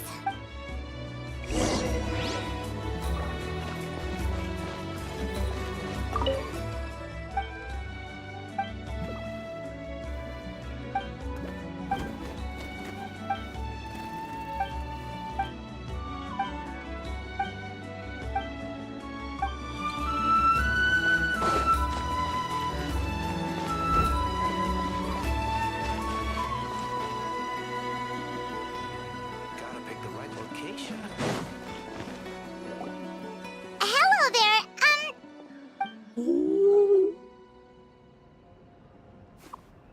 Okay. Probably doesn't understand what we're saying. Doesn't look like any cogs are turning in there.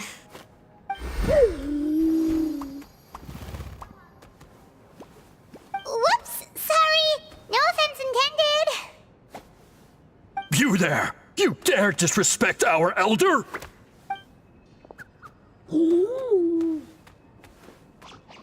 Oh, you mean... Oh, I see. Sorry, my mistake. Apparently you are here by invitation.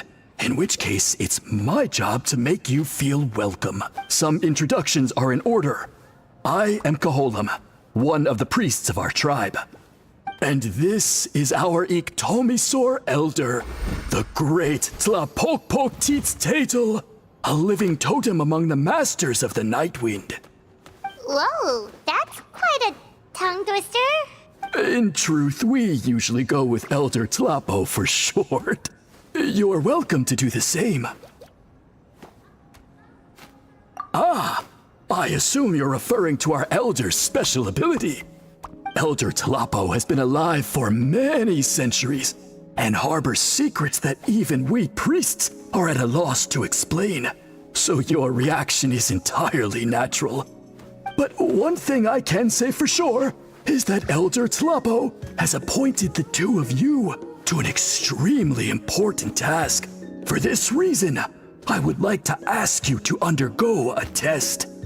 What sort of task? And what kind of test? If it's all right with you, I'll take you to see our chief. He's in a much better position to answer your questions.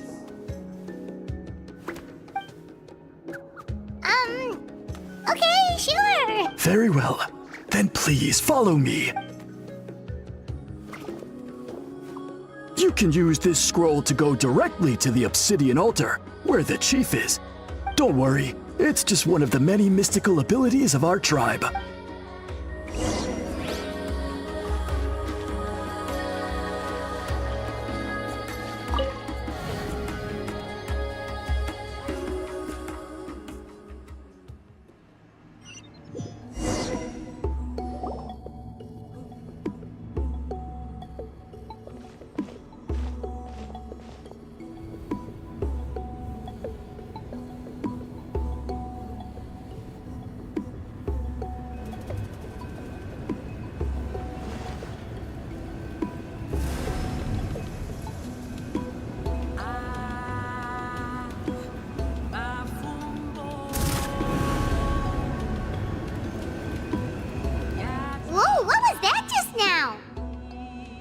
One of the routine duties of a priest. We attempt to contact the spirits of our ancestors to seek epiphanies and revelations. The chief is just over there. Please wait here while I have a word with him. I'll just be a moment. Well, the Masters of the Night Wind are definitely living up to their reputation as the mysterious ones.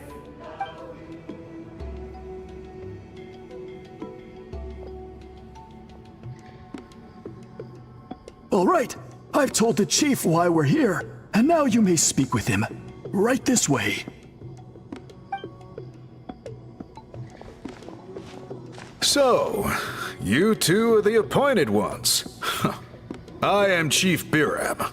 Welcome, and thank you for your patience. So tall. Unusually so. Yes, I am aware, but I assure you, it's no cause for alarm. Oh, no, of course not. Sorry, Paimon just reacted without thinking. Ah, yes. Kaholam told me about that.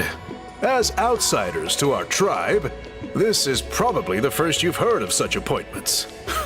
I'm sure the whole thing seems very confusing. Throughout our history, only members of the Masters of the Night Wind have been appointed to undertake these tasks. This is the first time an outsider has ever been chosen. Really? Allow me to explain. Our tribe has an old tradition of recording history in the form of woven scrolls.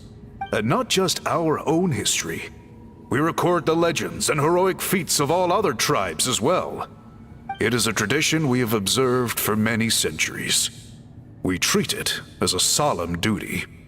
However, when a major event occurs that affects all of Natlan, we record it on a different kind of scroll, used for this exact purpose. And these scrolls can only be woven by someone of the Iktomisor Elder's choosing. When the Iktomisor Elder senses a major change in the ley lines, it will issue a formal declaration to appoint a creator for this scroll.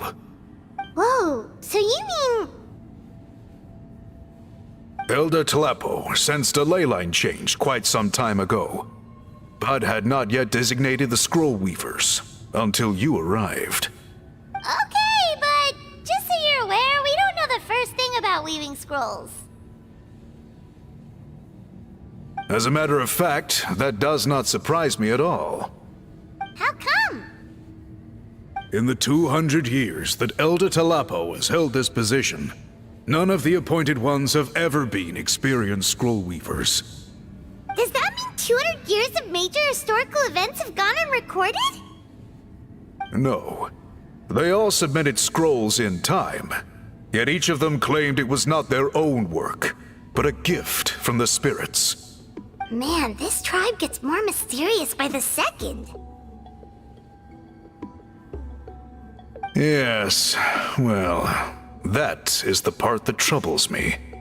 The notion that we have to rely on esoteric things like gifts from the spirits to record historical events of such great importance. It is unsettling. Huh. That's pretty surprising to hear, coming from the chief of this tribe. I can imagine. You probably see the Masters of the Night Wind as a people shrouded in mystery, who pride ourselves on our arcane practices. But I am something of an exception. I may be the chief, but when it comes to our traditions, I'm in fact a proponent of change and reform. I have dedicated my energies to deciphering the many mysteries of our tribe. In doing so, I hope to establish clearer rules that will help sustain our traditions in the future. Wow, that sounds great! So have you figured out the mystery of the gift from the spirits? Sadly not.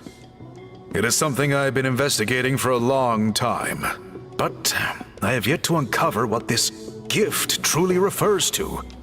Only a small handful of events over the years have been recorded on these special scrolls, with decades between each one. And by the time the next scroll weaver is appointed, my time as chief will be long gone. I will not be in a position to investigate as thoroughly. So... While I haven't gotten to the bottom of the matter, I have made some progress. But the only way I can develop my theories further is with the cooperation of the appointed ones. Precisely. It's nothing to be worried about. Simply a means of validating my current hypothesis. It shouldn't take you long, nor will it put you in any danger.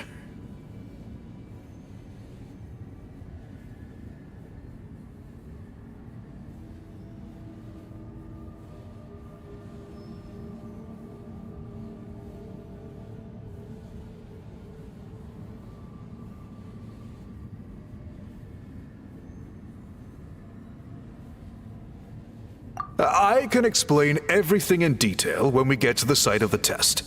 But first, please wait a moment while I change out of the soul-shielding cloak.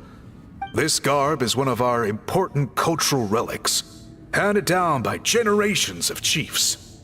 It is only to be worn when conducting certain ceremonies. Oh!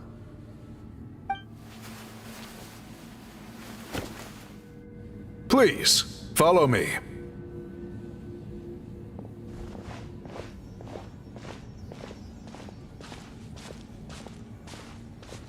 Do you see this scroll? If you touch it, you will enter a hidden space.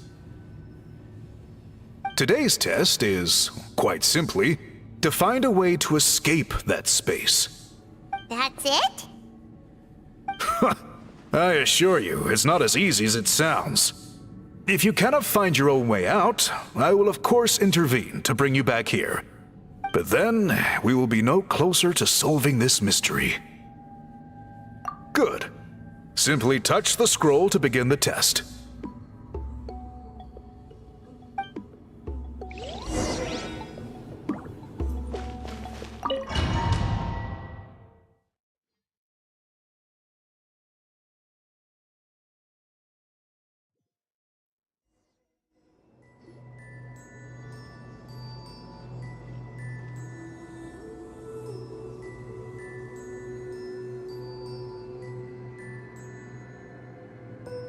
Whoa, we really did get teleported.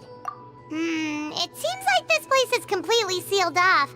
Doesn't look like there's an exit anywhere. Let's take a look around and see what we can find.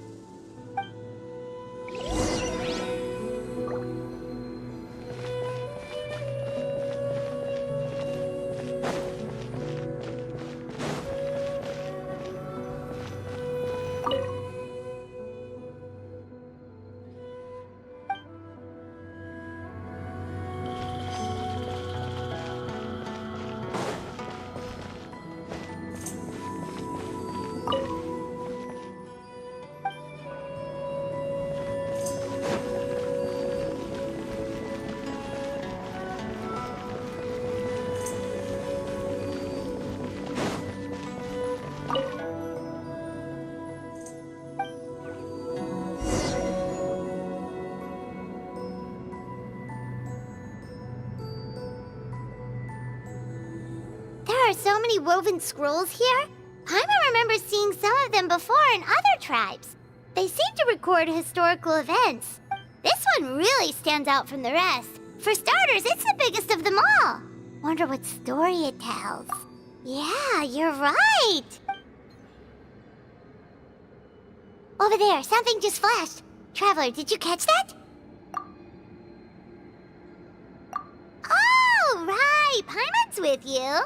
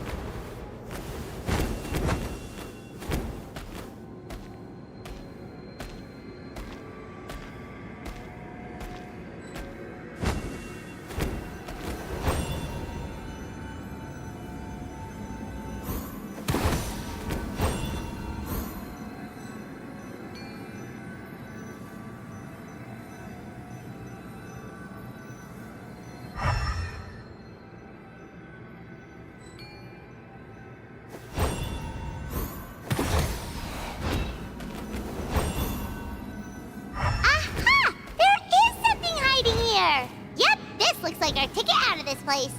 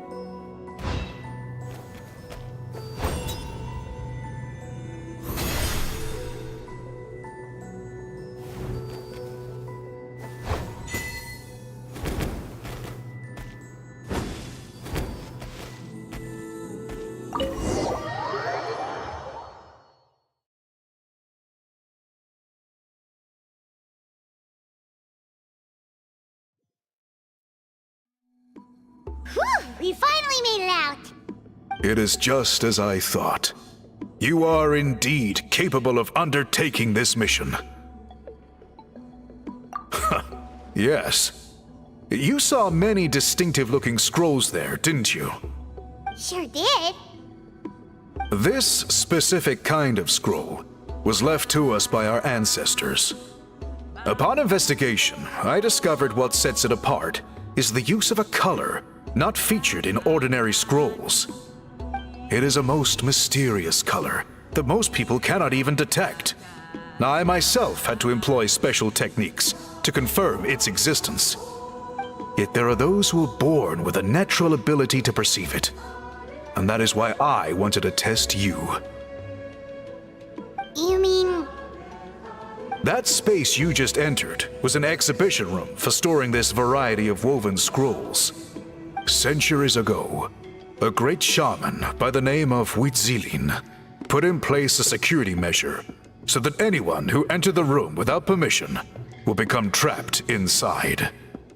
It exists to this day, and although I have not managed to decipher how it works, I have at least found out how to turn it on and off. Once someone is trapped inside, it is all but impossible for them to escape without outside help, unless they share the great shaman's ability to perceive that strange color.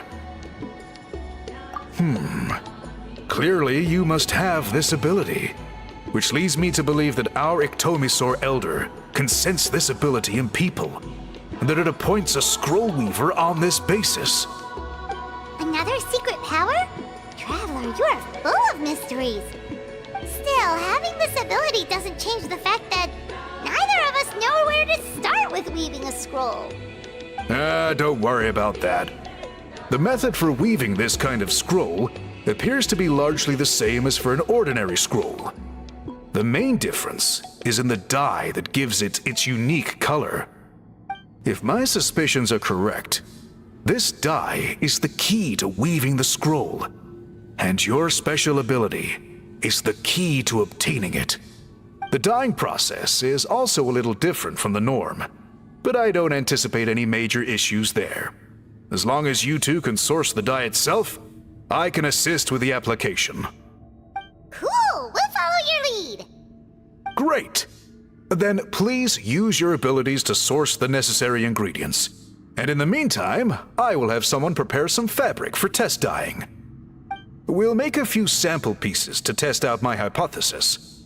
And if that goes well, we can begin the scroll in earnest. If you agree to help, you can expect to be handsomely rewarded once this is all over. So, what are your thoughts? Agreed, especially if there's a reward in it. What is the reward, by the way? Is it food? Paimon hopes it's food. Given the stakes involved for our tribe, I was thinking a substantial sum of mora would be appropriate. Surely that would be preferable to just a free meal. Mora works too. Anyway, how do we go about finding these ingredients? Are we supposed to just keep walking around Natlan until we stumble across them? Thankfully not. I've already identified a location where I suspect they may be found. And I've arranged for someone to guide you there. Your guide is waiting just outside. You can set off at your leisure.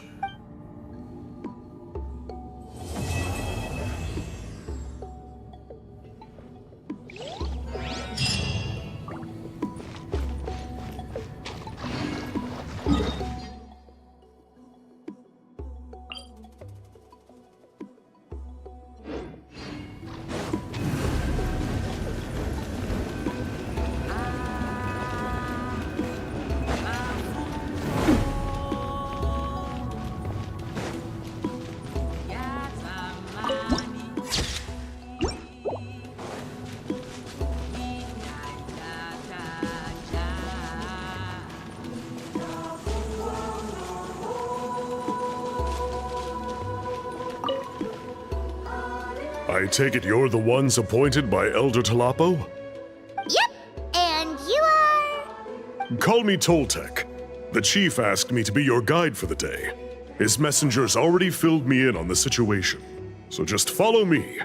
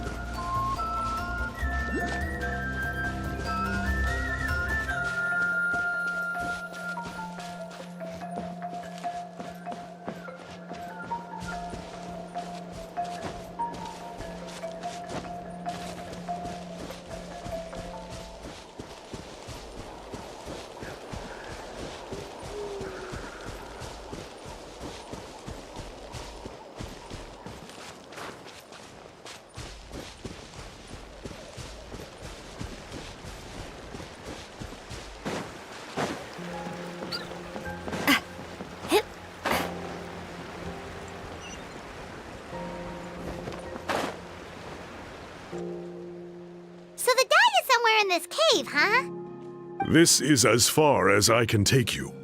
Only the appointed ones may proceed from here. Why's that? Kind of a long story. Apparently, there's a certain fruit that grows in this cave, the juice of which can be processed to make an excellent dye. Many years ago, our ancestors set out to make a series of ambitious works of graffiti art. They selected this cave to make them in, presumably due to the availability of the dye.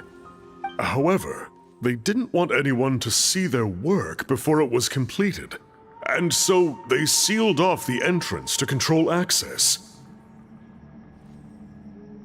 To bypass the seal, you have to have mastered the art of color perception, or something like that.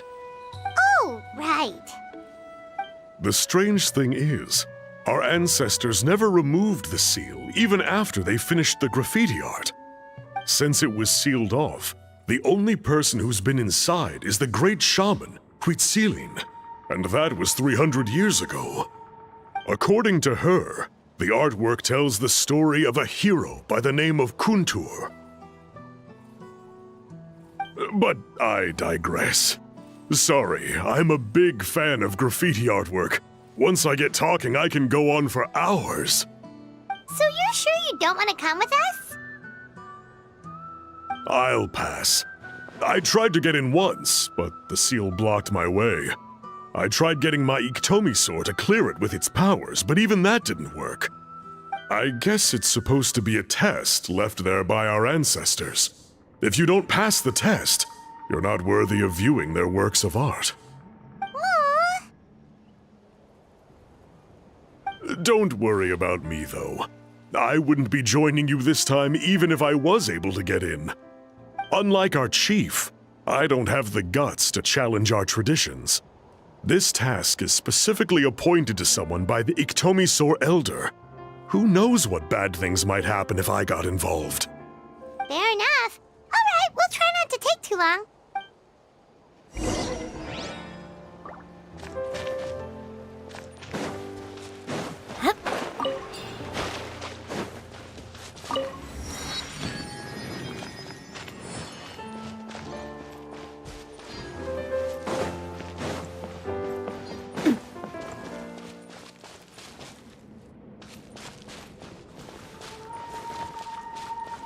Umbrella warfare, I guess. Umbrella warfare, I guess.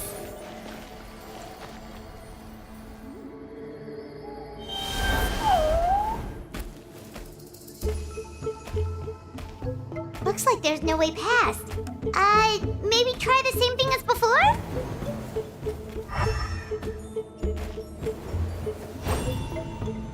Hey, it worked! Let's head in and take a look.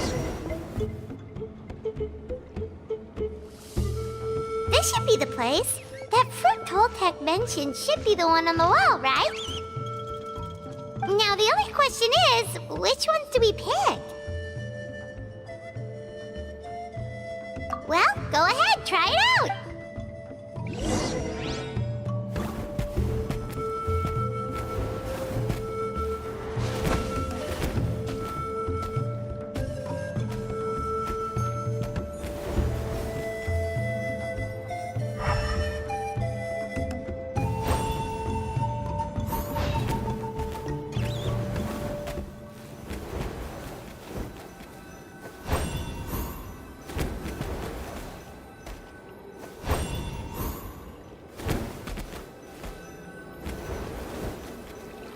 You saw something, right? Whatever it was, grab it!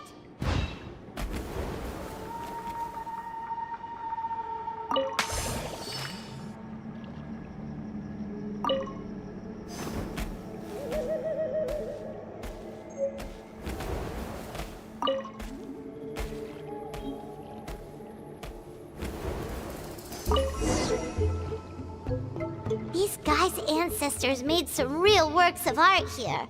But based on what we've seen so far, it seems like there should be more to the story. Do you think maybe there's more artwork further inside? Seems kinda strange. Oh, no need. Paimon was just thinking aloud. Toltec's waiting for us, and we have a job to do. So maybe it's best if we head out now. Let's head back and meet up with Toltec.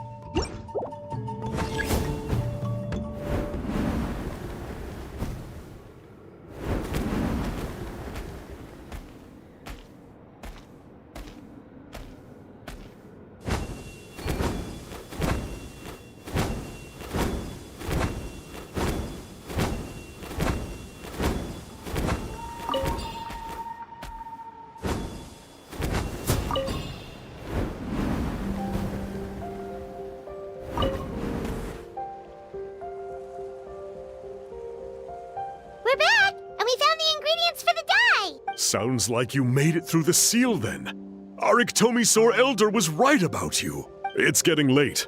Follow me. I'll take us back.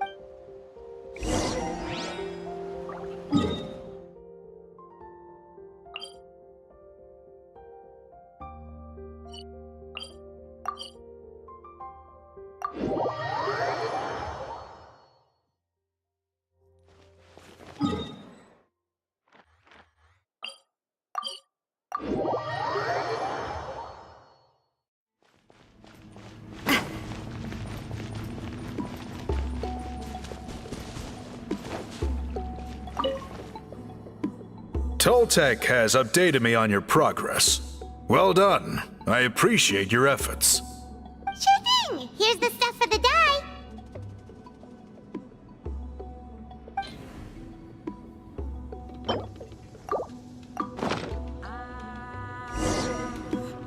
I see. Yes. This is certainly a very different substance from typical dyes. Okay, now let's try our hand at making some samples. The fabric is ready for testing. Got it! Please come with me.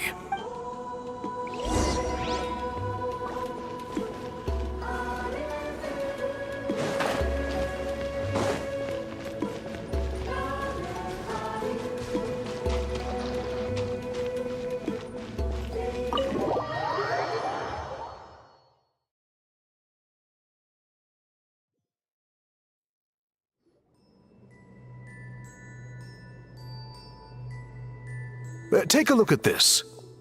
It's a woven scroll made by one of our ancestors. This is the kind of thing we're trying to make. Ooh! The person depicted is the legendary shaman, Huitzilin. She lived 200 years ago and was once appointed by the Iktomisaur Elder, like yourselves. She was especially skilled in the art of color manipulation, and of course completed her task with flying colors. This scroll is a record of her deeds, and was most likely the work of her own hand. The quality is simply breathtaking, even compared to other scrolls of this variety. Sadly, since she passed away, all of our Iktomisaur Elder's subsequent appointees have had to rely on the gift from the spirits to complete their work. That's a good way of putting it. My only quibble with your phrasing would be, it's not just me, but us. Now Paimon's getting excited.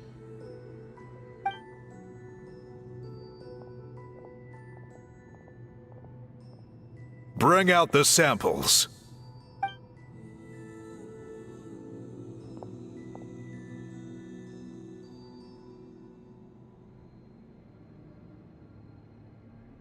Now, as I mentioned, the dyeing process is a little complicated, but I am confident you will manage.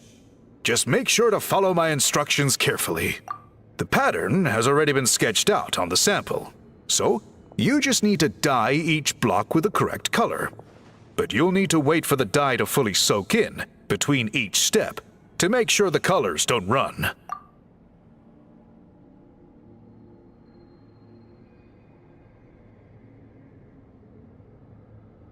Ha ha ha! Good! The dye has taken to the fabric, and the pattern is crisp and clear. Next, apply all the remaining dye, and we should see that elusive signature color emerge. Okay, final step.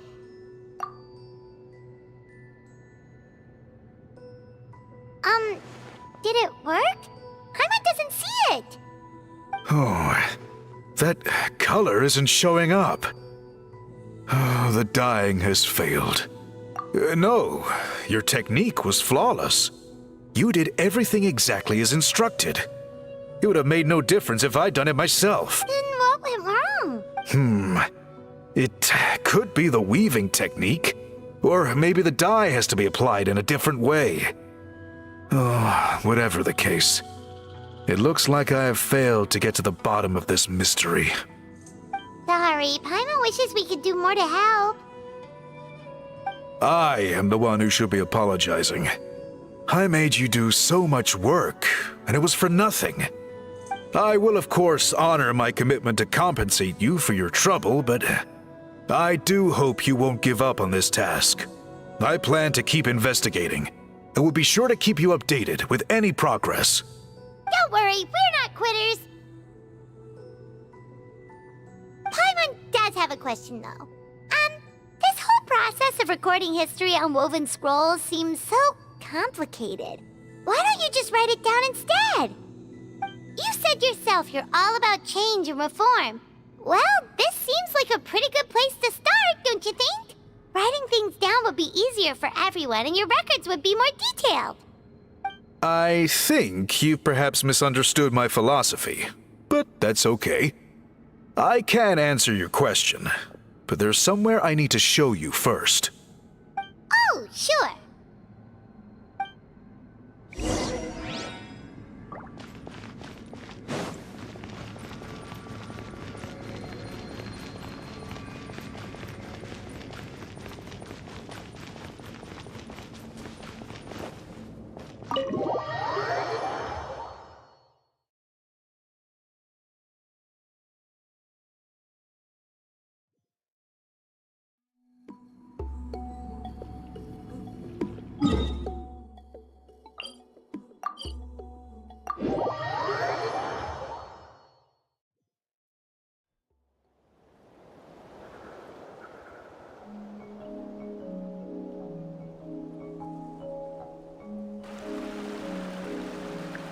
Cool.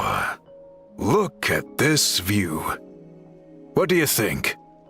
It's gorgeous! Now, try looking a little further. Whoa, that graffiti! In all the years since the founding of our tribe, those colors have been with us every step of the way. It is true that I seek to bring new life to this ancient tribe through change and reform, but I also understand there are certain foundational things that we cannot afford to throw away. The foremost of these is the way we record our history. Oh, that makes sense. Since the very beginnings, our tribe has always sought to bring color to history. And I have a deep sense that this is one part of our heritage that we should not give up. So, whatever it takes, I must find a way for us to continue producing our traditional woven scrolls. You're completely right. I'm sorry for what she said earlier. It was out of line. It's quite all right. I'm just grateful you're able to understand where I'm coming from.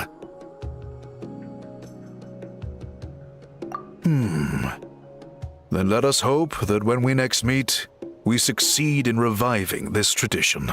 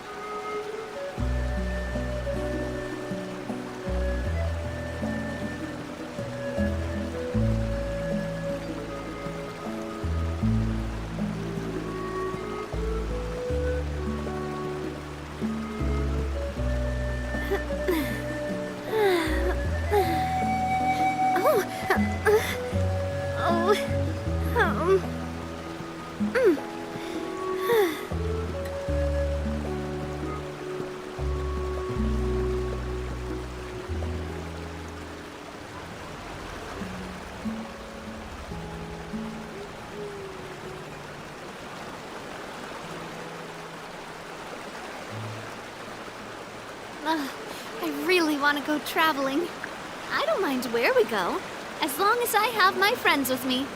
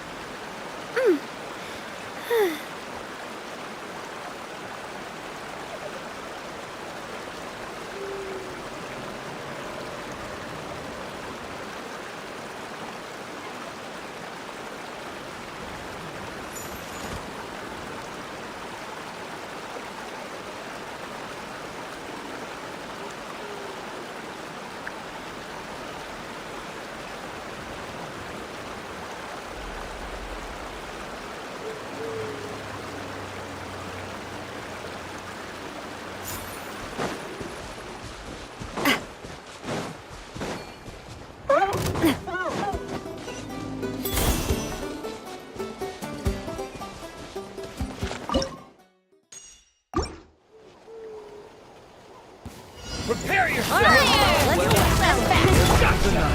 Solidify! fellow warfare, I guess! Hiya! Quick! I guess I'm going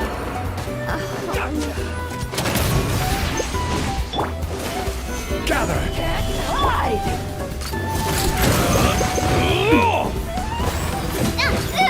This one's got your name on it! Stabilize! Feel This a was little new.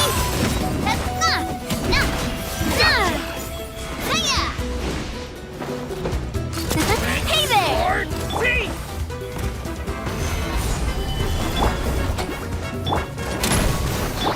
Umbrella warfare, I guess!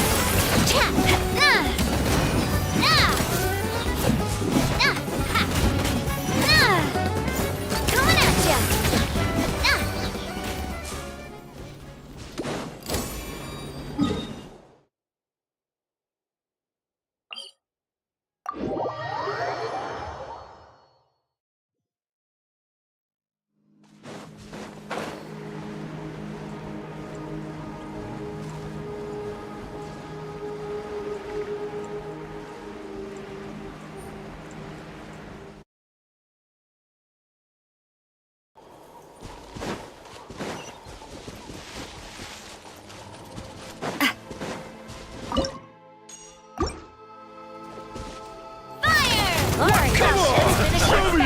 Gather!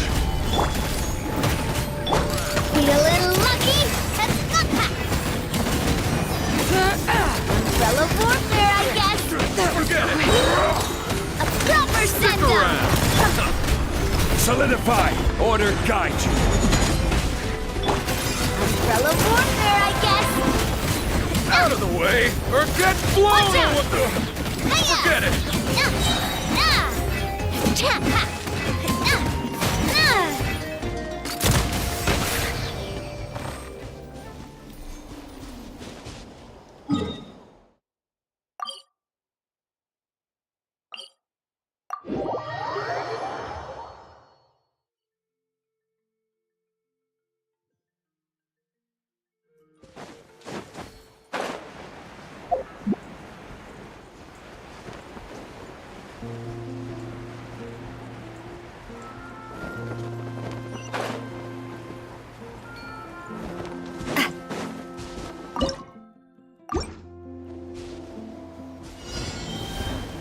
Let's have some proper send-off from the Spina with love. Gather! Umbrella warfare, I guess. This one's got your name on it.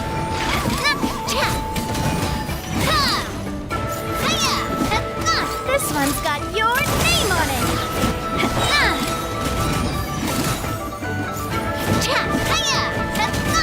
Coming at ya.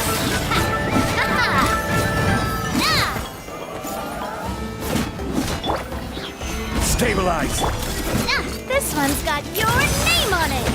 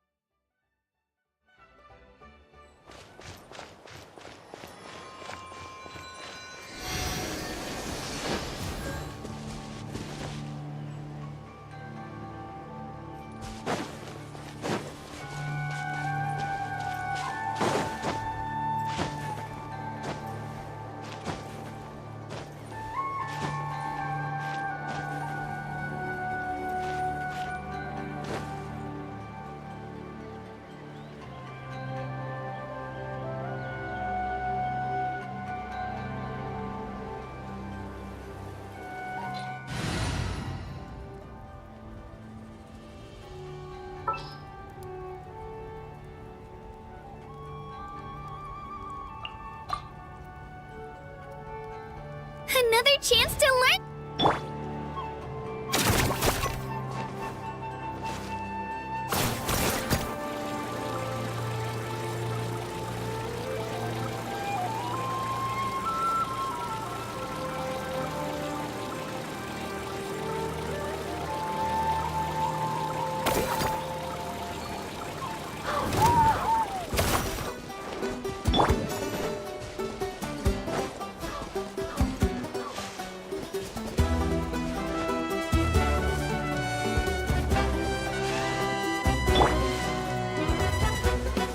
Crumble!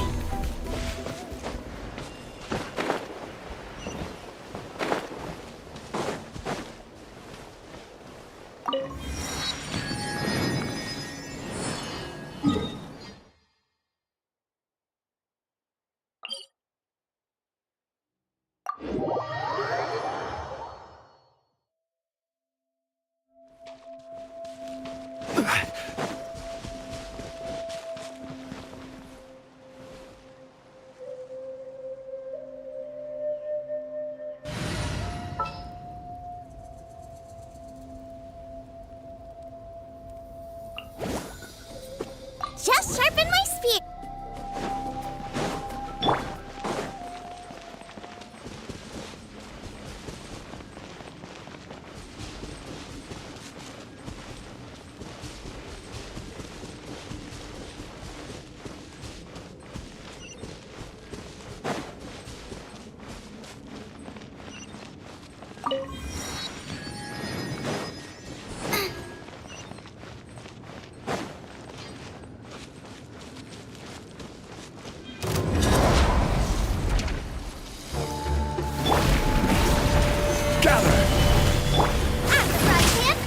Stop right there! Iron!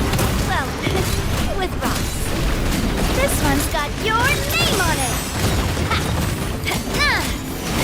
Feeling lucky? Hey there!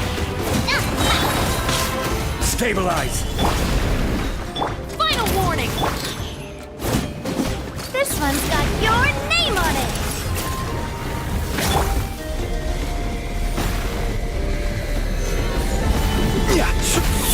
Nice and spicy. Drop your weapons! Coming at ya.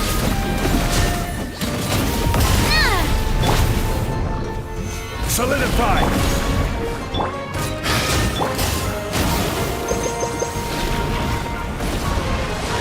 This one's got your name on it. A proper send-off from the scene of... Gather! Axe right hip. Umbrella warfare, I guess. Coming at ya.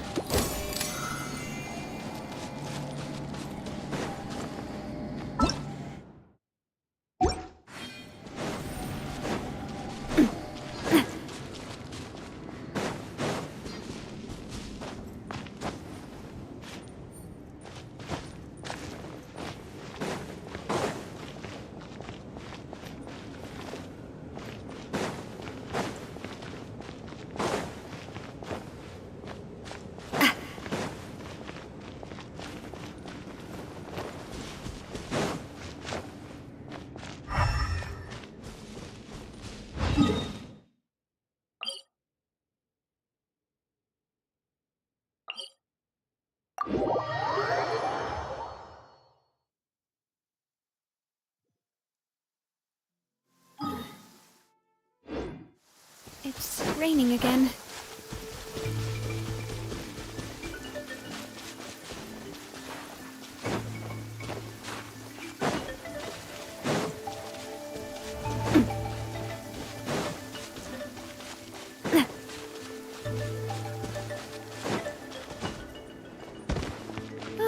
Finally, the rain has stopped.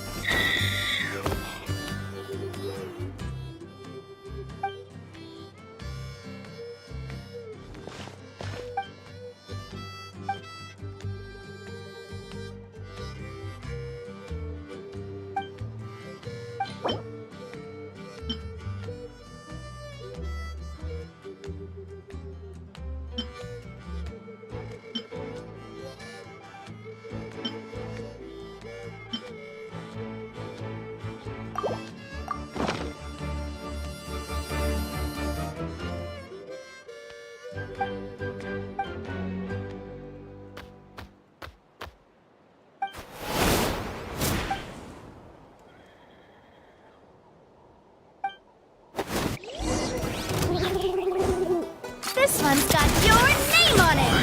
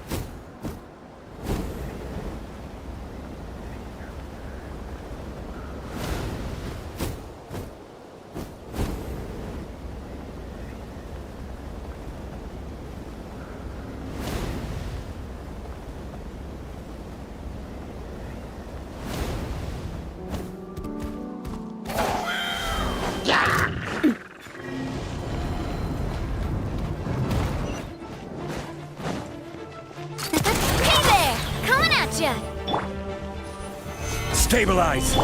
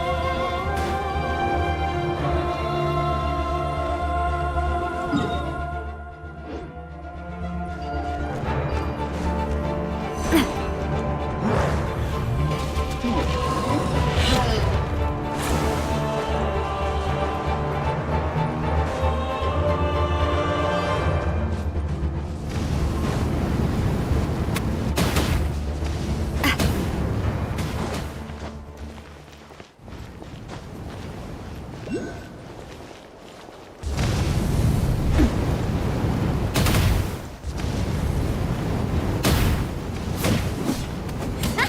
at ya!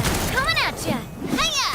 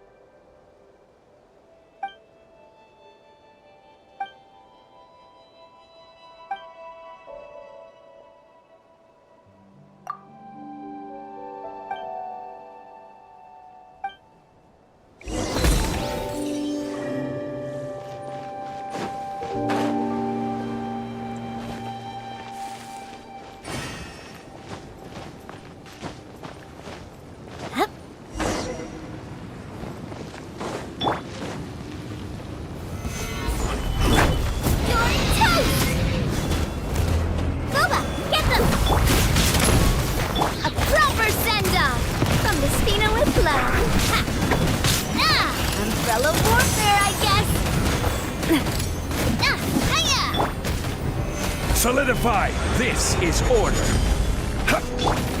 Hands where I can see them! Stop right there! Nice and spicy. Umbrella warfare, I guess. Hiya! A proper send-off! From the... Stabilize!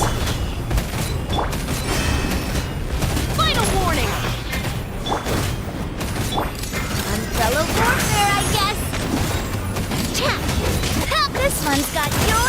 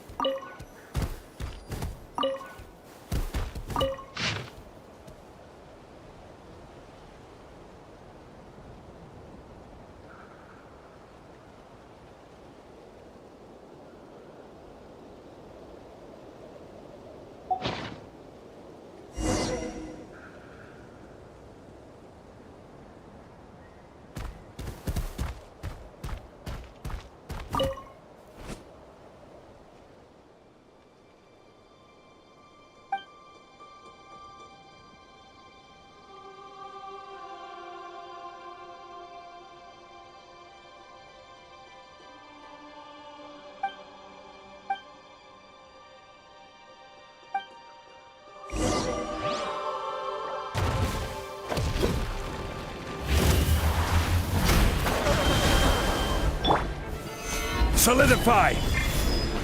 Booba, get them! Feeling lucky?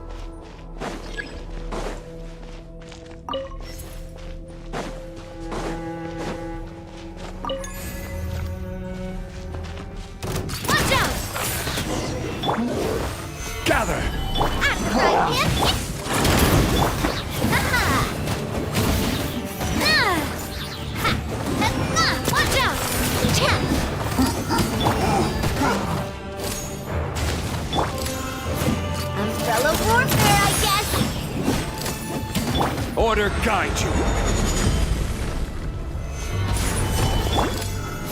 Hiya! Feeling lucky? This one's got your name on it!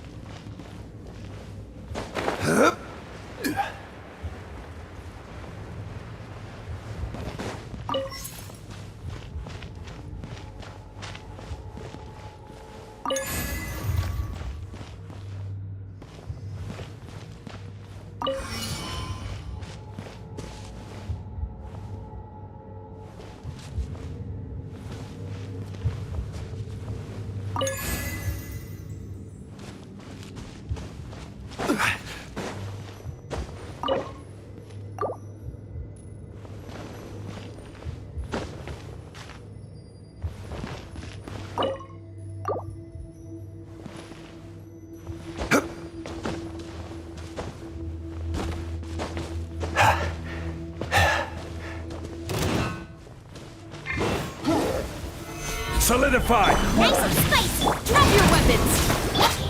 Cha! Watch out! Fire! Well, with rocks. Haha! This one's got your name on it!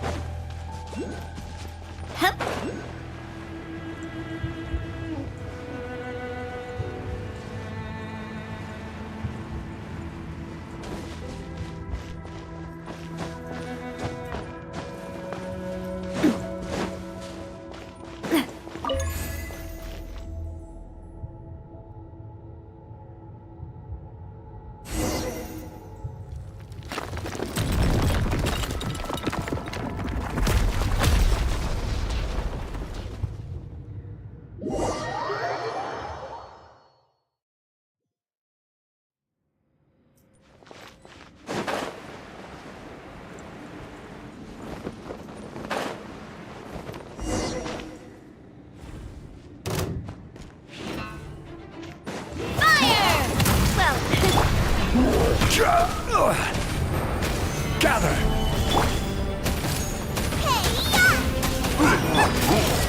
This one's got your name on it! Ha! Hiya! Ha-ha! You asked for it! Now this one's got your name on it!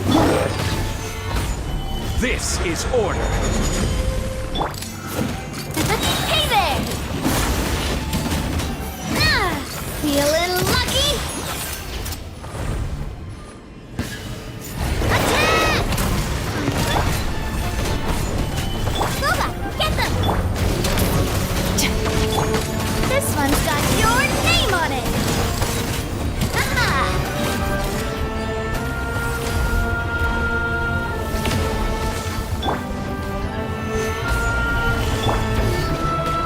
Final warning! Coming at ya! Hiya!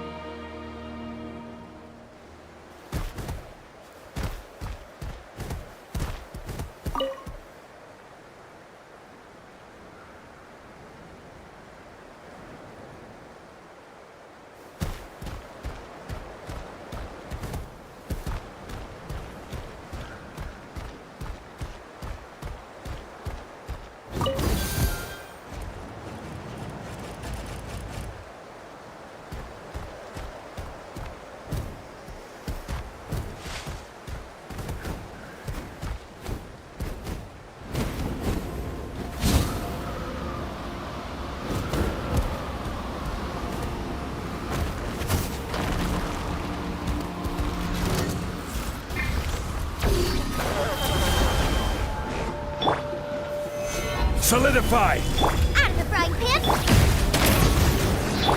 Umbrella warfare, I guess!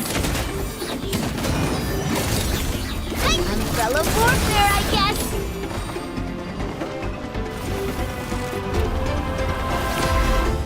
Watch out! Gather! Boba, get them! Drop your weapons! Feeling lucky? Ha! Ha! Hup!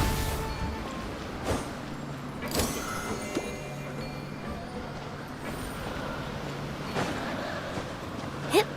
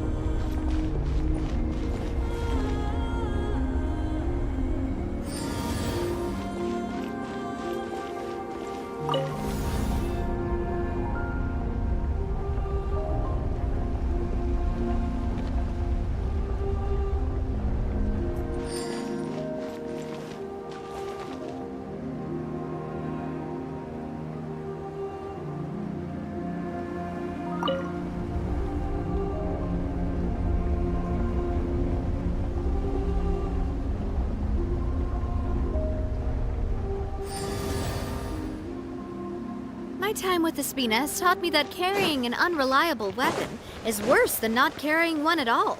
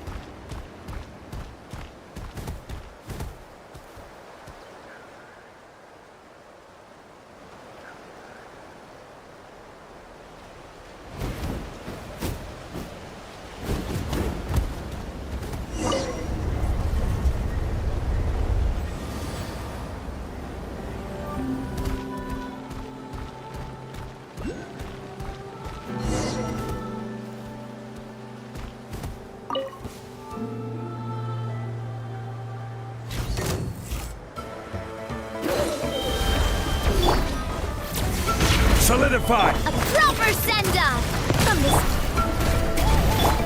Final warning! Justice will prevail!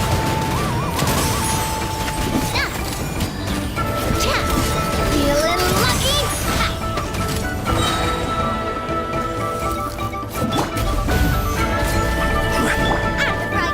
Drop your weapons!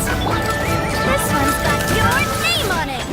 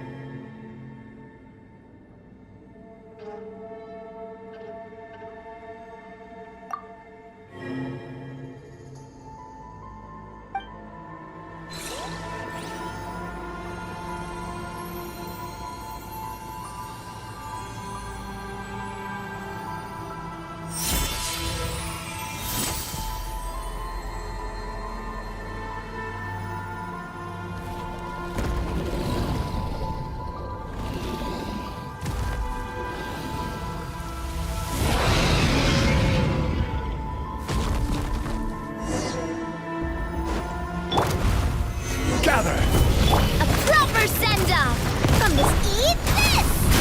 Lola, get them! Stop right there! You asked for it! Feeling lucky? Cha! Hiya! This one's got your name on it! Fire! Well, I will have order. at the frying pan. Feeling lucky? Hiya! Umbrella warfare, I guess.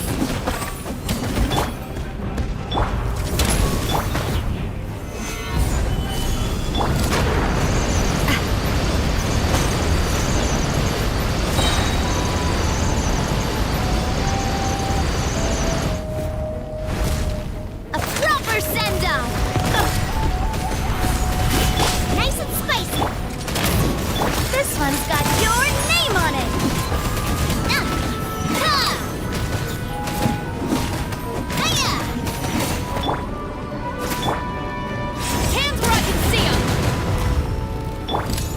Umbrella warfare, I guess.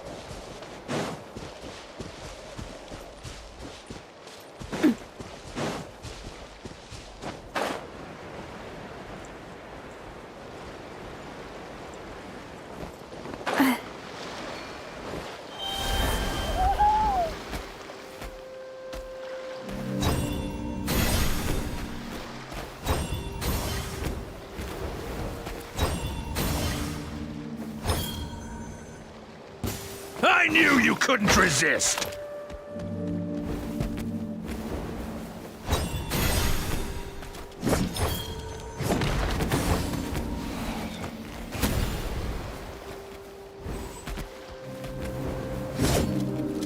That was quick. The night wind blows!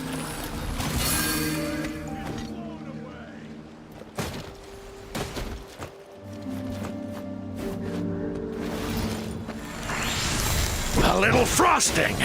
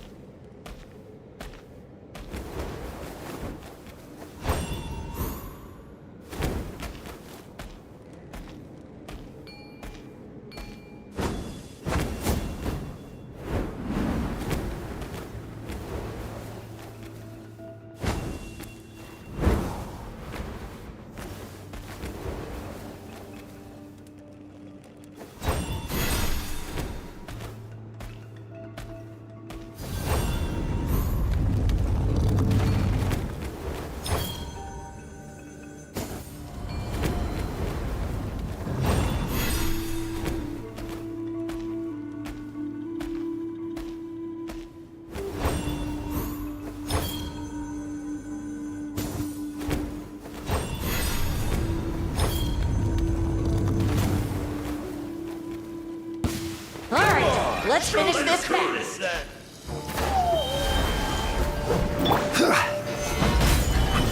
Out of the frying pan, it's... This one's got your name on it! And this one's got your name on it!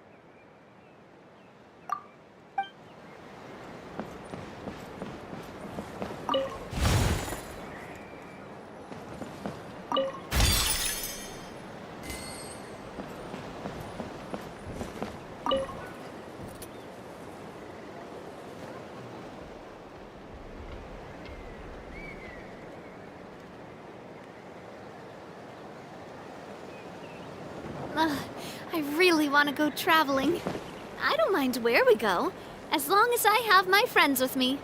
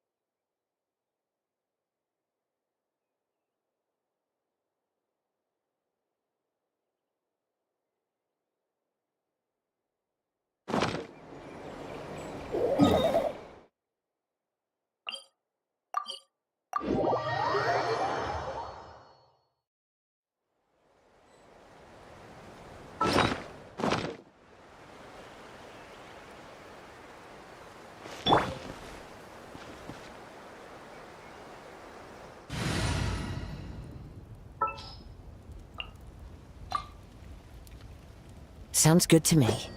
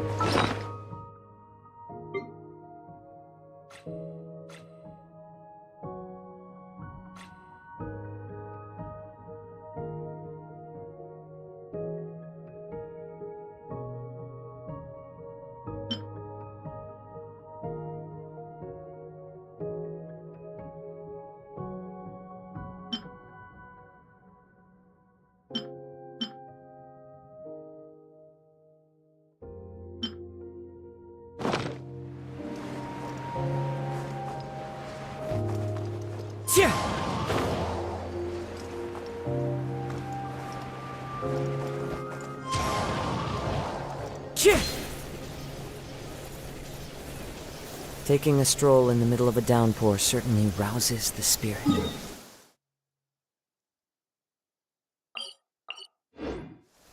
But it's best to dry your clothes as soon as possible after the rain stops.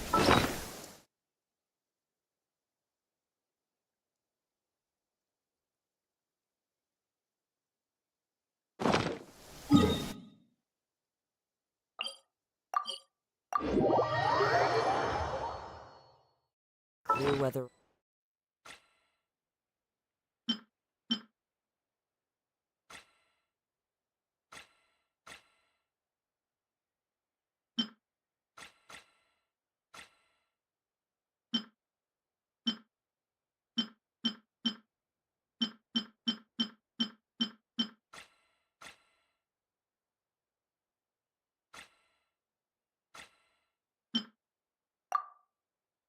All around brightens the heart.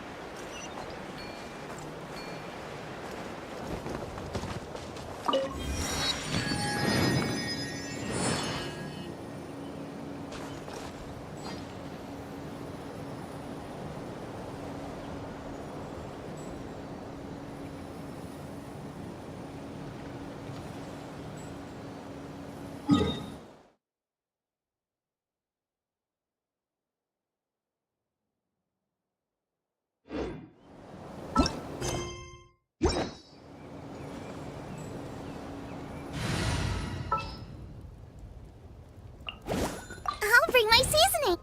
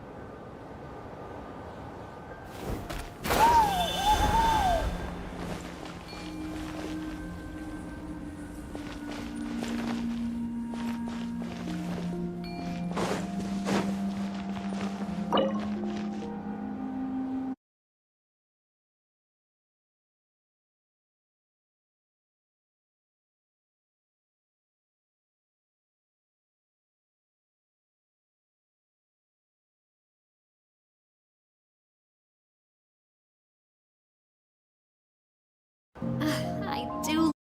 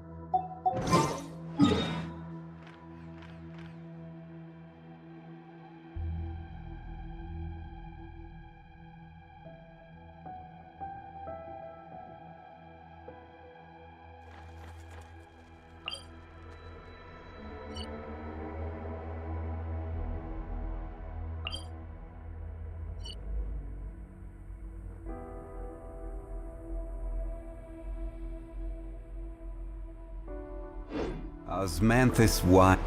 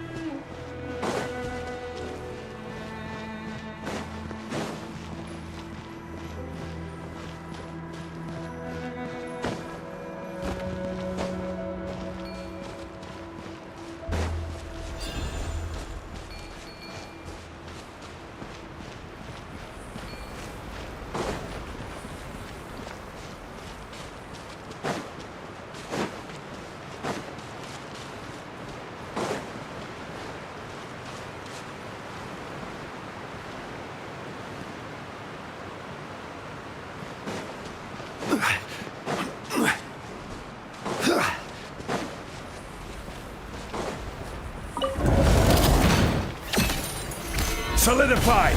Umbrella warfare, I guess. Umbrella warfare, I guess. Loba, get them! Stabilize! Umbrella warfare, I guess.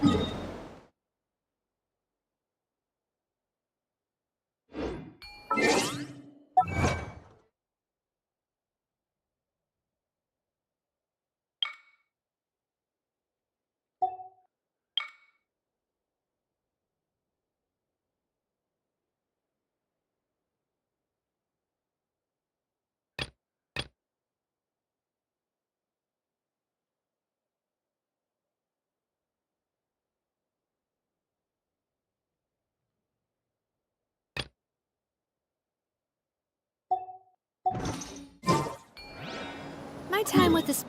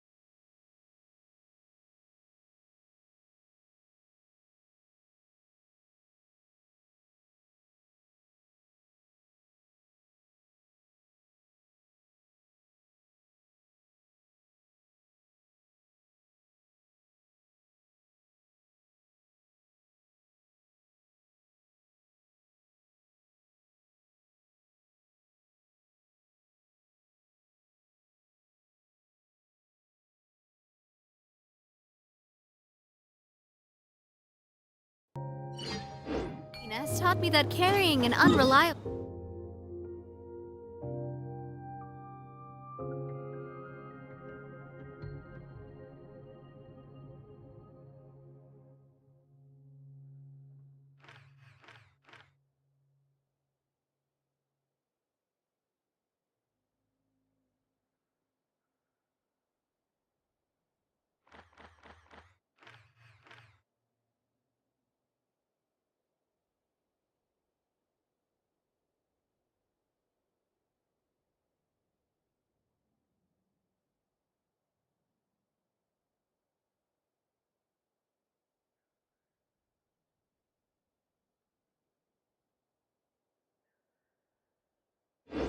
weapon is worse than not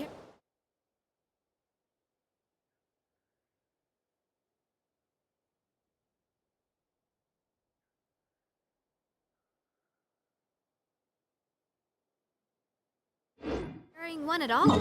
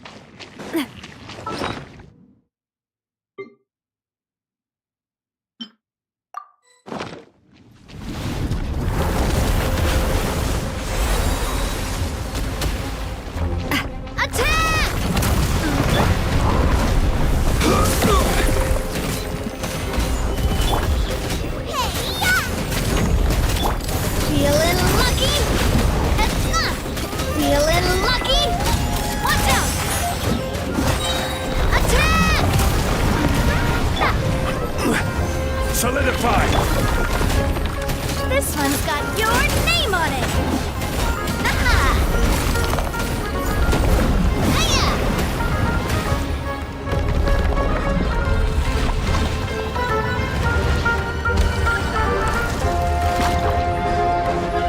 This one's got your name on it! Feeling lucky? This is order! Umbrella warfare, I guess! And fun! Fire! Well, with watch out!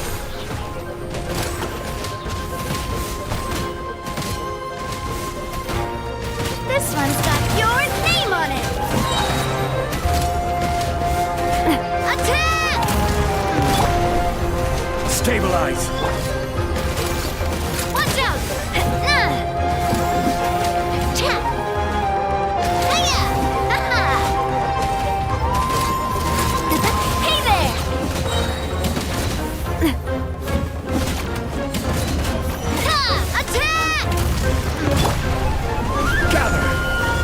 This one's got your name on it!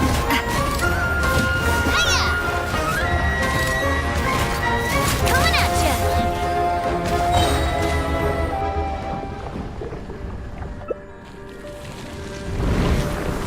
Attack!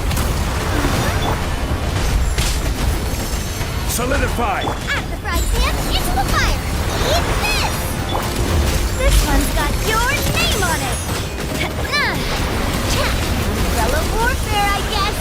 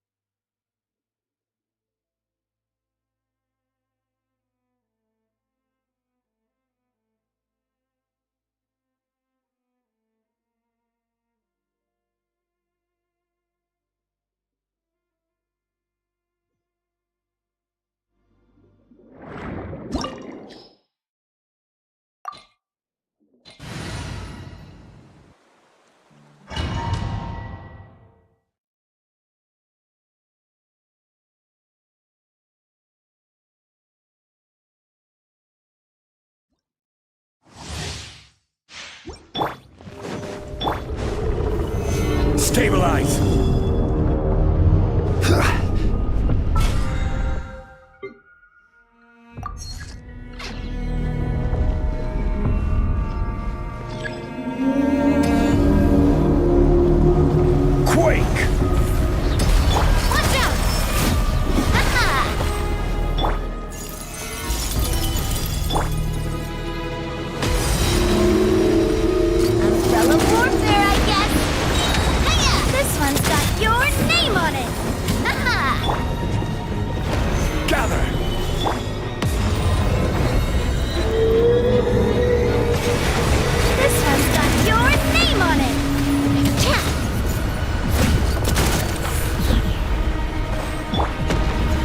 Solidify! Watch out!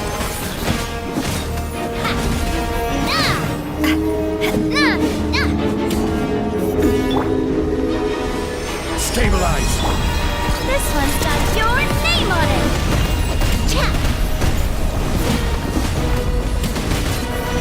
Watch out!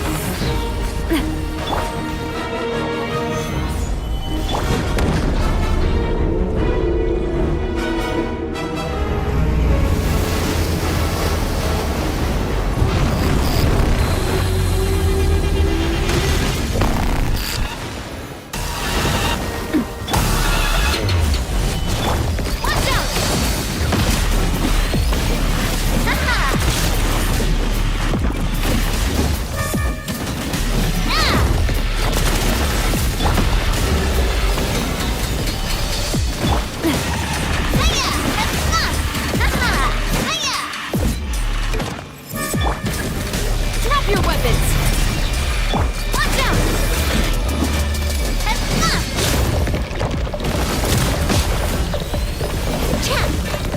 Where did that come from? Solidify! Final warning!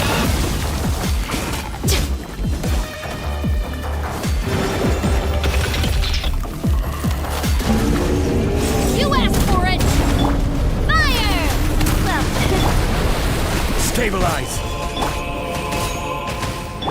this one's got your name on it! Hey there!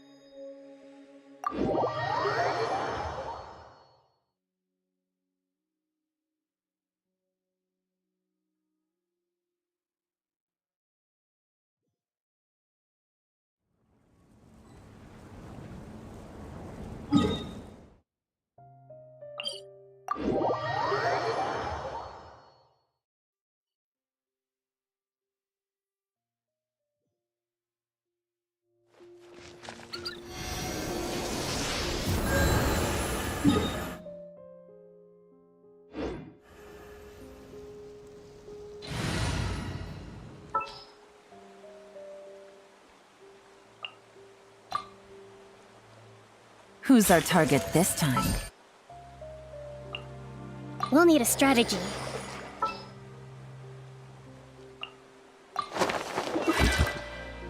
Witness my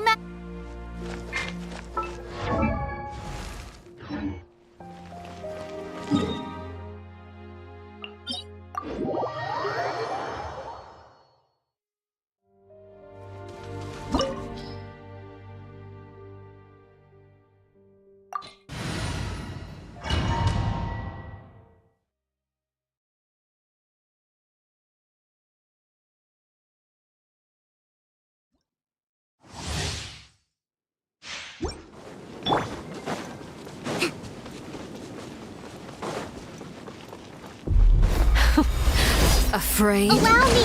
Or do you not even have the courage to be afraid? Drop your weapons! Is it my turn now? Game's up. Time's over. Now that's more like it. Is it my turn now?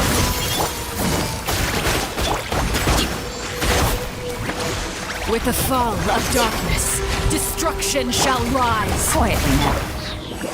Have a taste of purgatory.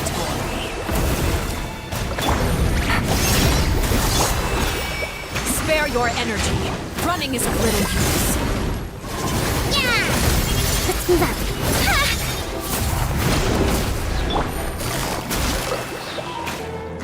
Here comes the cash.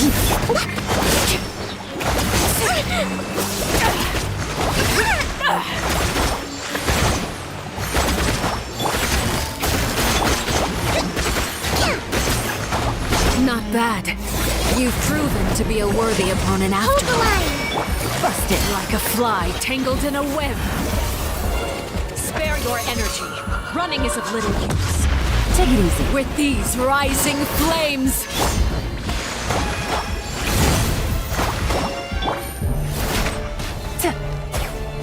Have a taste of purgatory.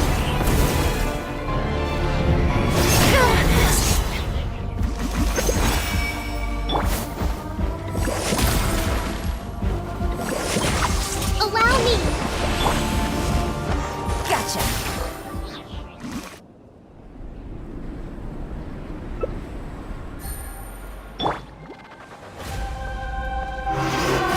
Kindness has been seared away. Shower me with praise. My blade Time is to all shine. that remains. Busted. Quietly now. Game's up. Time's over. A brash maneuver. Hold the line.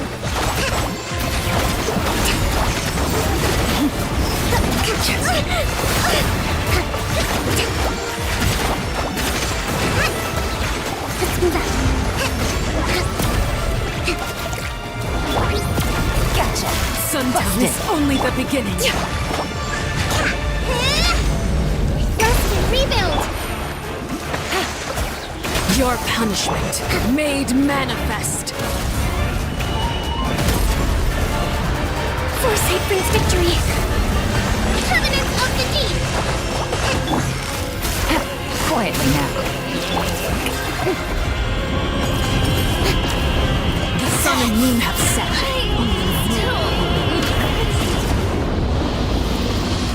Struggle in vain.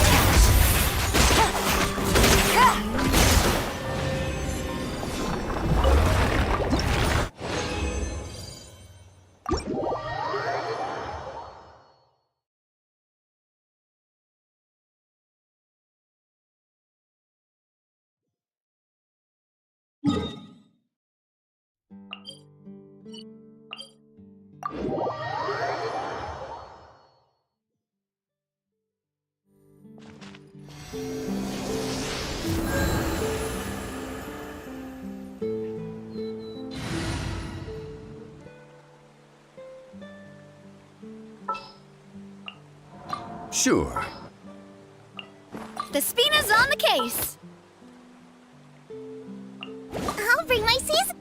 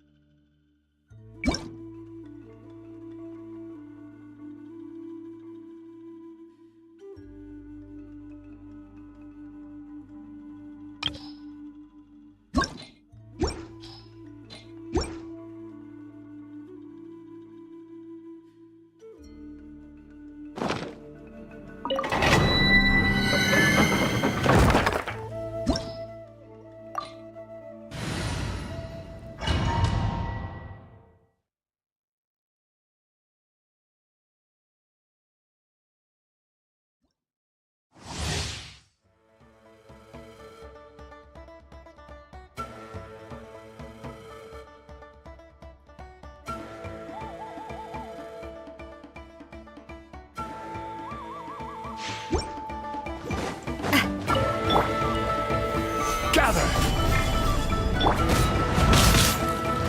Nice and spicy! Hey there! Attack! That's the way. Umbrella warfare, I guess! Solidify! Coming at ya! At the right hand, it's... Feeling lucky?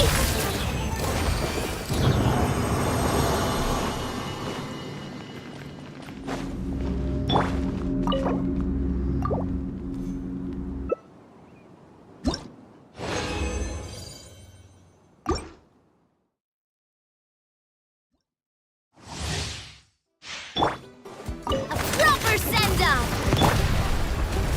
Stabilize! Stop right there! Feeling lucky?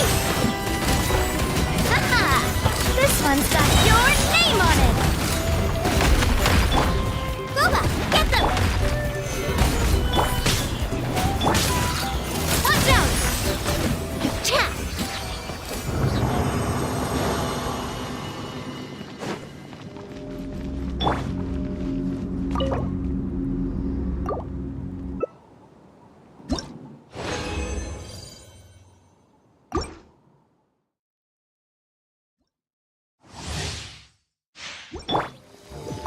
Proper send-off!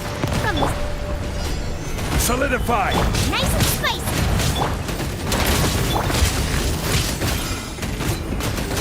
Hey there! Feeling lucky?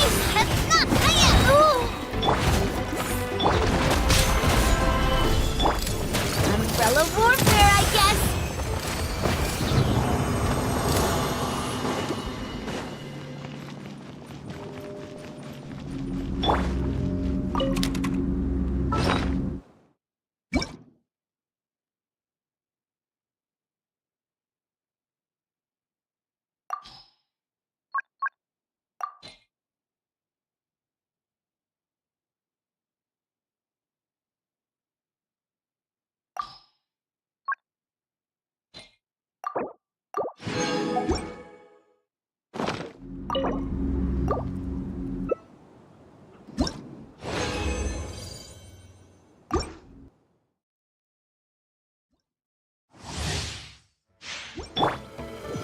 Proper send-off! Gather! At the right hand, it's... Feeling lucky? Cha! Ha! Feeling lucky? Feeling lucky? Ah!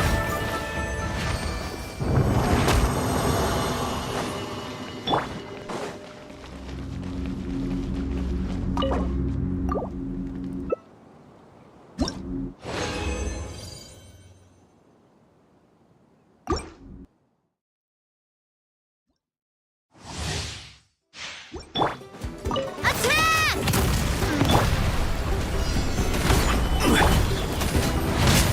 Final warning! Feeling lucky? Haha! Ha! This one's got your name on it! Nice and spicy! Solidify!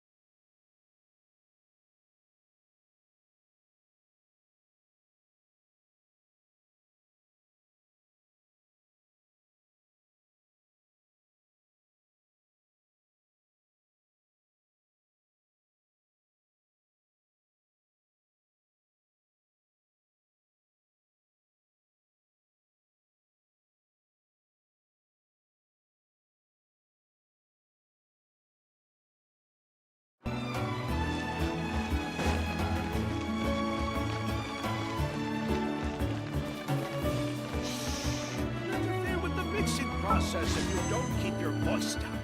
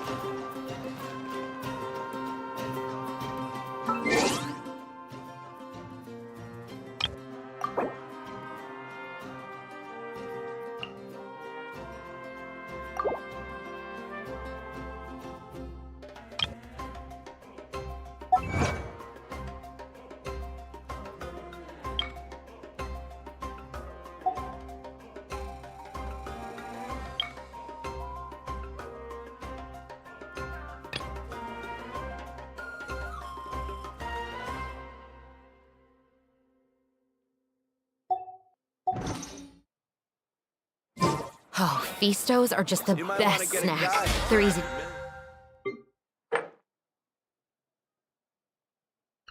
Carry with you and go with so many sauces.